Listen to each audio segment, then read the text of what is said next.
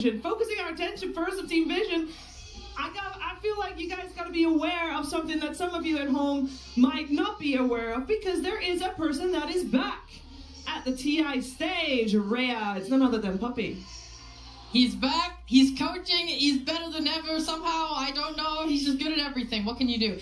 This team will not stop talking about Puppy. Anytime you ask Vision, how's it going? How's the improvement been? What's been the biggest influence here? Puppy. Puppy, Puppy, Puppy, Puppy, Puppy. And especially Satanic has elevated to a brand new level off the back of his mentorship. He talks specifically in his team's vlog about EWC, about how Satanic is a carry player who plays so much with instinct. This youthful, instincts, and they understand what to do, their reflexes are better, their mind is sharper, but he has no idea what he's doing, apparently. So Puppy's grabbing him by the head and making him understand, why is it that you're making the moves you're making that are working out? And he has to actually think, and he's like, oh, I understand now. And then when he's consciously making those moves, he's now even better than before, and he's ironing out those mistakes bad Satanic. Don't join a fight you don't need to join. You have to go far more, and that's why GPM is skyrocketing. This little boy is being molded into a TI champion that we might see bloom this year. Yeah, this youngest player on the stage of the main event here for the International, 18 years, and to be able to translate into Instinct Saber into understanding, that's quite a big feat. It is, and I cannot believe he is this good. I am watching his replays, and he is somehow always the highest net worth and always 3,000 ahead of the pack. I have a suspicion that it's because he's also making all the moves and making sure that he gets every single assets, whether it's a kill or a tower or anything else, because I can't believe how farmed he is. Yeah, and this team had a smooth road in the group stages, so they made it here 4-0, the only team to not have a series defeat under their name. We'll see how they fare here against Boom Boys. Boom Boys have been trying to breach that final stage of the International time and time again, Winter. They have not yet managed, but this surely is their best shot so far. Yeah, I think they've already kind of figured out something about what they need to do as a team, and what I realized is they have one of the highest hero pool on their offlane. Miro, he played 11 different heroes so far, and most of the offlaners play 6 or 7. Wow. And Collapse is the second and 10. Is that intentional? Yeah, and he kind of also always gets the priority pick. The 18 pick, the 24 pick, he gets priority in the draft, and if you get priority in the draft and you have a small hero pool, usually that's not good. Yeah. And he has been doing well. We heard him talk about being filled with positive emotions just now. This main stage for them, this is a team saver that, you can attest to as well. In the past, this main stage vibe was their hinderness. They kind of struggled with it a little bit. Yeah, but to be fair, it also just gets harder and harder as you progress through the tournament. So they kind of have to start playing against Vision, which is not an easy opponent at all. So I feel like if they're able to get this win, I think they're set up for success. They can easily go into the top 3, top 2. If they don't win, that's okay. You face off one of the strongest opponents, maybe the strongest, and you still have the lower bracket to run through there. So they just need to stay strong, and hopefully they take this first win. That would be amazing for them. That would be amazing. I will say, Rhea, that would probably be considered an upset, because I think this might be, from people's prediction point of view, it might be the most skewed matchup coming. Yeah, it's unfortunate, but it's also recency bias. It's not like this team's never been beaten before. It's not like they didn't have any games taken from them in the group stage. So to say that it's impossible, I think, is a stretch. So we can believe. We can believe. And they will take all that energy that the crowd brings as well. And of course, for this very series, we're going to have a fantastic series. But first, the teams will take the stage.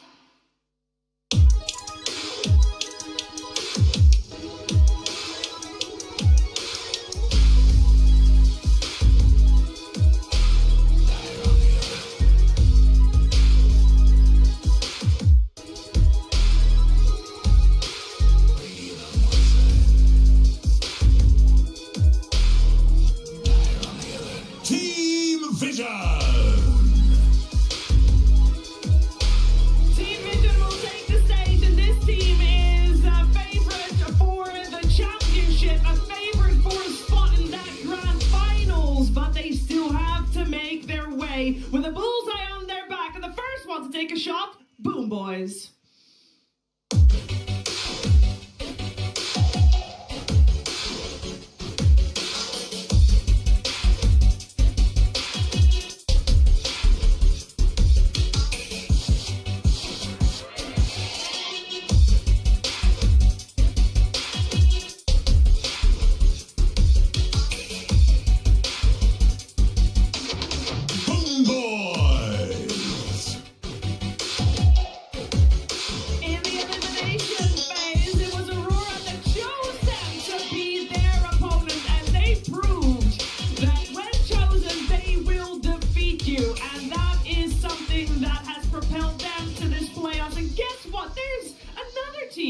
That they have faced before, and it is Vision, and it did, unfortunately for Boom Boys, also result in an 0-2, but the last time they got 0-2, they were presented with the opportunity to come back, and come back they did.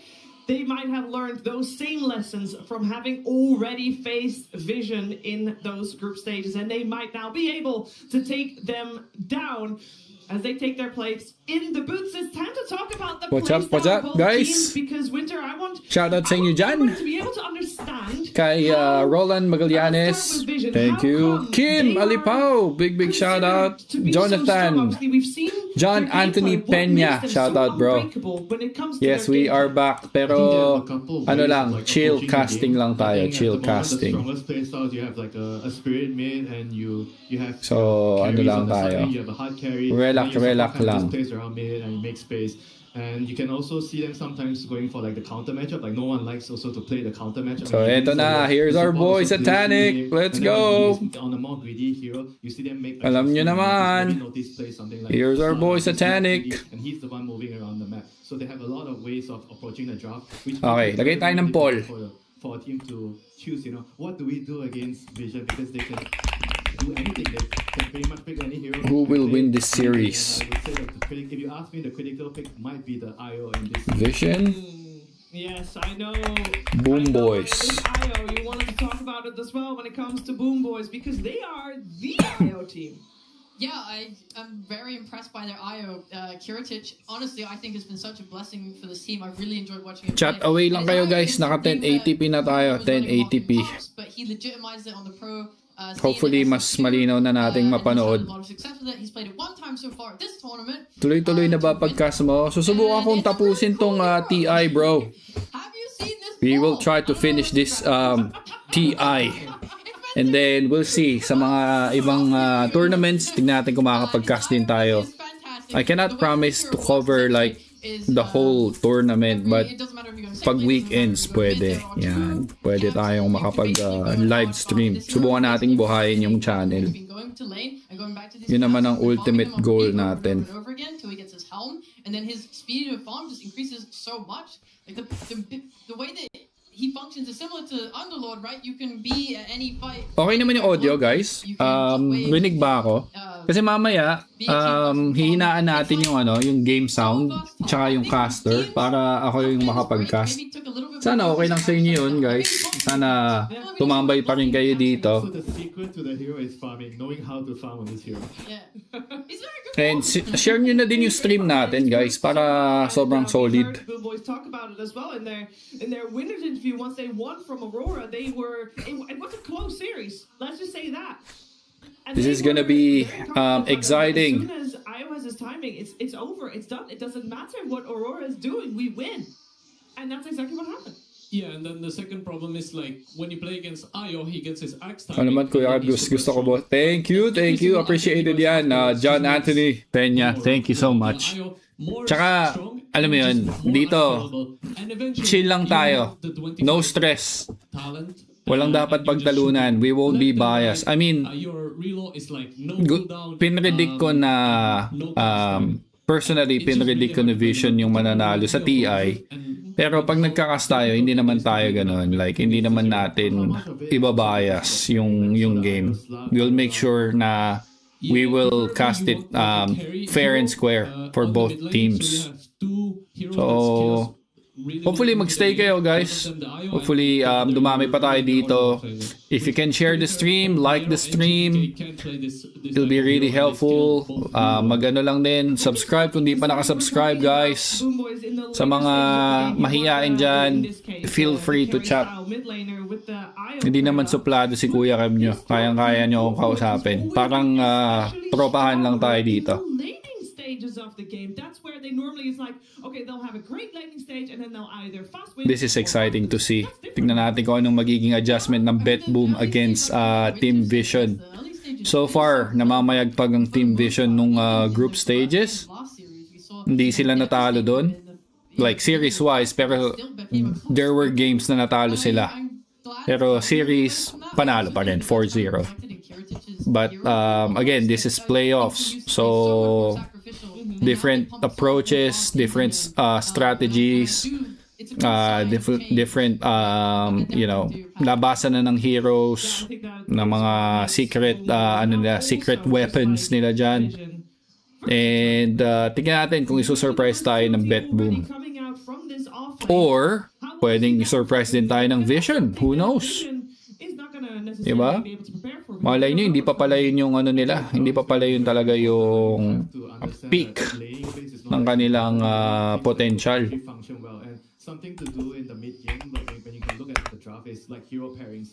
When you're playing the map, you need specific heroes to kill specific heroes. So what do you want to pair together? I think this is something that is very, very important right now in the draft. So for example, if you have the Ember and you have the Footwing, so together these two heroes, you walk around the map, you get kills. Yeah. So I think a lot of the top process in the draft is on this. Because when you have two heroes on top, two heroes on bottom, and one hero should be the body to protect the carry, and the other is the kill combo. I think you see it a lot with Ember and Footwing. And how are you using these heroes and where are you going? I think all of these things would play out in the draft. So having the right draft to allow you to do moves like this is very important. Who's going to push out? You do not want to only have catch heroes. Like who's going to push out the waves? That's why the helm heroes are really strong right now. Alright, maghintay lang tayo guys ha. Maghintay lang tayo ng draft and papalakihin na natin tong screen once they started. There's tricky balance during the draft of how much are you drafting for the game and for being able to, you know, win the later game of Dota 2. Batang-bata pa si Notice, no? How much are you able to Baby. too much in the Baby Notice. Notice. Tensimiero. Ayos lang. Chill lang. Tingnan natin kung may papakita silang kagilagilalas. Nasa Oman ka pa rin ba, Kuya Kev? Uy, wala na. John Anthony. Nasa ano na tayo? Nasa Melbourne, Australia na tayo ngayon, bro. Pinalad tayong malipat dito sa country na to. So, we're pretty lucky. Permanent resident na din kami. So, masaya, masaya. Happy days. Thank you bro. Kaya naman kailangang magtrabaho ng kailangan ng bumitaw sa casting somehow. I had to let go of it dahil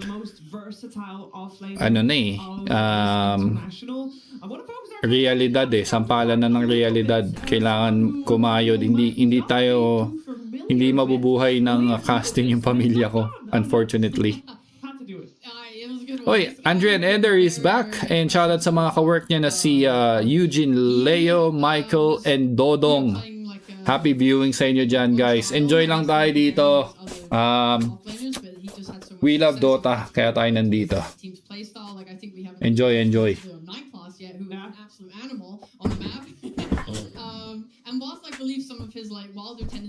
Ganda sana kung maka-attend ako ng TI. Like, ano ko yun? Pangarap ko na bago man tayo pumanaw, makapanood ako ng TI live. Ang napanood ko lang na live na Dota before was Manila Major.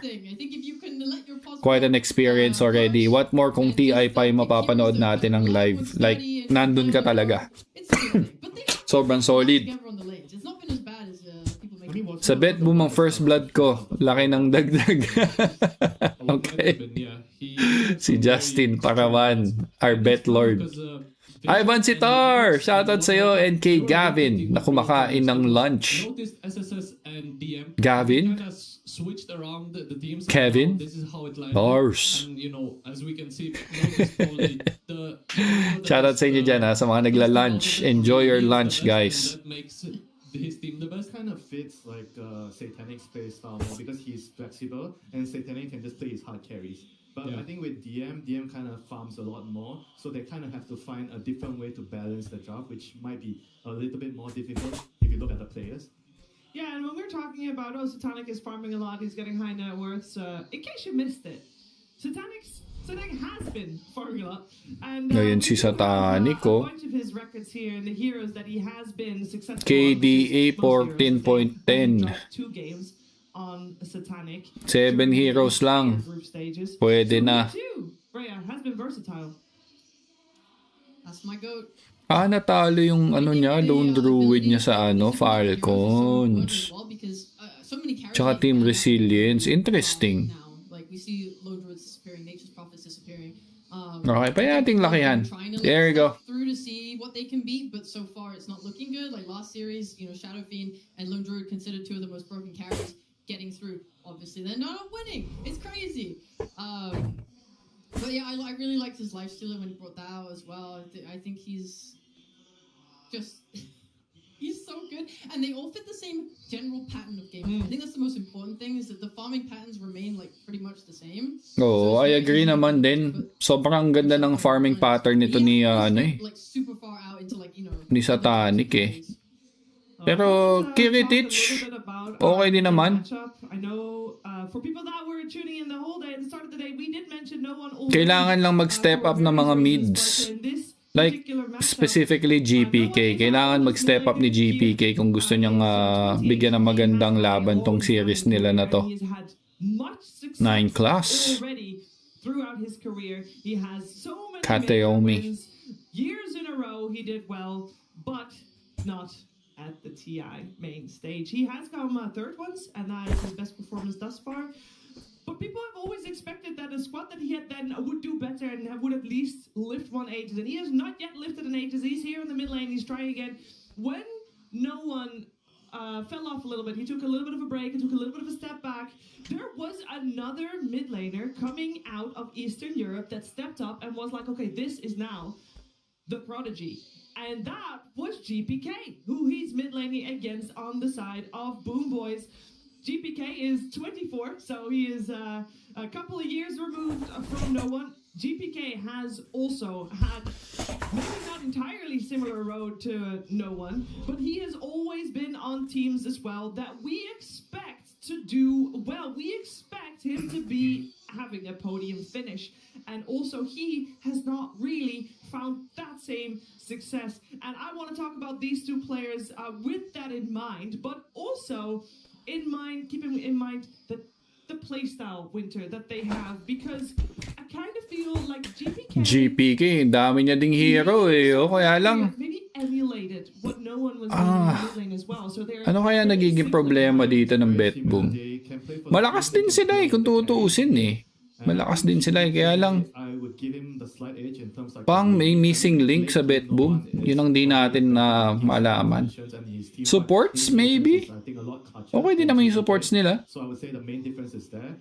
But overall, this is a very, very close, I think, matchup. And si Save at saka si Kateomi. I think whoever gets the upper hand in terms of early game, they can help out the mid laner, play through the mid laner. Sino kaya? Ano kaya ang missing link nila? Hero pool? I don't think so. Malawak din ang hero pool nila eh. For a lot of the games we watched no one, he was playing Earth Spirit. And let me tell you, he is an absolute beast on Earth Spirit. However, I think as the meta develops, we'll see less of this Earth Hero. May bibigay kaya ang Earth Spirit kay kay No One? Magaling mag-Earth Spirit si No One eh. Tingnan natin guys, ito na ang ating first draft for our second series. This is between Team Vision and Boom Boys. We'll see who's gonna win this series. We'll see. I'm very excited. Sa mga gusto ng update guys, last series, Team Spirit versus Iron Wings. Nanalo ang Team Spirit 2-0. Malinis na trinabaho. Gandang matchup niyan, boss. Oh, bro, Samuel Barquez. Samuel Abarquez. Yan, shoutout sa'yo, bro. Thank you for tuning in. At eto na nga ang inyong legend na si Papi. Day that we saw that Earth Spirit just rising and rising and rising. So Vision basically got out with the Earth Spirit still played before people started. I-respect ban kaya ng Boom Boys to? Tong Earth Spirit ni No One? I think they have to. Kundi maboboset sila dyan. Undefeated in series. On the other side, we got Boom Boys definitely the challenger. Uy, what happened? Camera. Ayusin natin camera. Lipat sa iba. Hindi. Medyo nalilit yung cameraman doon, ha. Vision versus Boom Boys. Game 1. Alright. Game number 1. Here we go. Boom Boys on the Radiant side and Team Vision on the Dire side, and I'm sure you're both. Aslang boss, sa tingin mo san ka, Falcon or NGX boss? Parehong malalakas eh. Well, history, balikan natin history. Consistency-wise, Team Falcons ako. But this TI, Nigma Galaxy showing some like crazy shits. So, doon ka na lang magbase, bro. I think for me, doon pa rin ako sa stability. So, defending champions ang Team Falcons, I'll go for Team Falcons. Long time no look. Meruts Aurelius. Shout out, bro. So, may respect ban nga dito ang Earth Spirit. So, naban ng SF, Trend Protector, Keeper of the Light and Earth Spirit. Meanwhile, Vision naman, binan nila ang Necrophos, Io, and Largo. They will go for the first pick, and I think they will pick Lone Druid kagad ni Satanic. Wala nang patumpik-tumpik pa, Lone Druid na. Parang naka-great is good si Bata buong group stage, no? Patay gutom mag-farm eh. At yung possible counter naman sa Bear, pinik naman ng bet boom dito sa katawan ni Lina inverse. So this is something that we want to see. Kung enough ba na ma-counter ng Lina pick ang Lone Druid dito ni Satanic. I imagine this is more likely to be GPK's Lina than a carry one. Obviously they can leave it to flex, but I'd like to see maybe Kiritich on his Kez. We saw this Lone Druid matchup against Kez earlier, and I honestly wasn't that saddened by it. Like, I think Kez's damage output gets absolutely insane, especially after you buy your axe, where it totally felt viable to me. I mean, it's also the fact that when you have a mid Lina, you kind of need your carry to do some work in the early game, and Kez can kind of help you do that. That is disgusting, ha? So they banned out the Enigma for the Lone Druid, which is it's like a against Lone after. Alright, nagban naman ng Enigma dito ang Team Vision and yung Bane, yung mga potential na, you know, tago sa BKB nung Bear, or pwedeng ma-hold yung Bear into one place and then chain stun. Bet boom naman, ano kaya ang pwede nilang iban dito? Puck. So binan yung Puck ni No One. Grabe yung respect ban sa sa mga heroes ni No One. Nag-secure naman na Dark Willow ang Bet Boom or Boom Boys para sa kanilang support. Let's see kung ano ang magiging hero dito ni 9 class. Ito ang interesting, yung position 4 ng Vision. Si 9 class medyo ano talaga eh, sobrang versatile eh. Tsaka out of ano ba? Ano bang term doon? Unorthodox. Yan. Very unorthodox maglaro ng Dota. Like yung kanyang Monkey King support, yung Slark support, yung Nyx Assassin niya. Like crazy play talaga. Crazy plays ang ginagawa ni 9 class. So, tignan natin kung they will give us a little bit of surprise dito sa series na to.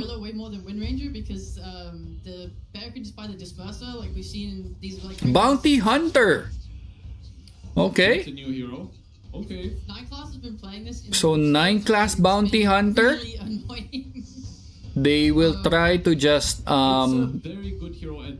control the map, movements of couriers, movements of the hero. Kailangan to mapartneran ng somehow global na hero. Snapfire naman for mid para kay no one. Pwede ding offlane. Pwede din tong offlane. So flex pick to for Vision. Depende na lang kung saan siguro pupwesto yung Lina. Ano kaya ang magiging sagot ng Boom Boys dito, guys? Very interesting tong Bounty Hunter pick ng Vision. Does he need to be supported by that bear or by anything else that is global or can help around the map and move fast? I think he has Snapfire. I think Snap and Bounty. I think the Snap might be... Well, yung possible nga na possible na mag-mid ang Snapfire kasi kung mag-hunt down ng heroes tong Bounty Hunter, you wanna make sure na meron kang kasama, and yung Snapfire, usually first item niyan will be Boots of Travel. After niya masecure yung like Double Bracer at saka yung Soul Ring. So Boots of Travel, then into Kaya, and then Shard. Then may sagot naman ang Bet Boom dito na Centaur. Just in case na may mahuli ang Bounty Hunter, they can easily get out of it using the Stampede. 8 out of 10 games that they Clyde Cordua, big shout out, bro. Long time no see. If Snapfire does turn out to be mid, At another BKB piercing spell under Winter Wyvern's spell bag. Magandang pick to. So kung sino yung nasa tabi ng bear, Winter's Curse, alam nyo na.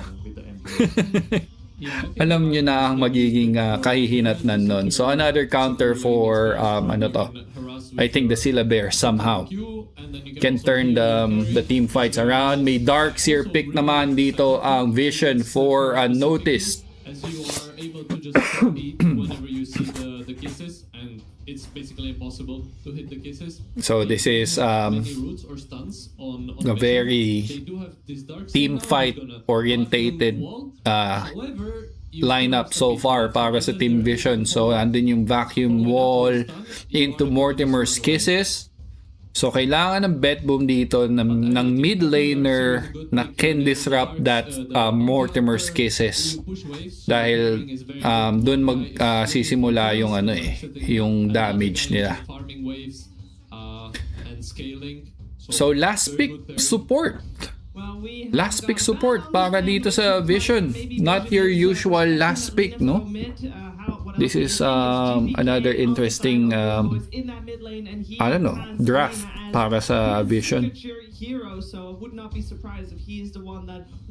And they have lots of reserve time pa. So mapag-iisipan nila kung sinong magandang support pwede nilang gamitin against the Bet Boom or Boom Boys lineup. Especially last pick dito ang Boom Boys. To showcase what they did prepare against each other. We got an Undying and an Techies. Wait. So Techies 9 class? Damn right. Techies last pick. I was looking Techies 9 class? Then Bounty Hunter ni would be so nice in like Spanish. I was like, well, there's a Techies for ni Ducalis? vacuum into the explosion. I'm sure we're gonna see that at least once. Yeah. This game. Ooh, this is gonna be nasty. I was hoping to see, I will say. Or Ducalis. Sino kaya? Just the Bounty Shadow Wall. I don't know if it's gonna be a problem somewhere down the road. Nagte-Techies din kasi si 9 class eh. This is interesting. It does give them, a lot of kills. We'll see. A lot of damage, but lacking in setup. Maybe they can itemize to sort that issue out. It's interesting because you want stuns for pickoffs, and then you want stuns for team fight. And for pickoffs, they have the Bounty Hunter who's So mid laner na lang ang kulang ng Bet Boom for GPK. Ember Spirit is available. Void Spirit. Sino pa pwede? Yung pwede mag-penetrate ng backlines. Very unconventional way of picking heroes. Yeah. It's not like And we'll have a good matchup against Snapfire. they kind of make it work with Uy, the Kez. heroes that they have. Okay, Lina mid.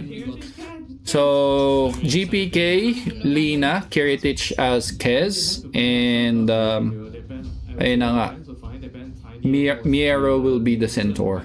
So those are kind of like, it kind of makes sense, you know, they wanted to nerf the laning phase. Ito, Arven, or Arven Valdez. Sola. Shout out, bro. Long time no see, guys. 60 viewers natin dyan. Thank you so much sa pagsubaybay dito sa channel natin. It's been a while. It was 5 long years ago since the last time na nag-commit ako ng medyo, you know, straight sa Dota. Pasundot-sundot na casting, you know, like here and there, pero this TI gusto ko mapanood tong ano na to, tong year na to. So we will try to cast as much series as we can. Anong oras laban na Nigma bossing? Sila ata yung last series if I'm not wrong. Pero I will double check just for you, brother Martin TV. Pwede nating i-check yan.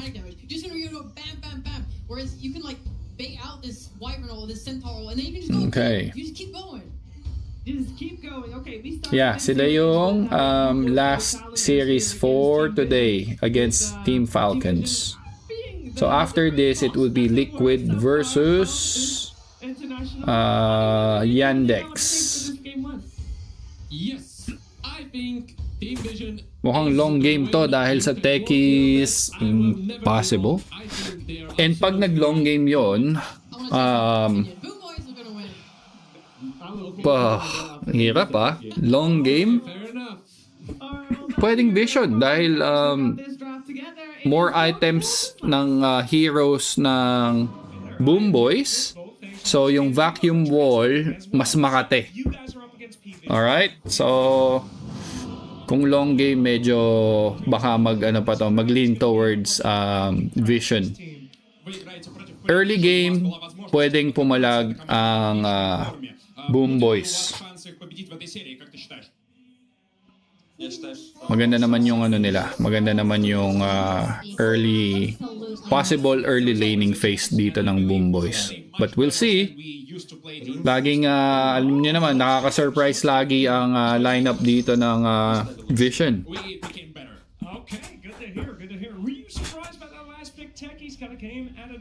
Bounty Hunter kasi ano din eh. I mean, less control, less like disable dito yung party Vision. Vision wise, meron kayong yun nga, extra from Bounty Hunter. Pero once ma-counter kagad yan ng early gem, malilimit yung kanyang potential. I think Lone Druid should be at priority ban every team. So popular ang Lone Druid this tournament. Yeah. Ang annoying kasi niya, bro, lalo na sa ano ngayon, sa meta ngayon na for Protect 1. Sobrang annoying pag may Lone Druid kang katapat or kaharap. So, tingnan natin. We'll see kung mayroong early banggaan ba. Sa ating first game ng second series, Miero will secure that bounty rune. So, 2-4-2 tayo. Pretty even. You and I have got to cast a couple of Boom Boys series, and we've seen they had a weird progression. Uy, na-miss ni GPK yung ano dun Then they lost 5 straight games. Na-miss ni GPK yung pull. Or maybe that was intended. Maybe. They didn't have a choice though, right? They did. Oh, naka-deny pa siya. Naka-deny si GPK. And Aurora had beaten Okay. them in the group stage and supposedly also beaten them in 4 scrims in a row earlier. So I guess, that's dangerous. You pick the team that had a lot of learning to do against you. So what I'm looking for here is... Ito magiging I think yung mid lane ang magiging deciding factor dito. Kung sino yung unang maramdaman ng team nila sa map, like mag-rotate ng maaga at tumulong sa team fights, sila yung makakuha ng advantage. So, mahalaga tong mid lane match up between GPK and No One. It doesn't have the most obvious way of initiating. you're playing as a Meanwhile, Pokemon Bet that he's Boom down sa bottom lane. Kiritich, nag-pull lang siya ng creep wave to just keep the initiation hero the creeps next to their tower. but there's no guarantee that's going to be the case. Meanwhile, dito sa top lane, Miero running low, but hindi naman magpupush through dito si Satanic, or I might be wrong. Yandex have great success with it on Medyo Sansa. annoying talaga ang And of course, Bear you and I early had minutes. where we were like, this is when it comes to 9 class playing annoying heroes that just roam around the map, give vision and info. This is probably his number 1 now. I mean, I would argue both their supports are So ito na yung Bounty Hunter. I think nag-aabang siya dito ng mga possible courier If kills. I looked at these two lineups and I didn't know vision were on the dive, I would say I like the Radiant one. Gaya ng ginawa ni Saxa dun sa Team LGD. Sino panalo game 1? Game 1 pa lang to, bro. Vince Florence 9769. 9 class. Yan, tamang kurot lang kay Katayomi. Uy, grabe, hindi lang kurot yun Talagang I think it's fair to say they just have a more pinagpapalo niya ng sagad yun. Eto na yung mga couriers, guys. Eto na yung mga couriers. Money. Meanwhile, notice, hinaharas ni Katayomi dito. Wag lang makapag-pull. Ano sipat mo, boss? Game 1. I'll go for Vision. This game, like lineup wise, I'll go for Vision. Gawa ng Darkseer pick. Ang sakit naman ng Ion Shield dun para kay Kiritich. Ayun sasaktan siya So no one, medyo nahirapan dito siya sa mid Somehow na outlasted siya dito ni GPK and couple of denies too. Okay. Sa top lane naman, damang kulitan lang sila. Poking and poking. 9 class being super annoying dito sa dalawang heroes ng Boom Boys. Parang napanood ko na yung Darkseer nung isang araw.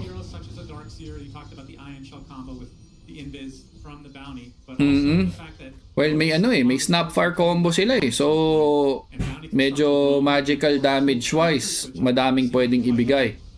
Ito na nga ang dive ng Team Vision. May mapa first blood ba tayo? 9 class. Kinukulit and there you go. The first blood masisecure ni Notice. Notice, I think he will just sacrifice himself there. And 9 class hindi pa tapos. Hindi pa siya tapos pero na-bramble may siya dito ni Save. And ayun, na blood grenade. Will that be enough? Merong magic stick. Pero hindi pa rin tinantanan talaga ni 9 class. Hindi talaga, hindi umalis.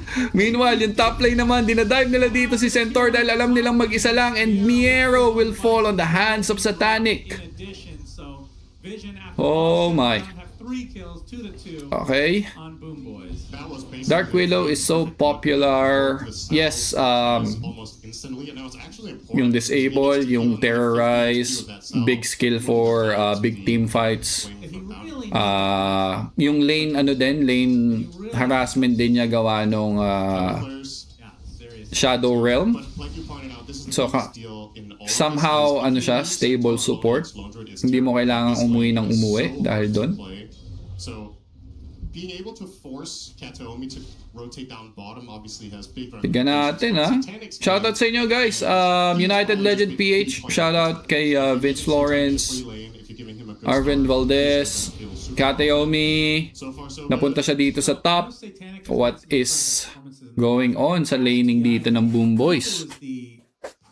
I think tinry nilang sumubok ng ng early rotation or maybe nagpalit sila. So, naka-try lane sila dito so far. So, nag-iisa dito si Kiritich sa bottom lane. Yeah, and expectations are high. So, that means a lot, right? I think Meanwhile, yung mid lane naman, kahit papaano napapunish dito ni GPK, si No One. So, kung makikita nyo, lamang ng 500 gold dito yung Lina against Snapfire. could be wrong, but it's May pang pick off ba ang bet boom bossing? Yes, pwedeng mag-smoke yung 3 or 4. I mean 3 offlane, then both supports. Then yung Lina pwedeng once makakuha siya ng early boots of travel, pwedeng sumama for a pick off, while si Kes naman mag-ano lang, magpa-farm lang. Same din naman sa Vision. Actually, posibleng mas maaga nga yung maging rotation dito ng Vision kapag naging maganda yung game ng Bounty Hunter. Kasi pwedeng track into like vacuum wall, then suicide nung techies. Yung Snapfire, syempre magbuboots of travel din yan. May follow-up na Mortimer's Kisses. I guess mas una nating mararamdaman sa map yung Lina. Ito yung sinasabi ko, guys, na kung sino yung una makakapag-secure ng boots of travel sa mid, maybe yun yung makakuha ng upper hand early game.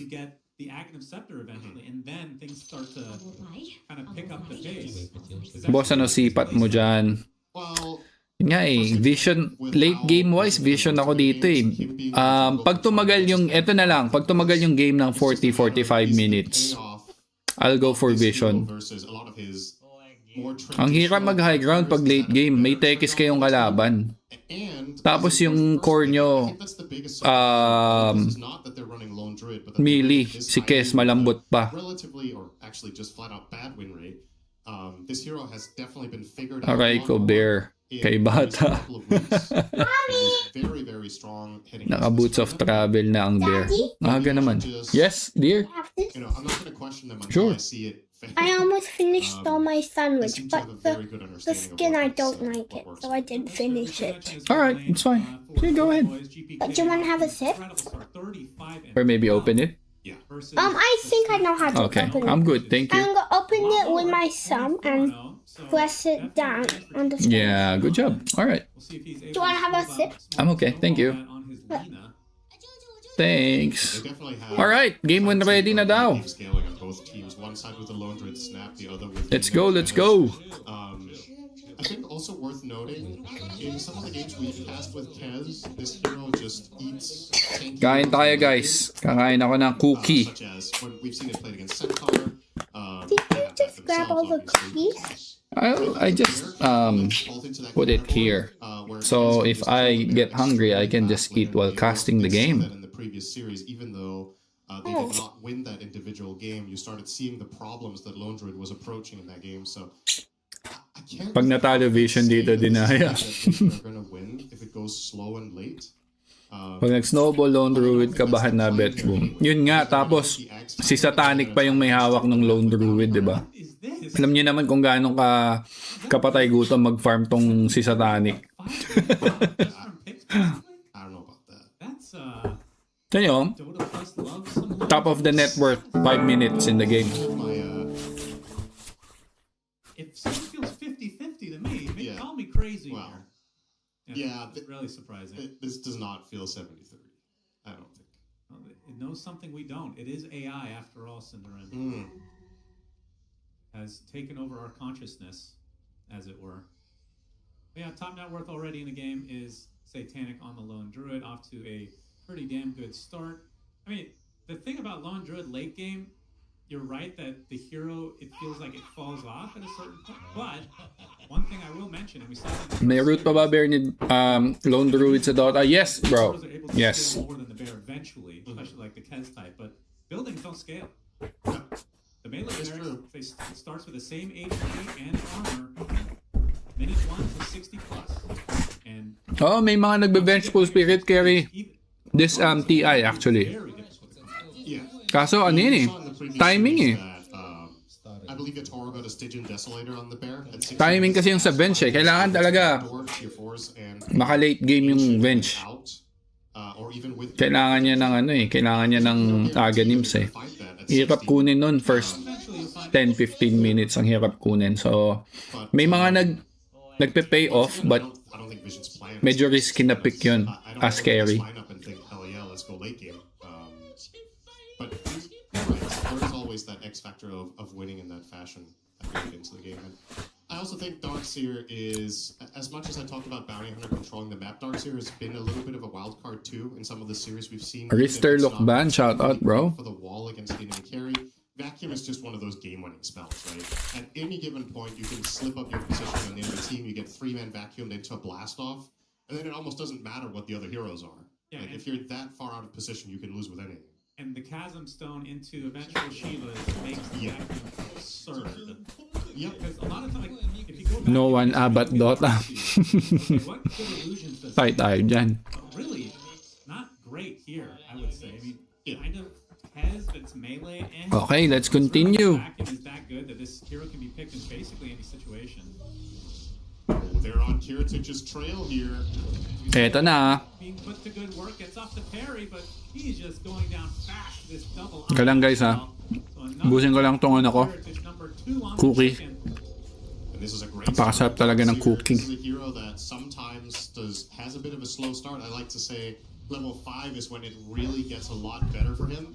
Well, he won the lane, so he's top net worth. That's interesting. You aggro the creeps, by the way, while being disarmed. I actually did not. That's the thing. That defeats the entire purpose of it. Sorry to interrupt. I really. You don't mean that. That's true, but I'm trying to save face here. Yeah, keep it up. And some pressure now to this tier 1 mid. Boys trying to find something on the map. Coke o pizza, parehas bro. Goods parehas yan. Satanic too much on this lone druid thus far. This mid tower is kind of So, itong mid tower, pinupwersa na kagad ng Boom Boys to para mag-open up yung mapa para sa kanila. Meanwhile, ang Vision naman, nag-push sila nung tier 1 tower sa bottom courtesy of Satanic's early rotation gamit yung Twins Gate. Mero waiting for his Helm of Dominator. Satanic nag-aabang na dito ng 7-minute Wisdom Shrine. Ano kaya ang gagawin nila dito? Channeling and goodbye. TP out lang. Level advantage, definitely the way of Darkseer 6.5 and Kez just hit 5. Rough. That is a very one-sided affair in this bottom lane. So annoying, no? Already with the helm now. Level 5 pa lang si Kes. Nahirapan siya dahil dun sa ano? Bounty Hunter. Alam yung ano eh. Alam yung galawan niya eh. Yeah, not losing will do that. Ayan na. Helm of Dominator na din dito si Notice. So, kayang ano yan, kayang mag-farm ng extra camps niyan. Meanwhile, save. Tamang stack lang dito. Kailangan nilang humabol sa net worth somehow. Level 5 Dagon Bounty Hunter. We'll see. We'll see.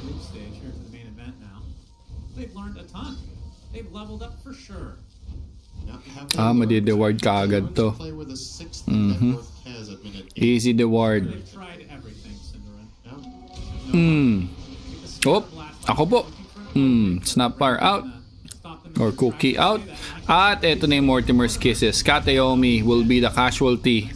First use of that Mortimer's. Uy, kita ah. Kita siya dun ah. Or maybe pinredict. Obviously a very big part of Bounty Hunter is the economic damage he does to the enemy supports. If you're already losing yung dapat lamang kayo sa early behind kayo, yun nga. Hard-earned gold. Yun nga.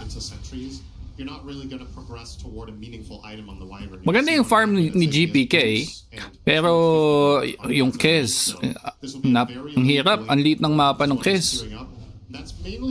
Si Satanic naman, malapit na sa kanyang Maelstrom. Miero, tamang pull lang ng creep wave. Nahirapan din siya to face against that lone druid and Tekis. Tekis lane. Map-hack daw si Lina. Doesn't seem like that is going to be a likely play. So I think Kaya's up for GPK. Maybe, I don't know. pwede silang mag-smoke, I guess, or they would wait for the boots of travel, I guess. Clear lang muna sila dito ng stacks.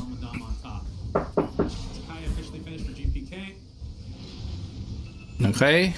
1 minute, guys. 1 minute. Saglit lang. The Snapfire going to be going this game? I assume boots of travel to start things out. Is this I feel like I've mostly seen the magic damage build. Yeah. Do we see the right click at all? I don't know if we've seen it this tournament. I feel like it's all been magic. I like the magic build better this game regardless. You're playing into Wyvern. Also, it's a lot of AoE damage that Kez can't really play around very well. So I think there's just too many upsides to going the long-range artillery build, and by going that way, you also potentially play better around Lina. Just outranging her is, not many heroes can claim to do that, but Snapfire one of the few. I do feel like this. I see the Gloss come out in the mid lane. Might be a trade onto Ducal SGPK. Looks to be finishing off with Lotus. Dragon Slave for the road. The 1-for-1 is. Not sure if we're going to see any more action now that Mortimer's is down, but this does feel like an eventual game. I know I love to talk about it sooner, and I do apologize in advance, as track is now online for 9 class, by the way. A good cart game for the Centaur. I feel like Lina is an excellent recipient of said cart. Even Kez isn't that bad. It's also good to save against Lone Druid, right? He's very hard. Alright guys, sorry dun sa pause. Dumating na yung mga anak ko kaya medyo kailangan tumayo ng mayat maya. But anyway, 3-6 ang score natin. Still top of the network si Satanic. GPK working on his boots of travel. Eto na, level 6 na si 9 class. So, mas liliit pa yung mapa dito ng Boom Boys. May nakakuwang courier dito. Ayan na. Courier hunting is real. Guys, palike naman. Oh nga, guys, palike naman ako ng live dyan. Thank you so much. And subscribe na din kayo kung hindi pa kayo nakaka-subscribe. Oy, teka lang ha. Eto na naman ha. Si 9 class. Alright. Binlock lang yung camp. Wala kang paparman. Sobrang talino. Hindi ka pwede mag-farm. Kailangan dun ka sa pwede ka namin patayin. Save. Nahuli. Pero eto na. Gustong bigyan si 9 class. May mga bomba nga lang. Meron bang susunod? Ayun na yung blast off. And may Winter's Curse. Will that be enough? I don't think it'll be enough. It will be. Pero, teka, parang mali ata yun na. I don't know what happened there. Pero notice, nabigyan ni Kiritich. But Kiritich is running low. Hindi nga lang enough. So that's 2-0 exchange in favor of Boom Boys that time. Plus, nakakuha pa siya ng 100 gold. Yan ba yung bounty hunter na naka-use? I guess, oo, mag-use to. Tapos, blink dagger. A bit later. Ayun na naman, binlock niya na naman yung camp. Hindi ka talaga pwede. The kills, unless Snapfire is involved immediately, will drag out a bit. So it's kind of easy for Boom. So again, yung difference dito guys, si Kiritich, sobrang challenge nung farm niya. While si Satanic, sitting pretty lang siya dun sa top. Uncontested yung farm ng Lone Druid. Kanyang-kanya yung mapa na yun.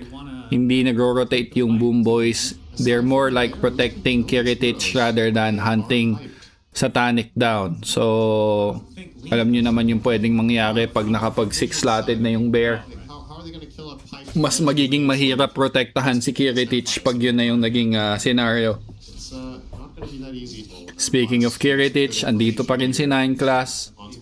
Nangungulit pa rin at may smoke attempt dito ang P-Vision. Makikita niya dito si Notice. Andun na din si No One. Andun pa yung Cookie. The ultimate's there. It'll be committed. May konting lifesteal. May okay, that's a failed attempt coming from Vision. Excellent timing on the Raptor dance. I think he dodged the Cookie fully. So that kaya ang arena kahit walang Chinese teams. Posible. Posible kasi hindi lang naman hindi lang naman sila fan ng Chinese DOTA, I guess. the Dota itself. They're fan of Dota themselves. Hindi pa rin ganun kalayo guys ha.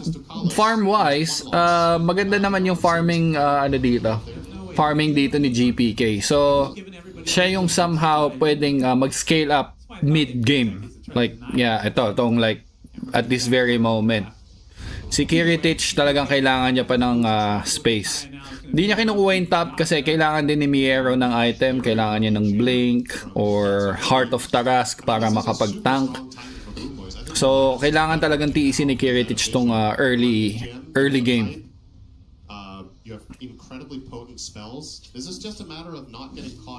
Mind games ginagawa ng Bounty Hunter sa Kes. Legit.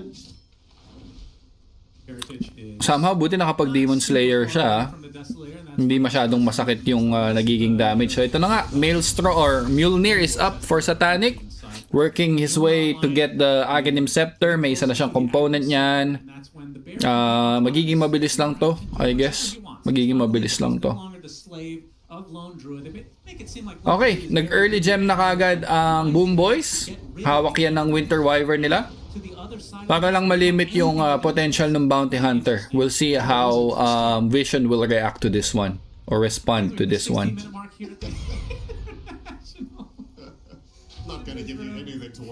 Eh nga yung tech is level 6. Ooh.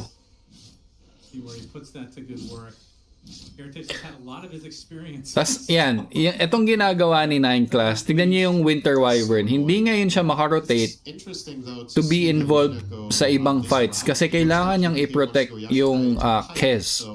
He's the one holding the gem and sobrang limited din ang galaw niya kasi kailangan niya i-cover si Kiritich para sa heals and sustain, counter initiate.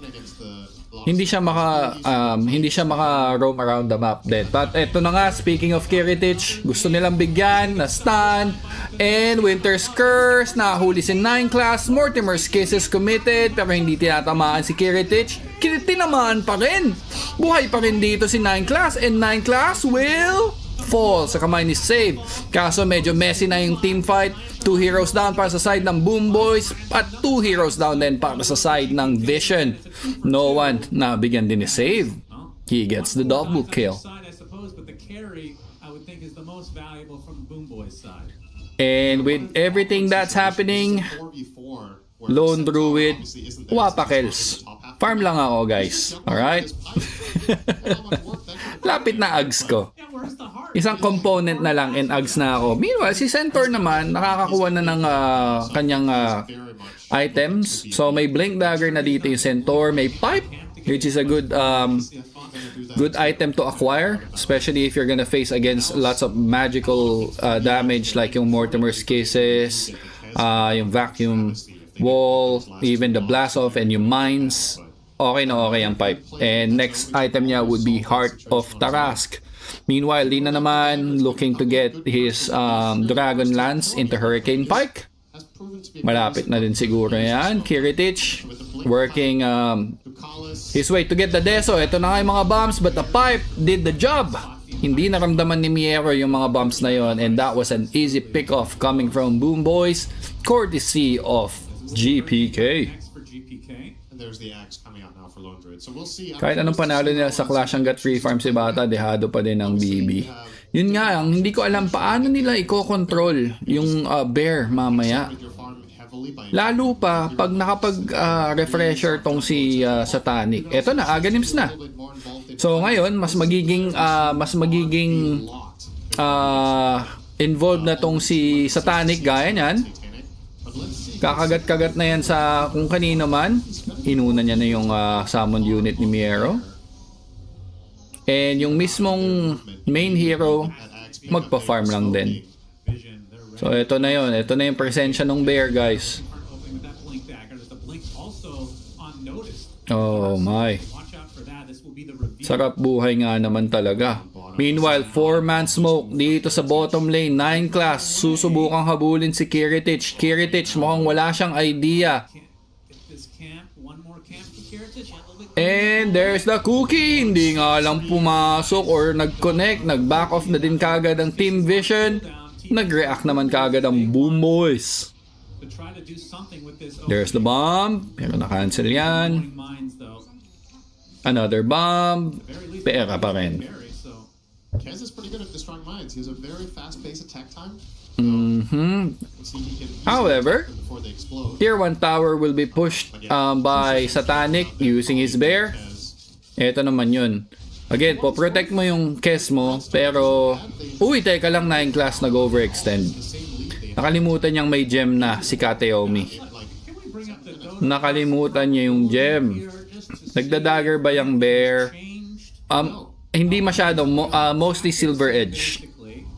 Silver Edge into Disperser. 50-50 to me. I'm an untrained individual. I don't do this for a living, though. Sinner, you do, of course. Yeah. And what do you think? Okay. I would not say Pero in all fairness naman sa Boom Boys, hindi lumalaki yung lamang. Okay, nagsisit lang siya around 1k, 2k. Which is manageable. Kaso, yun nga, si Kez yung sobrang na-punish nila. You can pick up a lot of momentum from hitting some adversity at the right time. 9 class. They came in with a good start, then they hit a slump in the middle of the group stage, and then they finished it off. Ganda nangyari. So probably coming into Focus BB sa kampi ni Bata kaya free farm siya. Mamaya mag-focus bet kung kay Bata yung kampi naman niya yung makaka-free farm. Baka nga ganun, no? Pero ito, tingnan natin. Again, Lina pa rin naman yan, no? And I think mag-right click build lang yan para ma-burst down yung bear as fast as they can. Uy, Blink Dagger and Gem yun! Blink Dagger and Gem yun! No! No! No! I don't think he's going to. Surely they'll catch up. Mass TPs from Boom Boys. 9 class already at half HP. Listen up, Blade. That felt really good. Oh, hapdi yun ah. Medyo ano yun. But Blink Dagger, that's So, you won't be with yung mismong ano na yun, encounter na yun, na-force niyang mag-respond yung Team Boom Boys para lang maibalik yung gem sa kanila, and that's another space for the course ng P-Vision. long term. Eto na. Eto na yung bear. Kiritich, magtatago na lang. Wala nga lang silang detection. Again, though. They didn't have any detection. No. Yun ang problem. Wala silang detection. So, that was a wasted attempt. Meanwhile, may counter attempt dito ang Boom Boys. Triangle area ng Vision. They might be getting backstabbed here. Sino ang kanilang makikita? No one. Hindi. Okay. Properly notice on the cover of the tier 1 tower as well. Okay. So, wala silang makikita doon. Mentor, perhaps. Wala silang makikita doon. So it must be vanquished immediately, of course. Oh, sobrang worth it yun, bro. Sobrang worth it ng ano nun. Yung pagkamatay ng bounty hunter doon. Have enough information. Nanood siya ng LGD versus Yandex. Yung ginagawa ni Saksa. Sobrang inanoy niya lang talaga yung yung isang lane. That will be a nice shard for save. Just the upgraded I feel like Dark Willow is So, eto na, BKB na. Malapit na yung BKB dito ng Kez. May Desolator na siya. Kaso wala pang charges. Dahil wala naman sila napipick off. I mean, meron, but he's not always involved. He's focusing on his farm. Miero, malayo pa sa kanyang heart. or at least partially for that reason. There's plenty of reasons. Dark Willow, Essence, Loads. ano tawag dito? Distiller? That is Into Blink Dagger, si Kateomi, early Blink Dagger. Yun yung tinrabaho niya talaga. Pinahawak na din kay Lina yung Gem of True Sight. May BKB si Notice and Shiva's Guard. So they've decided to go for a smoke gank. We will see kung sino ang makikita nila. Ayan na nga. Aha, kaso walang connection. Winter's Curse. Mahuhuli si Notice. Yan ang ayaw mo. Maging katabi ng bear pero buhay pa rin. Pero nandun yung LSA. Mamamatay yung dalawang heroes dito ng Vision and yung bear as well. That is a big win para sa Boom Boys. That Winter's Curse changed that scenario para sa kanila. to combo this with a blast off or with a cookie, or it just doesn't. Yun na nga, nginat-ngat nung bear yung kakampi. Just reset position and Nadali sila doon. And because of that, na-open yung rush sa kanila and bibigyan nila ng konting breather itong si Kiritich, or maybe bigay nila kay GPK. Yes, dahil si GPK yung humaharap dito sa mga bisita. Sulit yung Winter's Curse, sulit yung Blink Dagger first item ng Winter Wyvern. Siya naman talaga yung kailangang i-watch out for dito ng Vision Gaming. Something's really wrong with this. What the hell? There's now a heart finished from Miero. So Miero, up na yung Heart of Tarask niya sa Tanic. Nakaano na to? Silver Edge. Next item will be BKB into Butterfly with Shard as well. So 9 class, alam niyang warded na yon. You'll back off. So we're gonna have a lot of ghostly heroes running around eventually. Tignan natin, notice, siya yung napuruan kanina talaga eh. Nasetapan sila doon ng Winter Wyvern eh. So I guess this time, they will look for the Winter Wyvern first before they start the fight. And sa Tanic, makikita dito si Kiritich into DOTA. Uy, ang bilis na patay nung bear doon ha. Wow. Ang bilis na matay nung bear. So 1k gold lead, bet boom side or boom boy side. Medyo ano na to. Ito medyo alarming to. Ang bilis nilang na-take down nung bear. They didn't expect that. And tier 1 tower will be pushed dito sa bottom lane. A little bit of map control. You always at the back of your mind, you're like, Satanic is super farmed, Notice is having a good game. They're going to find that fight eventually that is going to find in a good spot. But Blue Boys have done a great job the last Alright, so merong amplified damage there. See kung kanino nila ibibigay yan. Or maybe binibait nila yan. Binigay nila kay Snapfire. Eto hindi ko masyado nararamdaman right now. Si No One. So, hindi pa siya yung... Usually pag Snapfire, alam mo yun, sasabugan ka na lang sa mukha ng ano eh. Nung tawag dito, yung first kill niya eh. Yung blast, scatter blast. Siya talagang ano, wala pa, hindi pa nagko-connect yung mga combo nila. Kaya naman nahihirapan din yung Vision sa ngayon. Nakaka-recover na yung Kes. Oo nga. Ito na nga yun.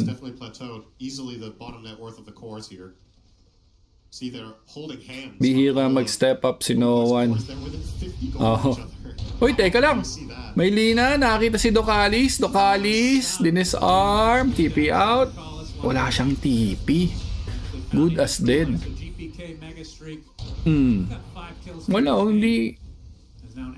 hindi nasasaktan sa bomba si GPK.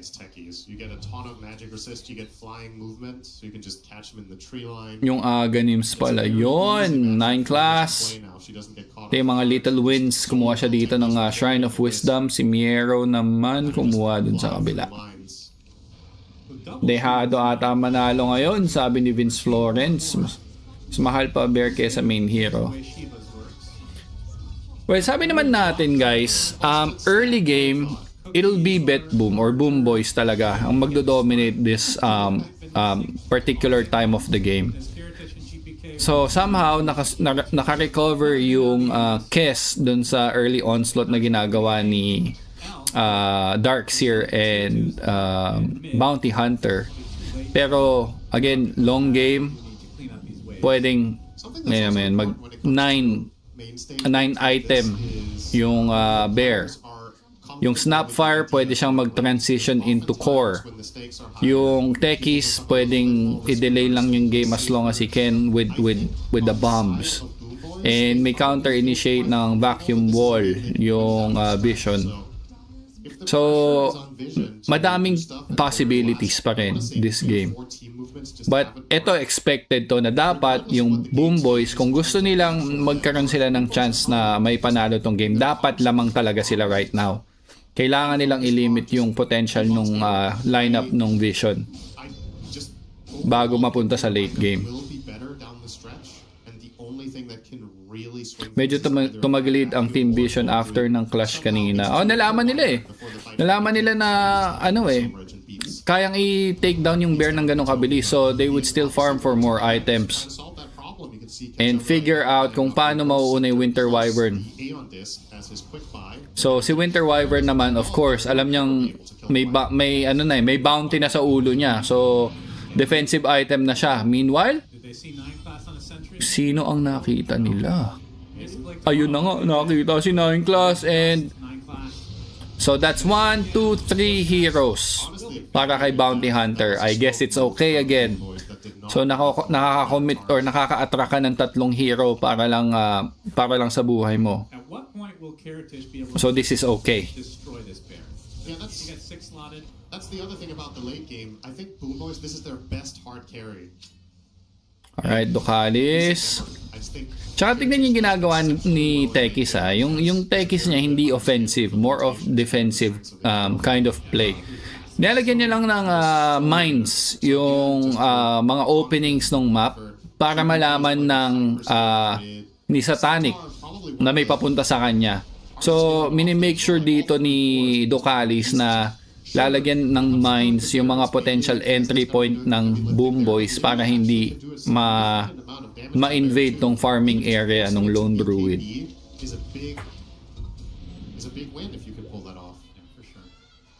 Oo, yun nga, yung wall of replica, the more items meron ka, masakit din siya.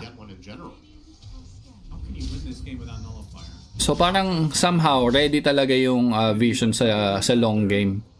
Kung aabot sa long game. So at this point dapat meron silang ginagawang something para lang mapabilis yung laban sa Boom Boys. Hindi dapat siya naghihintay ng ganitong katagal kasi taking time bomb yung hinintay na, pero 9 class mapapatay na naman ni GPK dito. Again, 2 heroes were needed para lang mangyari yon.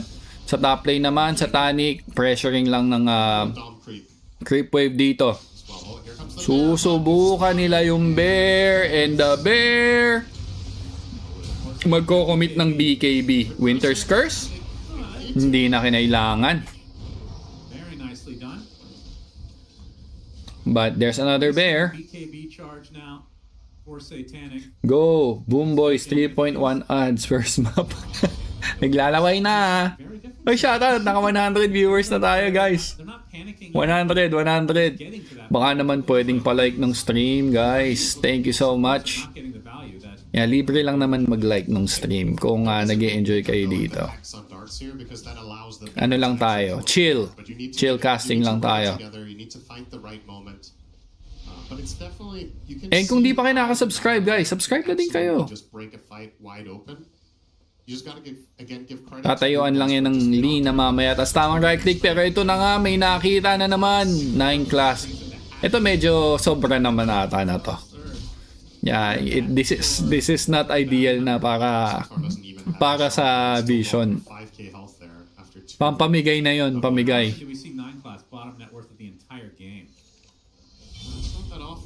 Oo nga, no? Yung bear at saka yung mismong hero may 6 slotted parehas. 6B5, no? Kaya ni Satanic yun. Maybe that's what Dota Plus is expecting, Cinderella. It's like when you pick bounty hunter, surely you'll get a kill at some point. A track kill, that is. See, when's the last time they even got easy money. Mga betlords talaga natin. Nakakamiss dati. Diyos ko. Ewan ko. May no offense meant, guys, sa mga nagbe-bets dyan. No offense meant. Pero dati nag-promote din kasi ako ng betting site. Nag-guilty ako. Well, sure. Was as close as it gets. Yeah, Centaur had a Shiva there. That was pretty close. Ayan na. So, malalaman na yan ni Satanic. Okay. May nag-roshan na. Magko-contest ba tayo? I don't think magko-contest sila. Baka mag-push lang yung bear.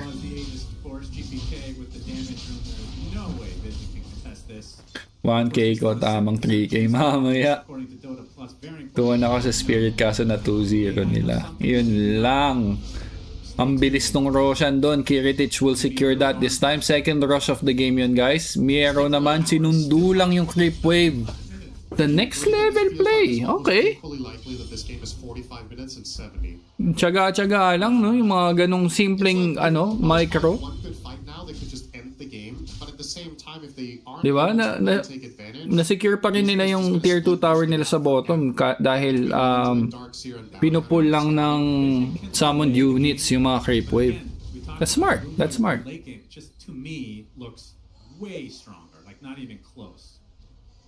Support yung main hero. Naka-hex na. Uy, teka lang. Kiritich. Ayaw. 4 minutes on Aegis for Kiritich. Ayaw. I think you just give up this top tier 2, right? If your vision. It would be rather. Maybe they want to get the element of surprise of Boom Boys thinking there's no way they choose this exact fight where we have Aegis.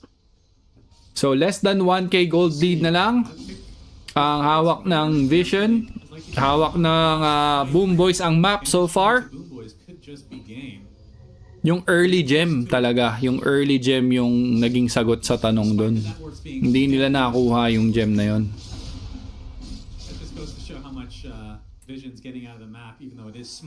Wala nang paa si Satanic. Alright.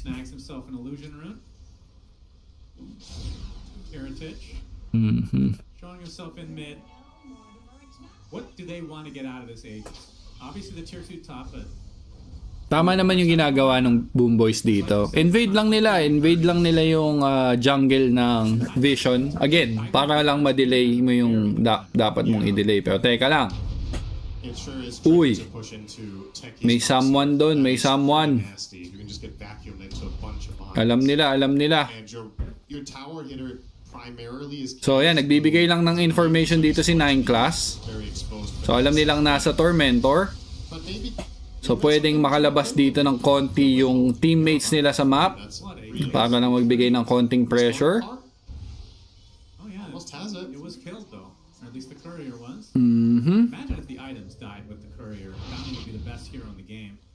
No one, baka naman. Gawa-gawa naman tayo ng play, no one, no? Tayo yung bear payat na. O, pumayat na nga. Uy, teka lang, speaking of bear. Pumalag. Patay na naman. Meanwhile, no one sumubok. Meron pang stampede but nandun na. Na-burst na nila. And asa na yung Mortimer's Kisses?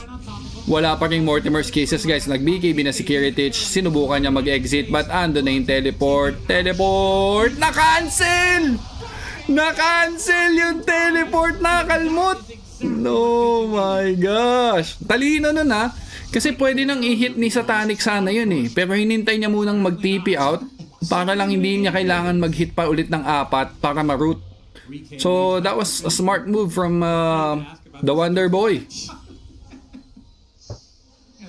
Pero yun nga, no, pag na-focus yung bear, yung Lina, right-click lang sa likod, ang bilis nilang nati-take down. The good news for Boom Boys in that situation is, yes, that was obviously a bad fight, but there's nothing to be claimed on the map for Vision except... Oh, nahuli si Notice. Oh no. Masyado siyang nag-asim doon at si No One madadamay pa. Wala siyang BKB. Nasa na, nakapag-blink out, nag-dive na din dito yung bear. Sinusubukan patayin si Lina pero ang gandang cold embrace coming from Kateomi. Meron pa siya ditong Winter's Curse. Kung kailangan man, at ayun na nga naibigay na nga lang para makapag-disengage si GPK. Tapos na ba ang dito? Vision? Mukhang tapos na. Pero yun, nahuli nila yung dun. Darkseer, guys.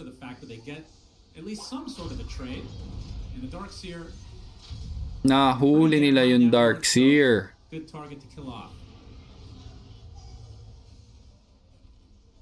So next item dito ni No One will be Refresher Orb. Naka-butterfly na yung Spirit Bear. And we'll go for the Abyssal Blade. nowadays. Doesn't sound like you like that very much. No, if you're one of those players who doesn't necessarily follow Pro Dota all that much throughout the year, but you watch TI specifically, you'll see that compared. I mean, last year was also pretty high farm, but ever since we got the big map, these 5-6 slotted inventories just do happen 5 to 10 minutes earlier. At this point, it's just way more gold on the map. So balik sa 4K gold lead ang kalamangan dito ng Team Vision. Some people love getting 6 slotted faster. Balik ulit sa farming site niya dito si Satanic. Meanwhile, no one. Nagmamadali din siya mag-farm dito sa may top river area. So I'm really passionate about my late game item. Yeah. I'm a turbo. Kailangan niya din ata talaga yung ano niya, yung Aganims or refresher orb niya para dun sa 4 na possible cookie habang naka BKB. So may MKB na si Kiritich. Pangontra yan sa bear na naka butterfly. 9 class naman. Nangungulit pa rin talaga siya. Hindi siya talaga tumitigil. Papanindigan niya talagang maging bounty hunter. Nag-aabang lang siya ng couriers. Katayomi naman, sinusubukan siya i-checkmate by planting some blue wards. At nahuli na nga. Nakita ka sa camera, boy. Satanic, ayun, Kiritich, let's go! Napa-BKB na yung bear. Nandun yung Aganims ni Miero, so masasave niya na dito si Kiritich. Meanwhile, nag-pipe and walk out. Alright, that's the power of ayun na nga yung tawag doon, workhorse. Somewhere Slacks is smiling. Of course, he misses the green variety. Yeah. GPK now. So they will try to take this tier 2 tower sa top. Katayomi running low. Medyo nawawala na ng option dito yung Vision kung paano nila i-maneuver yung team fight. Ang daming possible saves ng Boom Boys. Nandun na yung tawag dito. Nandun na nga yung Kariton. Tapos may Cold Embrace pa, then Winter's Curse. And baka mamaya meron pang Wind Waker. If I'm not mistaken. Pero teka lang. No one. Ayun na. Nilaguna Blade na siya.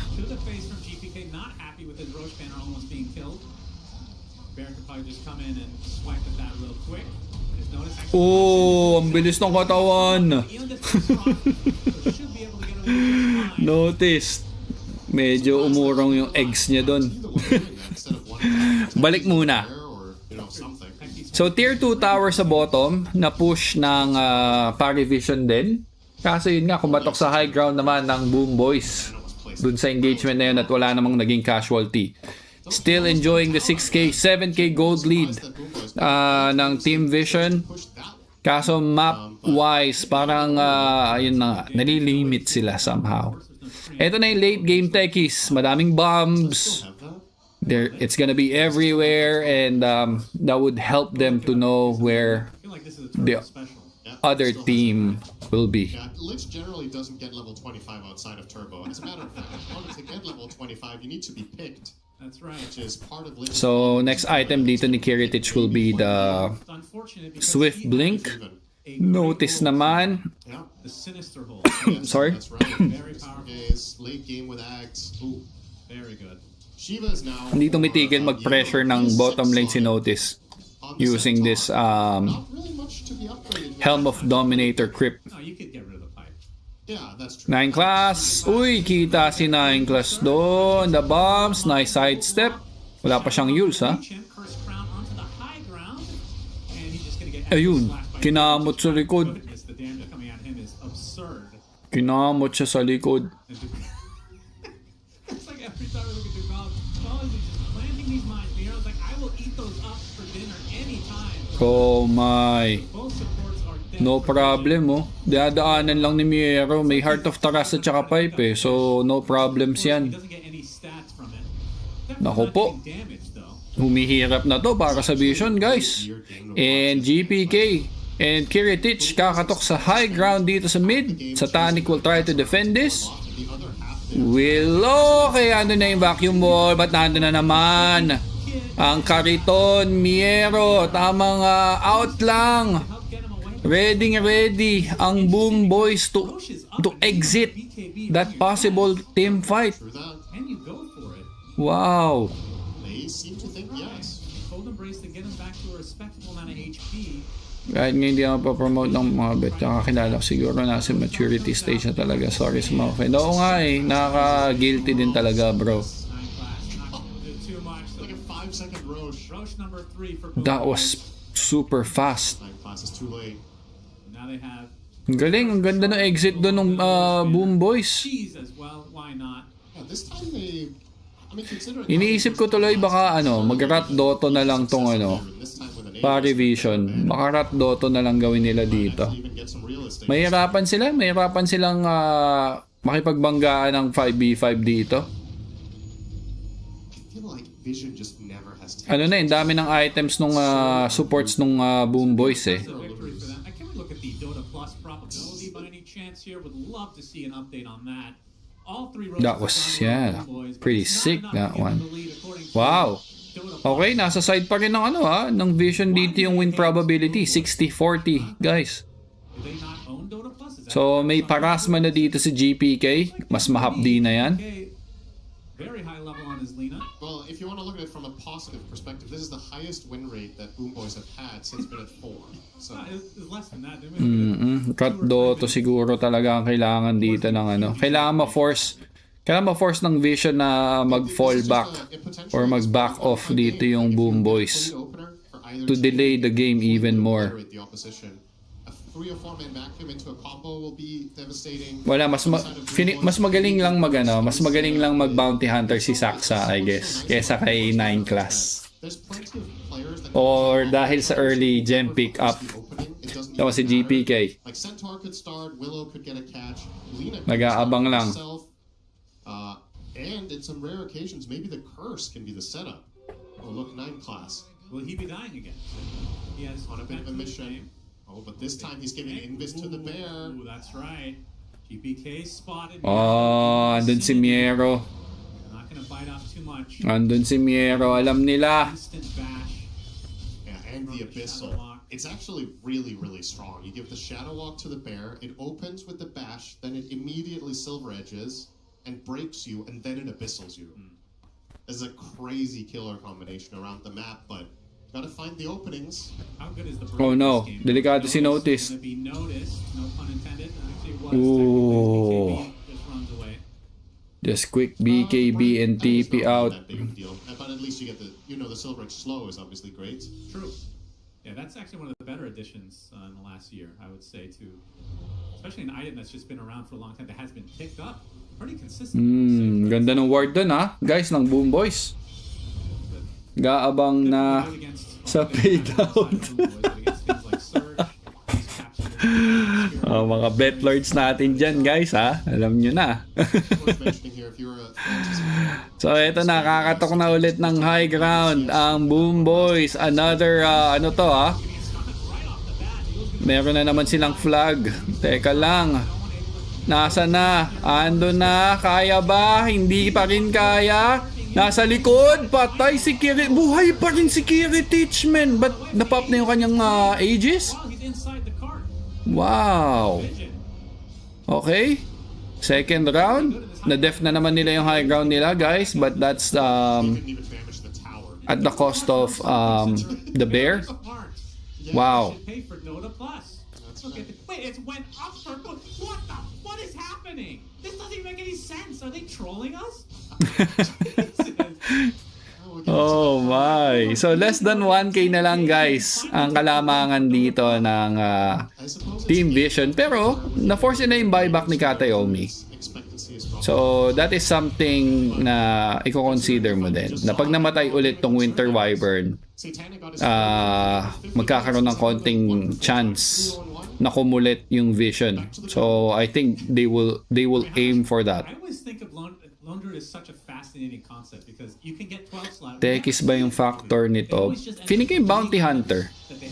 Feeling ko yung Bounty Hunter pick. Para hindi mo masyado... Well, naramdaman naman natin. Naramdaman naman natin si... Uy, BKB yan. BKB ni Miero yun. So, naramdaman naman natin yung Bounty Hunter. Pero hindi ito yung impact na gusto nating makita coming from 9 class. Playmaker siya eh. Uy, huli. Huli. Huli. Ayun na. Ayan na. Oh my gosh. Ayun na. Back to 7k gold lead na yung Vision. Tanggal yung godlike ni GPK. Yun na. That kill was worth Ano masarap, McDo o Jollibee? Jollibee, syempre. Jollibee tayo dyan pagka ganyan. Okay.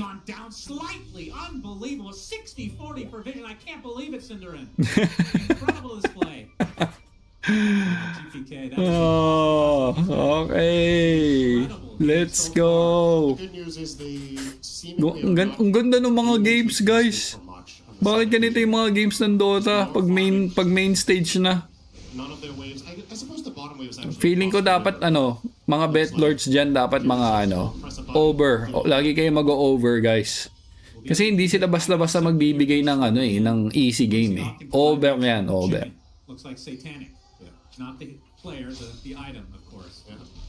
Potato corner. Bida kasi ang saya. Vision will lose game 1, sabi ni Mark Kevin Renta. We'll see about that, bro. Tignan natin. So far, maganda yung bigayan. Hindi mo pa rin alam talaga. 10k network lead, pero pumapalag yung Boom Boys. They controlled the map almost all throughout the game. At this time, ito yung sinusulit na window ng Vision. Slowly dragging the game para sa mas mahaba. Kailangan mas madaming items ang makuha dito ng Vision para lang pumalag dito sa Boom Boys. For 5K, I mean, late enough, yeah. Oh, I think over duration game duration. Oh, I think over to most of the games. May mag-quick game man dito. Sobrang dalang pero ang bilis ng pagkaka-Abyssal Blade. Katayomi. Nice try but maybe next time. Satanic is dominating na. Wow. Yung mga mechanical nila dun, yung reaction time, ang bibilis. Parang kala mo mga naka mga naka bind. Pagka-blink, Abyssal ka agad eh. Tumulong na pinasarap lang, gusto pa man. Grabe naman yan. Grabe naman. Let's just keep the guys let's just keep the chat box like non-toxic, alright? Chill lang tayo dito. But ayaw mag-push, wala. BB isa. Actually, yes. Bakit nga ayaw nila mag-push? Well, I think nire-respect pa rin nila. Nire-respect naman nila yung pwedeng maging damage output dito ni GPK. I think they're just respecting that. Once mamatay dalawa or tatlong here, or even like team wide, I think one push lang naman ang kailangan dito ng Vision to finish the game. Pero ito na nga, tumalon na si Satanic, trying to get Kiritich. That was a failed attempt. Yeah, I don't know. I feel like this is undervalued, no? I mean, it seems like it's decent. And Roshan, yes. Pwede ting hinihintay nila si Rosh. Getting that extra advantage. Maybe he's banking on Tormentor? I mean, yes. But you could argue at this point that if you buy it yourself, then if you kill Tormentor, you give gold to your teammates, which is actually better when you're almost 6-slotted, right? Because you're... Stand alone yan mamaya si GPK tapos sabay right click. But need refresher, need druid. Oh, I think darating tayo sa point na yun na may refresher si yung main hero ng lone druid. Sa-sacrifice niya yung first 2 bears niya tapos yung last bear niya wala na mga BKB yung kalaban, then yun na yun. That's it. Pero yung Winter's Curse, pa rin yun. Big skill pa rin. Again, We cannot disregard that big skill. Okay, nahuli nila si Ducalis and Ducalis. Tamang Ion Disc. Nag-pop. Wala nga lang ano dito. Follow up. Disengage lahat. And walang namatay. Nagamit yung vacuum ball. 9 class. Charging in. Trying to find someone. Merong mga wards dito ang Boom Boys at kailangan niyang mag-ingat.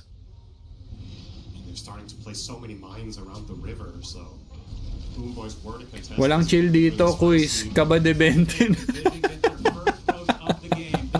Yun lang. At eto na nga. Mabilis na tinatrabaho pero nag-contest dito ang Boom Boys. Notice? Hinex dito si Miero. Miero, magbaback off lang. At least na-check nila yung buhay dito ng Roshan. Pero sa Tanic, susubok pa rin ulit pumasok. May gagawing play kaya dito ang Vision? Will they wrap around? Because na ano naman nila na natatrack naman dito ng Bounty Hunter. Si Miero at ayun ang why not Choconut? Oy, ang gandang vacuum. Asa na yung Winter's Curse? Ayun na. Winter's Curse yung bear. So mabubuhay pa rin yung bear but we'll see kung enough ba to para sa setup para kay GPK. Mapapatay niya yung bear. Notice naman yung next target. Meanwhile, na-root dito si No One and magbaback off na lang ang Bet Boom. Wala pa rin namatay doon guys ha. Bear lang yon. Wala na yung Winter's Curse. I guess that was the wrong target. Dapat siguro yung Darkseer yung Winter's Curse doon ni Kateomi. So medyo nag-ano siya doon. Okay, nakakuha na ni No One yung Ages of the Immortal. Nahuli pa nila si GPK. Bakit ka na dyan? At na-cancel pa nga yung Kariton na tamang 4-stop out ng GPK. Papalag na lang ata. Pero makakatakas. Mortimer's Kisses. Hindi na tinuloy. Andon. And patay yung tatlong heroes ng Boom Boys. Patay si Miero. Patay si Kateomi. And patay din si Save. Yun lang no. Pinilit pa men. Pinilit pang kunin yung Aegis. Ang taas naman ng high ground ano nila def nila somehow Sana hinintay na lang nilang ma-expire yung Aegis doon. Si No One lang din naman pala yung hahawak Nadali siya doon. Napapabear nga naman talaga sila. At ayun na nga, na-force na yung buyback ni Save dito and they will try to hold this high ground. Bear is alive. 2 vacuums. Nasa ng wall na fear dito si Notice and Notice will fall in an instant. Kaso kapalit ng buhay ni Kiritich. Meron siyang buyback. Satanix Bear will fall. Hindi pa i-commit. Susubukang i-hold to ni GPK on his own. Wow. Ang bilis nilang na-takedown doon ng Darkseer guys Hindi ko alam kung kasi nga na-fear no. Hindi nakapag-vacuum nakapag-wall of replica si Notice. Meanwhile, No One unti-unting chumi-chip in dito sa tier 3 tower sa mid. There you go. Pinasarap lang all sorts of things. Alam niya ata ML nilalaro niya. Yun nga no, hindi mo i-expect na ganun yung magiging ending, pero ito makikita na naman nila yung Bear, bali wala yung mga bombs and Bear magbi-BKB na Glimmer Cape. GPK susubok pang sumilip dito kay No One pero pang zone out lang ang ginawang Mortimer's Cases dito ng Snapfire. Oh my. Knowing that Boom Boys aren't gonna try to put any pressure, so probably risk reward. Napakaganda nga. Uy, salamat Meljan Torres Bass or Base sa pag-subscribe. Thank you. Salamat at nag-e-enjoy ka sa ganda ng laban. And sa 171 viewers natin guys feel free to chat out. Usap lang tayo. Silip-silip ako dyan sa chat box habang nagka-cast. Akala ko tapos na to like 10-15 minutes ago. Akala ko kaya nang i-push ng Bet Boom high ground, but look what's happening right now. Vision finding ways. I think yung pick off dun sa Lina, dun sa may lower farming area ng Radiant, yun yung pa naging turning point Nung meron ng Boots of Travel yung Right, so what are we looking for? I guess that was the Darkseer and the Bear. Hold on, there's a block of O our Snapfire and the Bear. Yun nga. backpack of Yun yung naging turning point kanina. So, Di sila nababahala sa Bear. Namatay kasi. for Lone Druid without question. Namamatay kasi may refresher. Masasayang mga ult nila sa Bear GD at pag naka-refresher. Eto na, may refresher na si May refresher na si Satanic. Darkseer would be wild. Sobrang ready sila dyan. So GPK, Almost every hero. meron siyang naka-queue up na Divine Rapier, guys. Lone Druid doesn't. Kailangan niya talagang I suppose doesn't, but everybody else. kailangan niya talagang magbigay ng ganyang kataas na physical damage. So, yeah, that, Bounty Hunter naman, look at this. These items coming out for Satanic. I don't know. talino ni Satanic, no? Hindi siya siya basta-basta naglalakad is sa Mr. No One. Oh, no one. Wow. area. It's surprising that he ended up getting level 30 first. Yeah, he was off to kind of a rough So level 30 na yung Snapfire, guys. Eto na. on us. May transition na to sa right click. Meron na siyang As the day tawag dito, Daedalus. After ma-expire niyang Aegis, naka-ready na yan. get the value out of both versions of Snapfires and Sinong lamang late game? Base sa mga items na meron sila, Vision. Posibleng 3 bear yung yung kaharapin dito ng Boom Boys Eto na nga, speaking of bear. Andyan na si Noan. Miero na Abyssal Blade. Mortimer's Kisses, kinumit kagad, pinaliguan. Pero nakapag stampede out, Kiritich, pinalagan yung bear. Hindi nga lang magiging enough. At another Mortimer's Kisses, but this time, they will survive. That was a nice attempt coming from Vision, but wasn't enough to at least pick one main hero off. Wait for the next Roche. That could take 6 minutes. So Stygian for Satanic. No, oh my God. Notice gets Dizzin Blood, right? I mean, that's Ooh. double plus tier, as one great analyst would say. Dizzin Blood, right? Mas malaki yung area of effect nung vacuum. Oh, jeez. Dizzin Blood right for Snapfire, obviously insane on that hero.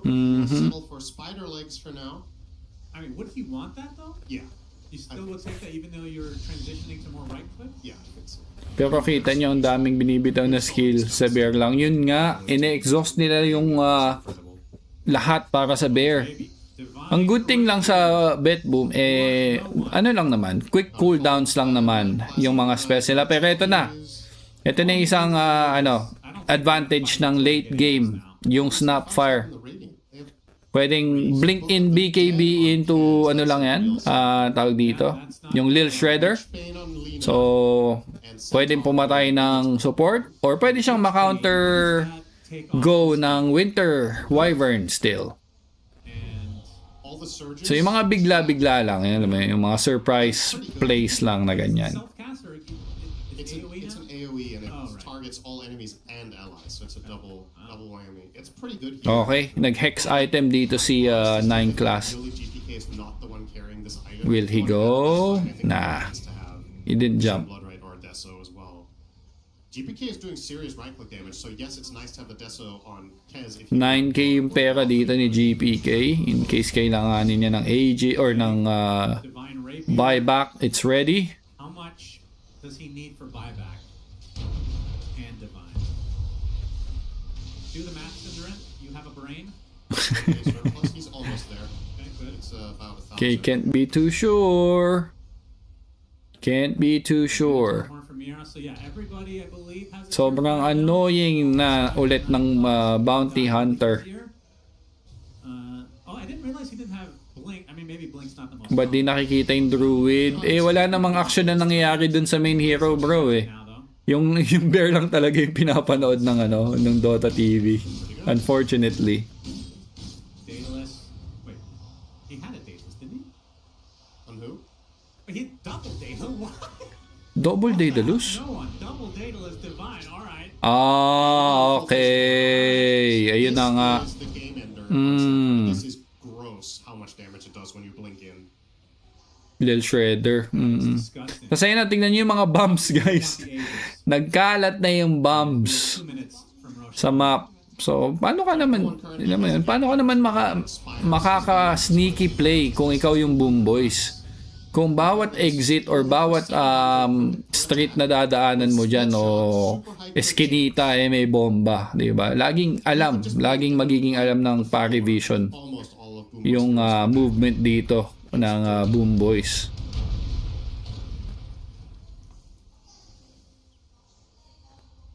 The next fight will be Roche. But of course, these teams don't know when he'll spawn. Isang right click lang kay Panot. Okay. Susubok gumawa ng play dito. Si Kiritich naka siya guys naka-track. Hirap no? Kung ikaw yung Boom Boys dito parang ano ba kailangan natin gawin dito para manalo? Ang hirap ng winning condition ng Boom Boys dito. Dumating na sila sa point. Kanina nung around pa lang 40, 45, 50 minutes. Meron silang window doon na yung nagpupush sila ng high ground. Yun yung pinaka window nila na sana kung na-clear nila yung one set of racks doon sa top. Baka mas may freedom pa sila makagalaw. Pero ngayon 65 minutes, dumating na sila sa point na sobrang wala na silang option kung paano ma-turn tong game. So they're kind of like waiting for the inevitable. Maybe rush fights, or maybe may mag-overextend. I don't know. This is the main stage, so lahat mag-iingat. Tell me, how long do you think this game's gonna be? I'm gonna say 78 minutes. Okay. Tignan natin. I guess that will be the condition para dito sa Boom Boys. Get those rapiers out of no one's hands. No, i-burst nila yung Snapfire at eto nga, na-burst nila si 9 Class. Ready naman yan for the buyback. Wala namang follow through. Oy, yung bear, ang follow through nandun sa top. Bumasag na ng tier 3 tower. Ang bilis binabasag ng mga racks, guys. First set of racks, patay kagad. Meanwhile, no one. Naka-divine rapier to. Pumapalag, guys. Gusto atang bumigay or ibigay yung kanyang rapier. Okay, wala na siyang BKB. Where will you go? No one nakapag-blink at patay si Miero. Unstoppable. Woohoo! Basag yung one set of racks dito ng Bet Boom sa top. Patay yung Lina, patay yung Centaur. Meron silang buybacks but yun na yun. Yun yung kumbaga decoy. Decoy lang yung bear. Tapos pumalag nung nagtitipi pa uwi. Oh my. Wala, nagtipi pa balik yung mga supports, guys. Sinubukan nila mag-def nung top lane. Ano naman gagawin nila dun sa bear, di ba? Pwede mong i-terrorize, babalikan ka lang din. Pwede mong i-winter's curse, papatayin ka pa niyan. So hindi dapat yung support yung nag-def dun somehow. But again, that's the bear, full slotted bear yon. So what can you do, di ba? At eto na nga, pumalag si Kiritich pero na double hex at ang kate. Pero yun na nga, binibigyan nila dito si 9 Class. Nag-buyback to and dieback. Si 9 Class 100 or 2 minutes siyang wala. Patay din si Notice pero may Ages of the Immortal. Kiritich sinusubukan nga i-turn tong game pero ayun! No one Wicked Sick, Satanic Wicked Sick sa game na to.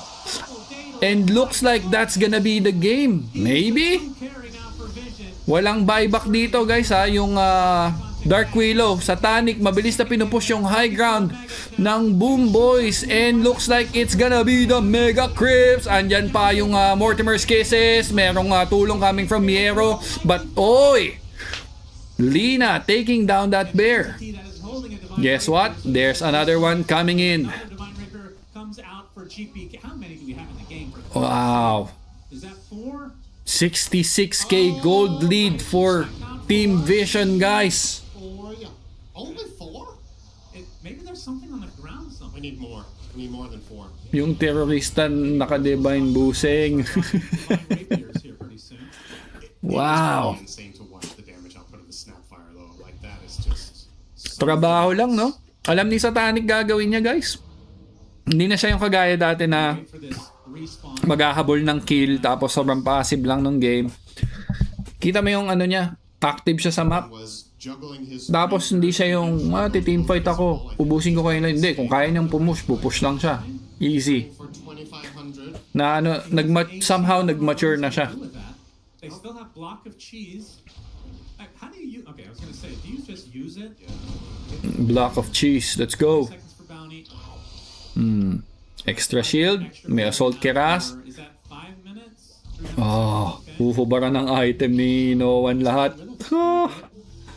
Napakasakit, Kuya Eddie. Boom Boys down 66k. Let's look at the DOTA win. Si Docalis guys, naka-divine. Naka-divine rapier yung techies. So, makaapa ka ng tae. Tetanong ka. Tetanong labas mo. Oh my. Doesn't want to make it obvious that it can just predict the future in general. Gotta give him a bone here and there. No one will get an arcane rune. Huwag lang may aasim, no? Elina pa rin naman yan. Wala siyang buyback dahil bumili siya ng divine.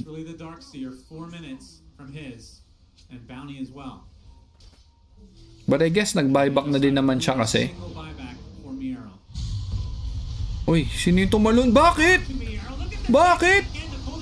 Bakit ka tumalon, Mero? Ayun na yung bear, oh. Nasa base nyo, oh. Ginangat-ngat na yung tier 4. Okay. Sheesh. Ang bilis, guys. Dinaanan lang ng bear yung dalawang tier 4 towers. Bagsak agad. Oh my god. Oh my gosh. That was pretty quick. Maybe Satanic indeed didn't watch that game and he's just like, I can do that too. He's certainly doing it. He hasn't died yet. That looked fun. Kung ano-ano ng item binibili dito ni Noan. Hindi niya na alam kung ano ang kanyang item. So ayan, namatay si 9 class. Courtesy of save. Ang daming mines. At saka masakit yan kasi naka-divine yan eh. Ramdam mo yan.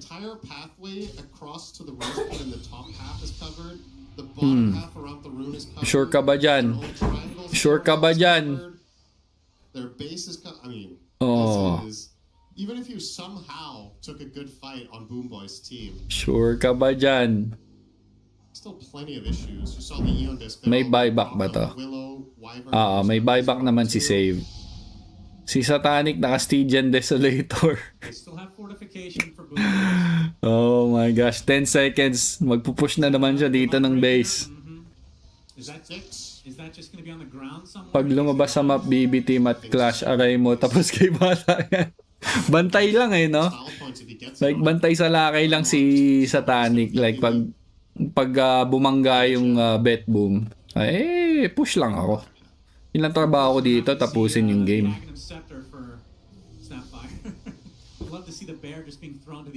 God, 72 minutes game 1, guys. What is this? What is this madness? It's a decent save, I would say. I mean, it's also an interesting initiation idea to be able to toss in the bear. Okay, nandun yung... Uy! Oh my gosh! Napaso! That just happened? Napaso siya dun! Oh my gosh! Oh my god! Oh my god! Napaso siya kay Noan, guys. Oh my gosh.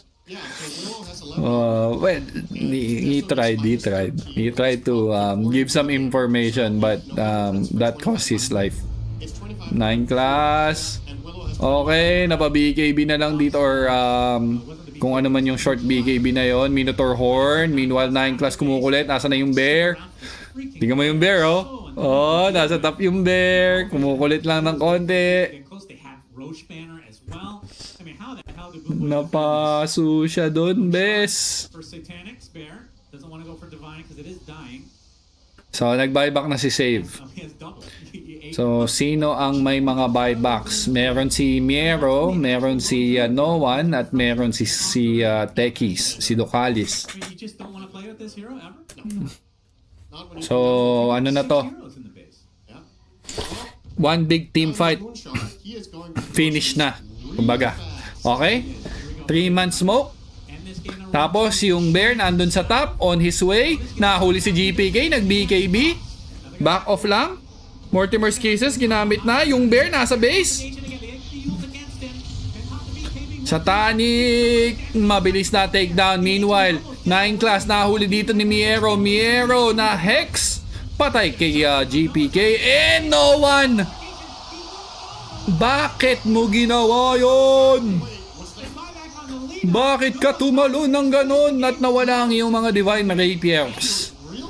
Pero, nagamit yung, guys, nagamit yung fortification. Wow! Doon ako sa kabilang predict ni Kuya Kebs. Classic predict. Isang talon na lang to ng Bear. Wala nang wala nang fortification. Oh my. Jeez. This game.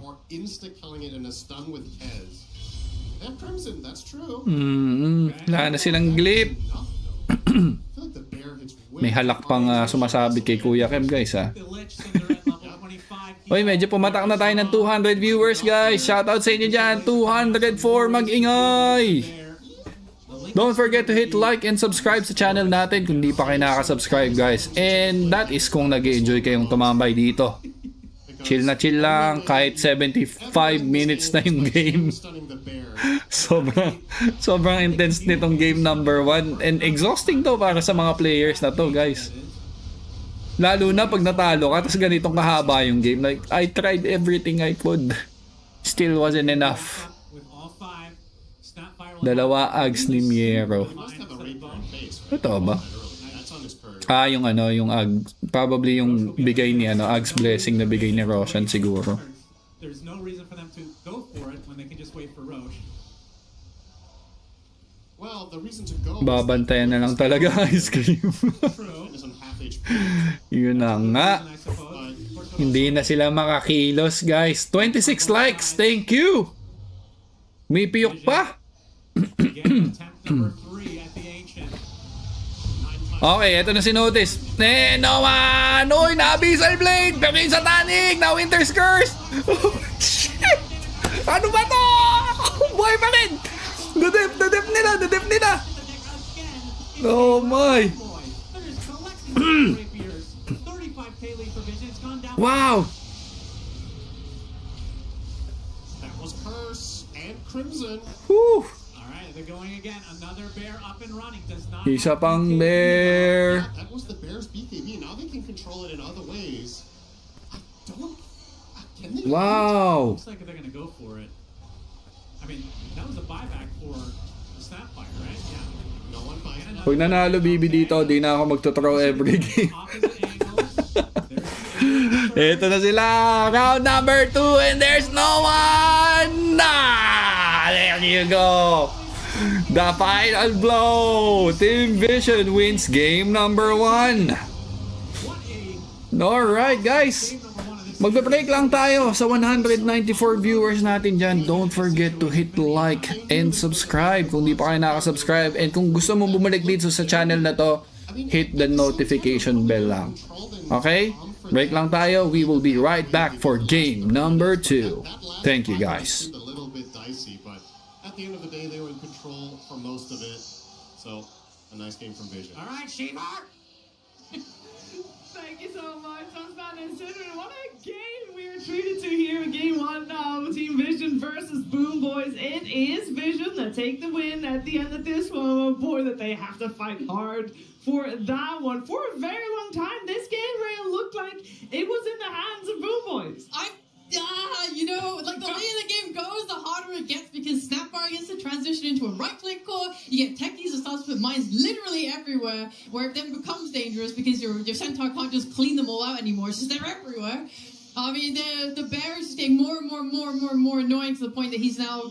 I mean, he's sweeping your towers in like 2 seconds. It's unbelievable how much this team scales and how they managed to hold on. I can't believe they held.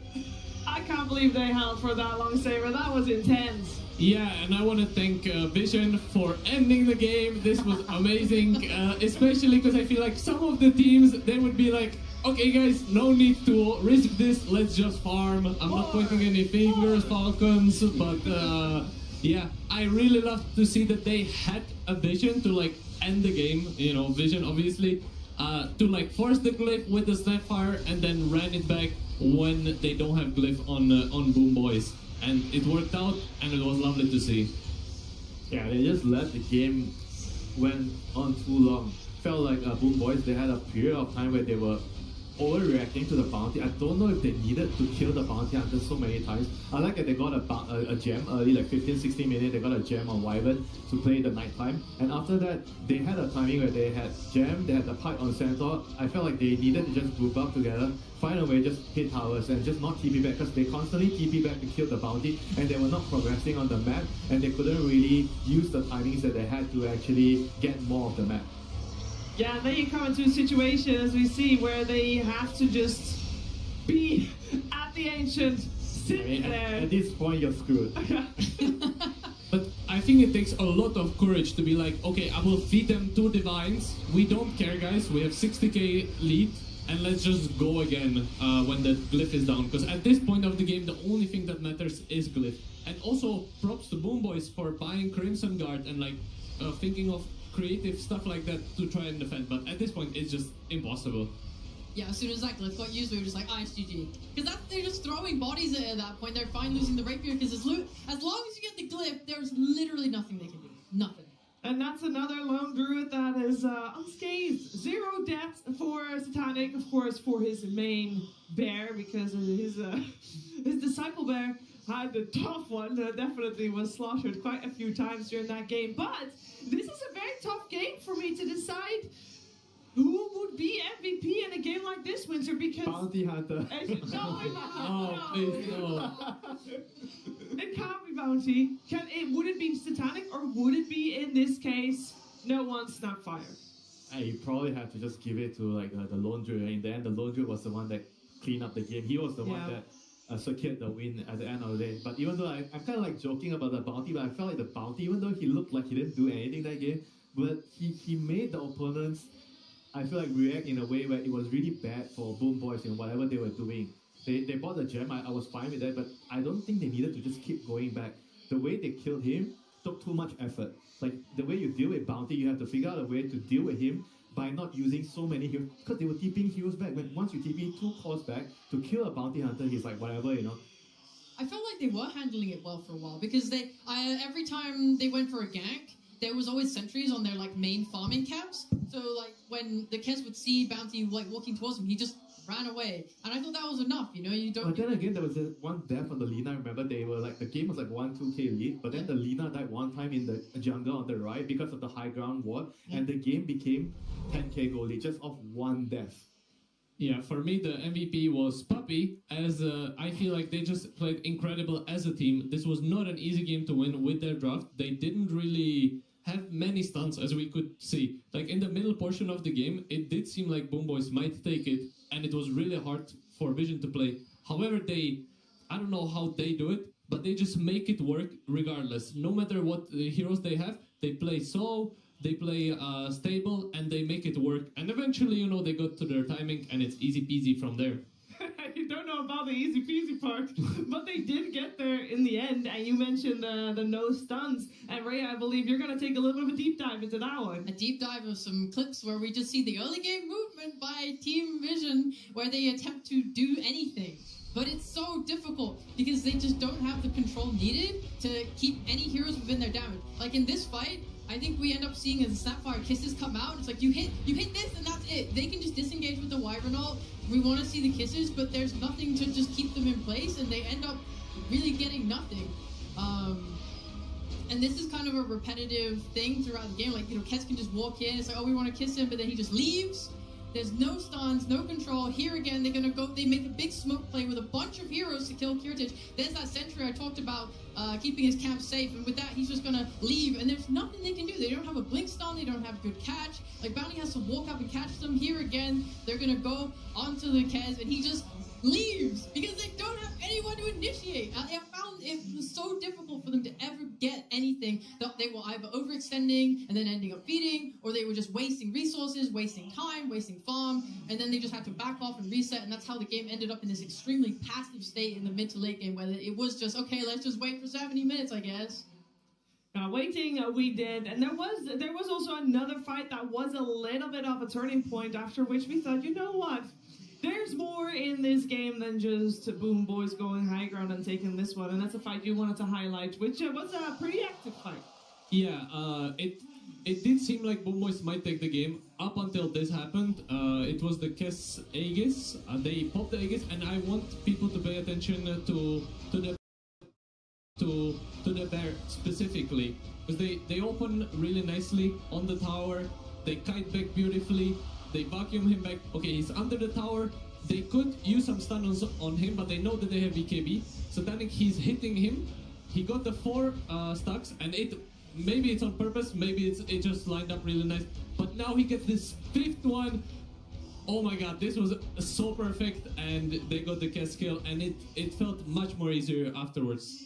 It did, and then you have a lone druid, and I think, Winter, we kind of saw the writing on the wall once this game dragged on, as it did. Yeah, it just became too difficult to play on the map. They didn't really have a lot of tools, and lone druid late game, you're just sitting there. There's nothing much you can do. There's nothing much you can do as a Boom Boys. One thing they had to deal with earlier on as well. We mentioned him already. Nineclass had a great bounty hunter performance. To see what exactly he was doing while we were watching some of the action, we're heading over to Purge. Thank you, Chiefer. Yeah, Bounty Hunter is a little bit underwhelming looking when you're watching the stream, but I popped in some details, and I promise you he was doing some really big things this game. Let's take a look at some of the clips. Now, here's a really obvious gank. They had a great laning stage, obviously. We caught that on the mainstream. But set up this nice kill on Katayome here. He can go roam the map. He can get kills with Iron Shell. That's all really good stuff. But look what he was doing to limit Kez's farm in this game. He's moving across the map to block camps. And this was the main camp that he blocked most of the times here when he was trying to shut down what Kez was doing. And they even forced a sentry response from the Winter Wyvern as well, which is great. A little bit of economic damage. But let's talk a little bit about his skill build. I was talking to Yamson last night at dinner, and he actually really likes Bounty Hunter. And that's because the invis duration, when you max this ability out, goes up by a lot, and the stun duration goes up by a lot, such that you can basically stun somebody twice using the skill at an early point in the game. Your shuriken doesn't go through creeps anymore, so it's not really that important to level. But what he basically gets out of it is movement speed and duration. So he's basically able to do pretty much whatever he wants to on the map because he's so fast. He's even going to clear this camp here that Kez is going to want to kill. And this is all obviously fantastic for him because that's less farm for Kez as the game goes on. He rotates over. He even comes back 80 seconds or 60 seconds later to block the camp another time. He takes a little bit of damage here, but not that much. And ultimately, this is really important because what this does for Kez is when he's going from the creep wave here all the way here and back, it takes him way more time when there's not 2 camps in the middle part. So Nineclass is basically reducing the gold gain that he's getting. He can also use Bounty Hunter to very easily break smokes. He easily disengages from this fight with his invisibility. They ended up fighting afterwards and didn't go perfect, but that's okay.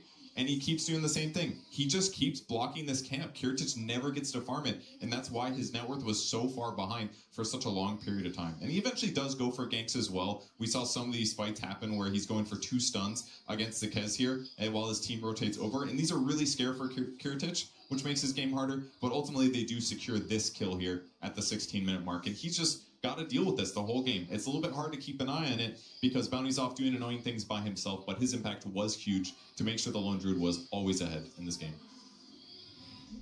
Thank you, Purge. If I'm Kiritich, I am going to ask for a ban for this Bounty Hunter because that seems, Saber, like that was just really wrecking his early game. Yeah, I would not want to be the Kez in that situation. It is the worst when people block your camps. And there isn't much to do about it as well, because once the camp is blocked, you're like, oh man, now I have to wait another minute, and maybe that camp I get to farm. Eventually, they had to bring a bunch of heroes to bot lane, and then Bounty's also happy if you overcommit just too many resources to this area. Yeah, very nicely played by Nineclass. He for sure deserved the win. Yeah, very good game by Team Vision. This is a team that we expect to do well, and this first game was maybe a little bit more rocky than what we thought would be the case. I'm also very curious to learn how Vision themselves felt before heading into this series. We are going to find out because we're going to listen to Titanic and No One. I think groups wasn't that easy because we played versus Falcons, and I think it was hard games. And the first two games that we played, it was like really rough for us because like I think we got like super jet lag, all the stuff, like no sleep, tired. We didn't play that good, I would say, versus Team Resilience. When we started game 3 against Boom Boys, it was like much easier for us, and with Spirit as well, it felt like we were on the something good already. To be honest, the older I get, the more expectations is like, when it gets to my mind or like from someone else on my team, I don't feel good. I don't think it's still gonna be easy for us to win, but I expect to win anyway, this time. I think expectations are kind of bad thing, because if you expect something, you're not ready for the all possibilities that coming up. And to me, coming to the tournament, I have no expectations. For upcoming match against Boom Boys in the playoffs, I think it's gonna be no matter what a hard match, because I think they're like really strong team. Playoffs are super different, so we expect, I would say, really good Dota. I'm not sure about them, but I think others we can like beat for sure. I consider our team the best, so I think maybe other teams will watch replays and it's gonna be harder for us.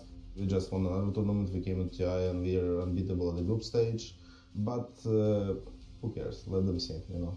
But the main point that we should like just keep improving and keep getting better, so we're gonna destroy everyone. I think it's gonna be one of the hardest TIs of competing through all the years, because I think all top 8 teams are capable of winning this TI, and they're actually like all strong teams.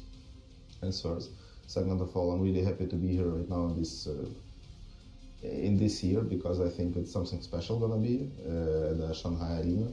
Last TI 2019 here was super amazing, and yeah, thank you all guys for the cheering for us. I want to say, guys, thank you for cheering up for us. We'll try our best to win this TI and keep cheering up for us. Thank you.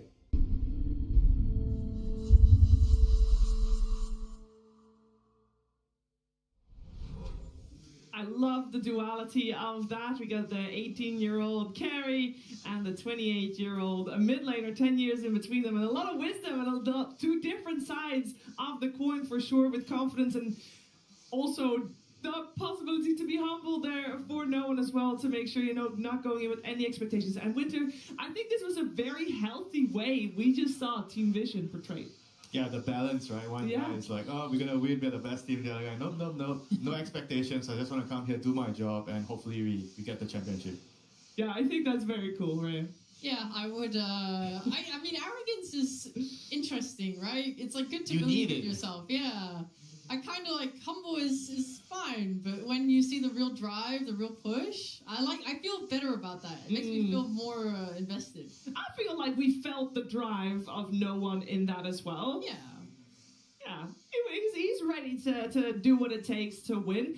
I think the interesting part is that both, I mean, on one side you do have the confidence, and on the other side, like, no expectations, but both of them talk about the group stages as it not being an easy road.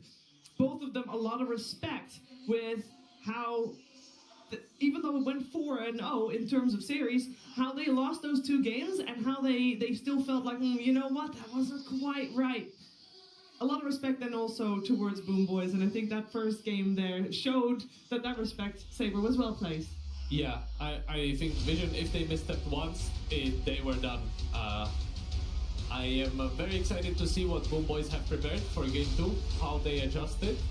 I think they proved that they have for sure what it takes to beat Team Vision, and I'm hoping that they will be able to do it in this game too. Yeah, I want to talk about that because, you know, great. Vision won game 1, fantastic. What was it, 75 minutes or something silly? I'm sure that the way we just heard Vision talk about how their group stages went, they're also not going to be happy about the game they just played, because for a large portion of the game, Boom Boys was winning. And some might argue that it is Boom Boys that ended up losing the game. They could have probably tweaked a bit of things and played better and won the game. So I think both teams are looking to make a lot of adjustments, and I want to talk about possible adjustments, Winter, that they can make. If you're the coach of Vision, how are you going to approach this? Because you don't want your team to be with their backs against the rope at minute 30. You don't really have to change anything on the Vision side. I feel like the pick order, though, like for me, like I think it matters a lot whoever is on the first pick side, because you have so many in-bar heroes to go for, and I feel like you have more control over the draft if you're the first pick. And I think in the first series it was Vision that had the first pick. The first game Vision had the first pick, and in this game Boom Boys they also prioritized first pick. So I feel like there's a lot of heroes that both teams are trying to get, and being on first pick, you kind of have more control, I want to say, over the draft. And on the second pick side, whenever I look at the second pick team, I always feel like the 24, the last pick, the overall last pick, you don't really get anything great, most of the time. So I think the pick order is going to matter a lot in this series. Is there any hero in particular we do not want to see? Because I feel like this is 2 games that we've seen today, Rhea. There's Lone Druid. The games go late. It might get banned. The thing, when I saw the Lone Druid pick, they also had Nature's Prophet in the pool, which Satanic's also been incredible with. And I think when I've seen Nature's Prophet versus Lone Druid, the Lone Druid usually wins, or it looks like a much better matchup, so I'm assuming that's why they grabbed it first and left Nature's Prophet to rot. But that's the thing, if you ban Lone Druid, he'll just take that. Or maybe there's a Shadow Fiend, he'll take that. And I don't really think you can just ban Satanic out. I don't know if this Lone Druid feels like, we ban that, it's the be-all end-all. Yeah, for me it feels like, honestly, I like the Boom Boy draft more than Vision. I feel like Vision are just playing way too good. Especially the offlane, this first game, there's no way Notice should have such a strong start against the Kiss. Darkseid against Kiss, it's like in a best case scenario, it's a 50-50. Currently, he should be able to have a good game. However, Vision, they just stomped this lane, and then it kind of bled into other lanes. And Boom Boys, they did react to it in some nice ways as well. They were able to pressure the mid tower. They played through GPK, who had a very nice game. However, I don't know. I'm not sure what do you do when the enemy cores and supports are just on point, playing extremely crisp. They should I think it's just a few matters of controlling yourselves a bit better. I think when we highlighted the death on Kez at the top tier 2 tower, it's like when that snowballs into more and more problems, they had a good grip on the game before that moment. And all they needed to do was get that next Roshan, because they had already gotten the early Roshans. And when they gave up that map control and let Vision suddenly take a Rosh, now they're getting a Roshan's banner with really high range, and they're able to put it so far back from the base and, start to push and siege that base so much more safely. Because Boom Boys already did the hard work for them with the early one. Yeah, when you buy a pipe and you have the Aegis and you're not using those items, it's going to come back to bite you. And I think all the small little details matter a lot. Like even from the lane, like Saber said, like they are not supposed to get so much out of the lane. Cass was not supposed to be so poor. Because the lane went so well, the bounty he got so much levels out of the lane, and he became such a problem. Yeah. If that didn't happen, the bounty wouldn't have been so annoying this game. Yeah, and that made Karatus' game even harder. It sounds like it all does start, especially for Boom Boys, with the draft, setting themselves up for success so they can propel themselves forward into that mid-game. Both coaches and the teams have surely cooked something cool up for the second game coming our way. Can't wait to find out what that's going to be. But good news, we don't have to wait any longer, as it's time for that second game. Team Vision versus Boom Boys. Game 2. Let's see what they Okay. picked up. We got Team Vision on the Radiant Game side. number 2, guys. Game number 2, Boom Boys will be on the Medyo ano yun ah. pick, as Venturity mentioned. Medyo wild yung game number 1 kanina. Sobrang yung bear, napakahirap pigilan. My God. So, tignan natin. Ayan na, na-respect ban na. Well, binana mismo ng Vision yung bear. Ayaw na nilang gamitin yan. Or ayaw nila ibigay sa Boom Boys. May respect ba naman ng... Uy, Largo pumasok. We'll have to see it. I know, Sarah, you're a big Coach na shoutout sa'yo, Jetro. Ang coach ng ano yan, coach ng Vision, si Papi. So may respect ba ang SF, Earth Spirit, and Enchantress? Very annoying. Kaya din nila pinik yung Largo dahil or kaya nila binan yung Enchantress because they're planning to pick Largo. Ano naman kaya sagot ng Vision dito? May Undying, guys. Will they use that Undying advantage or Dark Willow? Nature's Prophet. Okay. So I think this Largo should be off to a good start, especially against Prophet. This is different. Pretty solid lane. Yo, but it's a Nature's Prophet. It's a Nature's Prophet. That's true. Viewers at home, if you were not watching the group stage, Sino kaya ang Yatoro, sorry. Satanic siguro. of all time. This man, this boy, this prodigy, he picked Nature's Prophet and he farmed so hard, like his net worth through the roof. I mean, that's just a classic. But on top of that, his APM felt incredible. He was using his Treants non-stop to go and block camps on the enemy side of the map, like go into their triangle, and there's these two little like hidden points on the camps in the... Oh, I saw that. Yeah, where he was able to find it and kind of hide them. I mean, he's on Radiant this time, so I'm not sure if it's still the same on the die. But anyway, the point is, I think when you play a long game of Dota, it's very easy to get lazy, to maybe not be as efficient. Yeah, grabe, no? Yung mga, again, yung mga micro plays, yun nga, gaya nung sinasabi ng mga analyst na yung mga summon treants, pinambablock daw ng camps ng kalaban para hindi sila kapag-stack, para hindi mag-scale ng ganong kaaga. Interesting. That'll be also hype because you got the best strategy that Vision has pulled out versus the best strategy that Boom Boys has pulled out. Yeah. I'd love to see that. I mean, they're 1-0 up, you know, maybe they're like, let's just let them have their strongest hero, you know? This might be a good call. I hope they ban the IO, to be fair, because it's a very negative for IO against Prophet, in my opinion. I think you just... Proactive lane killings too. Yes, exactly. Hindi static yung mga supports ngayon eh. Like, talagang roam around the map, making sure na masisecure nila yung mga objectives like yung runes, yung 7-minute shrine, gamit sila ng twin gate. Okay. So, ang Vision naman ngayon ang kumuha ng Winter Wyvern. We'll see. I can't full screen. Close mo lang yung YouTube mo, bro Angelo Banaay. I-reload mo lang ulit, then pasok ka ulit. Mapo-full screen mo na yan.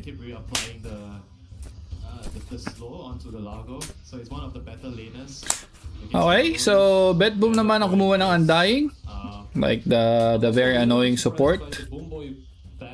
Malakas tong lane nila, if magpo-pause 4 yung Undying, I'm not sure. Could be pause 5. Pero malakas tong Largo Undying combo na to. Bakit kaya? Tanong natin iba. Guys, yung iba dyan na nanonood sa cellphone, napo full screen nyo ba yung live stream natin, guys? Because when you lose games like this, I feel like there's a high chance that it affects your decision making in the draft in the next game. May problem ba tayo sa pag full screen? They just make you invest so much into them. It's like we saw him last game snipe the gem on the courier, right? And it's like 5 heroes have to TP. Okay. So napo full screen naman daw. Baka kailangan mo mag-auto rotate, bro, yung yung screen sa settings, auto rotate tapos ano mo lang, bali-baliin mo lang, bro. Papasok din yan sa full screen. Oy, Pudge ni 9 class. All right. Alright, there it is. Okay. 9 class Pudge. Let's go. And quick pick dito ng puck ni no one. Okay. disrupting the safe lane so hard, and he was genuinely actually playing with Noise. He wasn't just like hooking and then leaving and trying to get something on mid. He didn't make any silly stuff out of it. He was genuinely like just dragging creep waves and making the lane playable for his off lane. So, sino pang setup dito? Dragonite? He doesn't even have a setup. I think Ang Bet Boom? Lina ulit? so he could hook. Kailangan nila ng pang setup sa arrow ni Mirana. Yung tipong pag nag-rotate yung Mirana, sulit. Everybody actually, yes. You're in a pub. You gotta choose. Do you want your opponents to play Bounty Hunter? Who will it be? Opponent position 4, or do you want your opponent position 4 to play Ember Spirit, okay? Searing Chains setup. Very good. Well, if they're both very good, I would take the Bounty Hunter rather than the Punch. However, it is easy to miss hooks on the main stage. I love this pick from Boomboys. I think Ember, it kind of brings their entire draft together. It pairs up super well with Largo. He's gonna buff you. You have bonus magic damage. They super desperately needed some setup for this Mirana arrow. Now they have that. Now, sino ang off-laner? Who will be I feel like this. noticed hero here? This is like a normal game, and the patch doesn't get some crazy hooks and some crazy So, binan yung Darkseer. Kanina, nakapasok yan. pressure through the mid lane. They're free. Ang hinihintay naman sa Bet Boom is hero ni Kiritich. Run away with the game very easily if they get a normal game. So, it'll be Mirana and Kiritich sa lane. Or no, Undying and Kiritich, kung sino man yan. Problems here for Boomboys. Sino bang ayaw ng Nature's Prophet? The way I saw it, Kez, okay. just Ban yung some Kez. you go like a lot of pause forwards and Spectre or hindi naman masyadong pinipick yung Spectre ngayon dahil matagal din mag-scale. knows how to play his lanes around his hero, maybe being Sa mga nasa meta, seems like Kez needs to. Yan, oo, nakaban na si Kez. Kailangan. Kayang-kayang talunin yung Nature's Prophet eh. Drow Ranger. I guess kailangan mo diban si Drow Ranger. Yeah, you can also start the fight with the curse in the hole. It might be something that they practiced before, and they might actually do some games. Good question, Winter. Pop quiz. There's a Winter Wyvern. He cursed someone.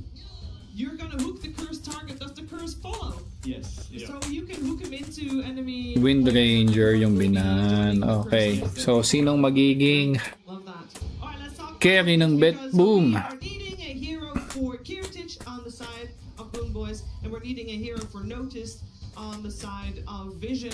What kind of holes do the drafts still have? What kind of holes do they blood? They need damage. Damage on the side of Boomboys. Spectre a hero. Spectre's kind of good against Wyvern and then Yeah, pwede yung Spec. Oh, Tiny. Okay. The damage will come from the Rockman. Okay. Tiny. So, Notice hero naman para sa Vision. Sinong counter kay Tiny? Really die unless someone buys an orchid.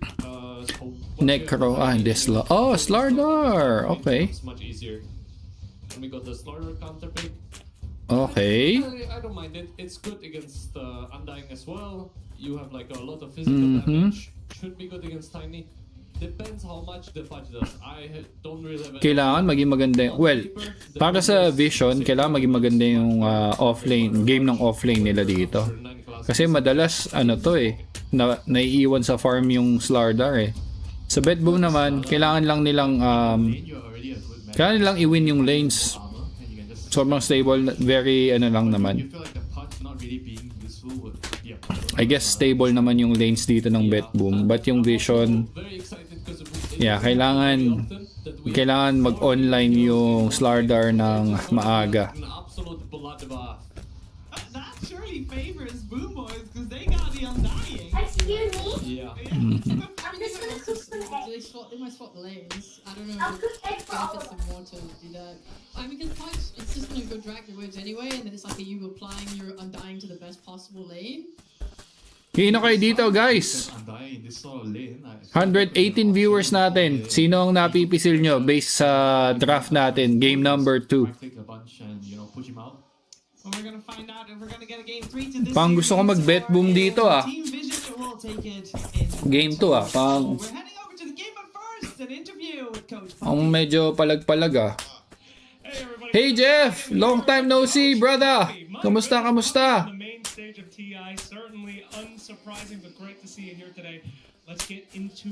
Interesting yung draft ng Betboom doon, yung last pick na Tiny. Kasi ano din yun eh. Setup din kay Mirana yung Avalanche Toss. So, magiging active lang dapat yung mga supports dito ng Betboom. Vision naman, yun, kailangan maging maganda yung first few minutes ng offlane nila. Okay lang din, Jeff. Vision all the way, sabi nga ni Jaden Cabo. Yan, mga ano natin, Vision supporters, magingay. Boomboy supporters, magingay. You should have lost. Who got you out of that pit? Who's the guy who saved that game? I would say. Okay. This one is pretty good. Okay. Wait lang guys, BRB. 1 minute. I'll be back. What do you think about this kid? Do you think he's got what it takes to win this year? Yeah, I think he's got the balls, you know. Well, that's what we're here for, my friend. Balls and walls, and here we go. Thank you very much, my friend Puppy. As we get into this game, let's throw it over to Sunsfan and Cinderin. Thank you so much, Sir Action Slacks with Puppy. Another illuminating interview where we learned literally nothing about this series and the game. Team Vision versus Boom Boys, game number 2 of this best of 3. And one thing Slacks mentioned, I was thinking the same, Cinderin. I love to see Pudge, but Undying, I mean, not just being a strength hero, the zombies blocking hooks, the tombstones saving heroes when you get dismembered. Pretty tough pick, but I love to see it. And I see the first hook of the game right off the bat. Of course, Caster Curse underway already. Kataomi gets licked up. We have 2 hooks in a way. Now, no one in a little bit of trouble. The Crush is going to give him a little bit of space with Illuminate to get away as well. I think when... It's not over yet, Cinder. Shut your mouth. We got a Crush now onto GPK. Noticed. He's going to be forced out now. Take a tree to the back of the head. Quiet. I believe never before. Night class hook. It missed. Okay, you can speak now. It was over. Okay, ano nang nangyayari dito? Gusto ko lang makita matalo si GPK.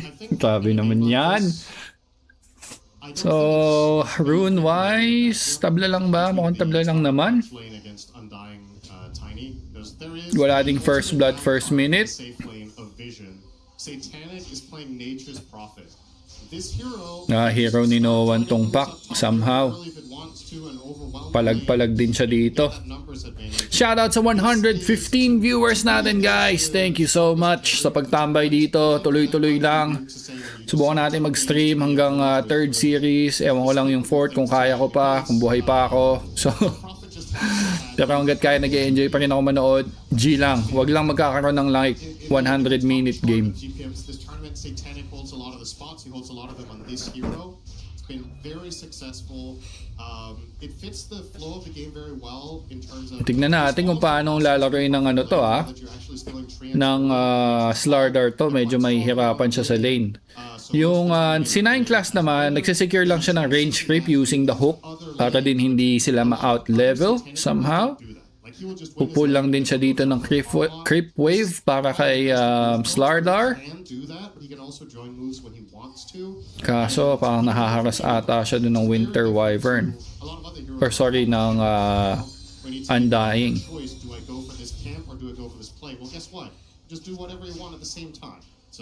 Mid lane matchup natin, so far nananalo si GPK sa last hits.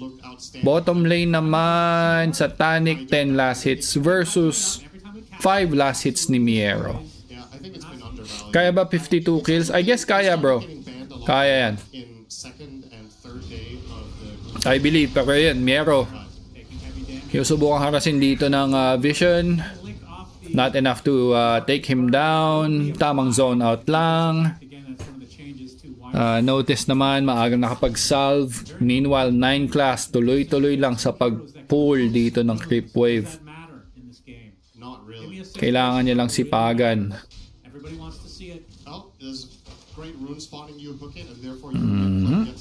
Arrow. Sinicure lang din yung range creep. Same thing.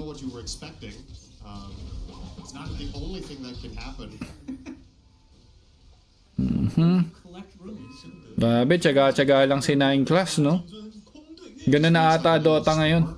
Quiz, nabalitaan mo na ba yung singer na babae sa kantang Dota ako? Oo nga, oo. Kanina, nabasa ko kanina. 30 years old pa lang, namatay siya. Hindi ko lang alam kung ba. Car accident ata. Pagkakaalala ko. Grabe, no? Napapanahon. Na GG. Dota yung nanalo, bro.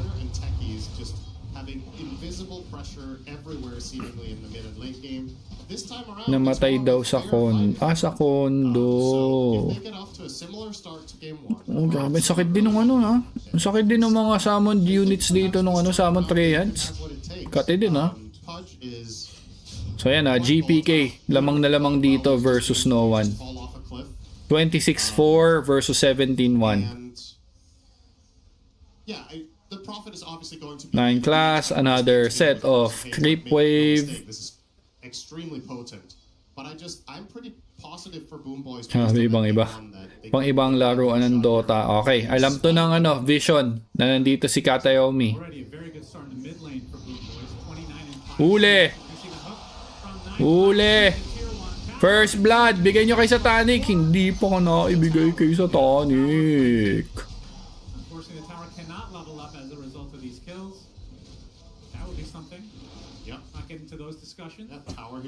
Nakita sa camera syempre. Ano yun? Easy hook yun.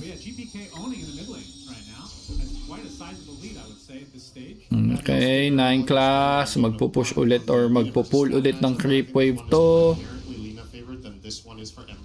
Si Slardar 17-4 guys ha. Last hits niya dito against Tiny.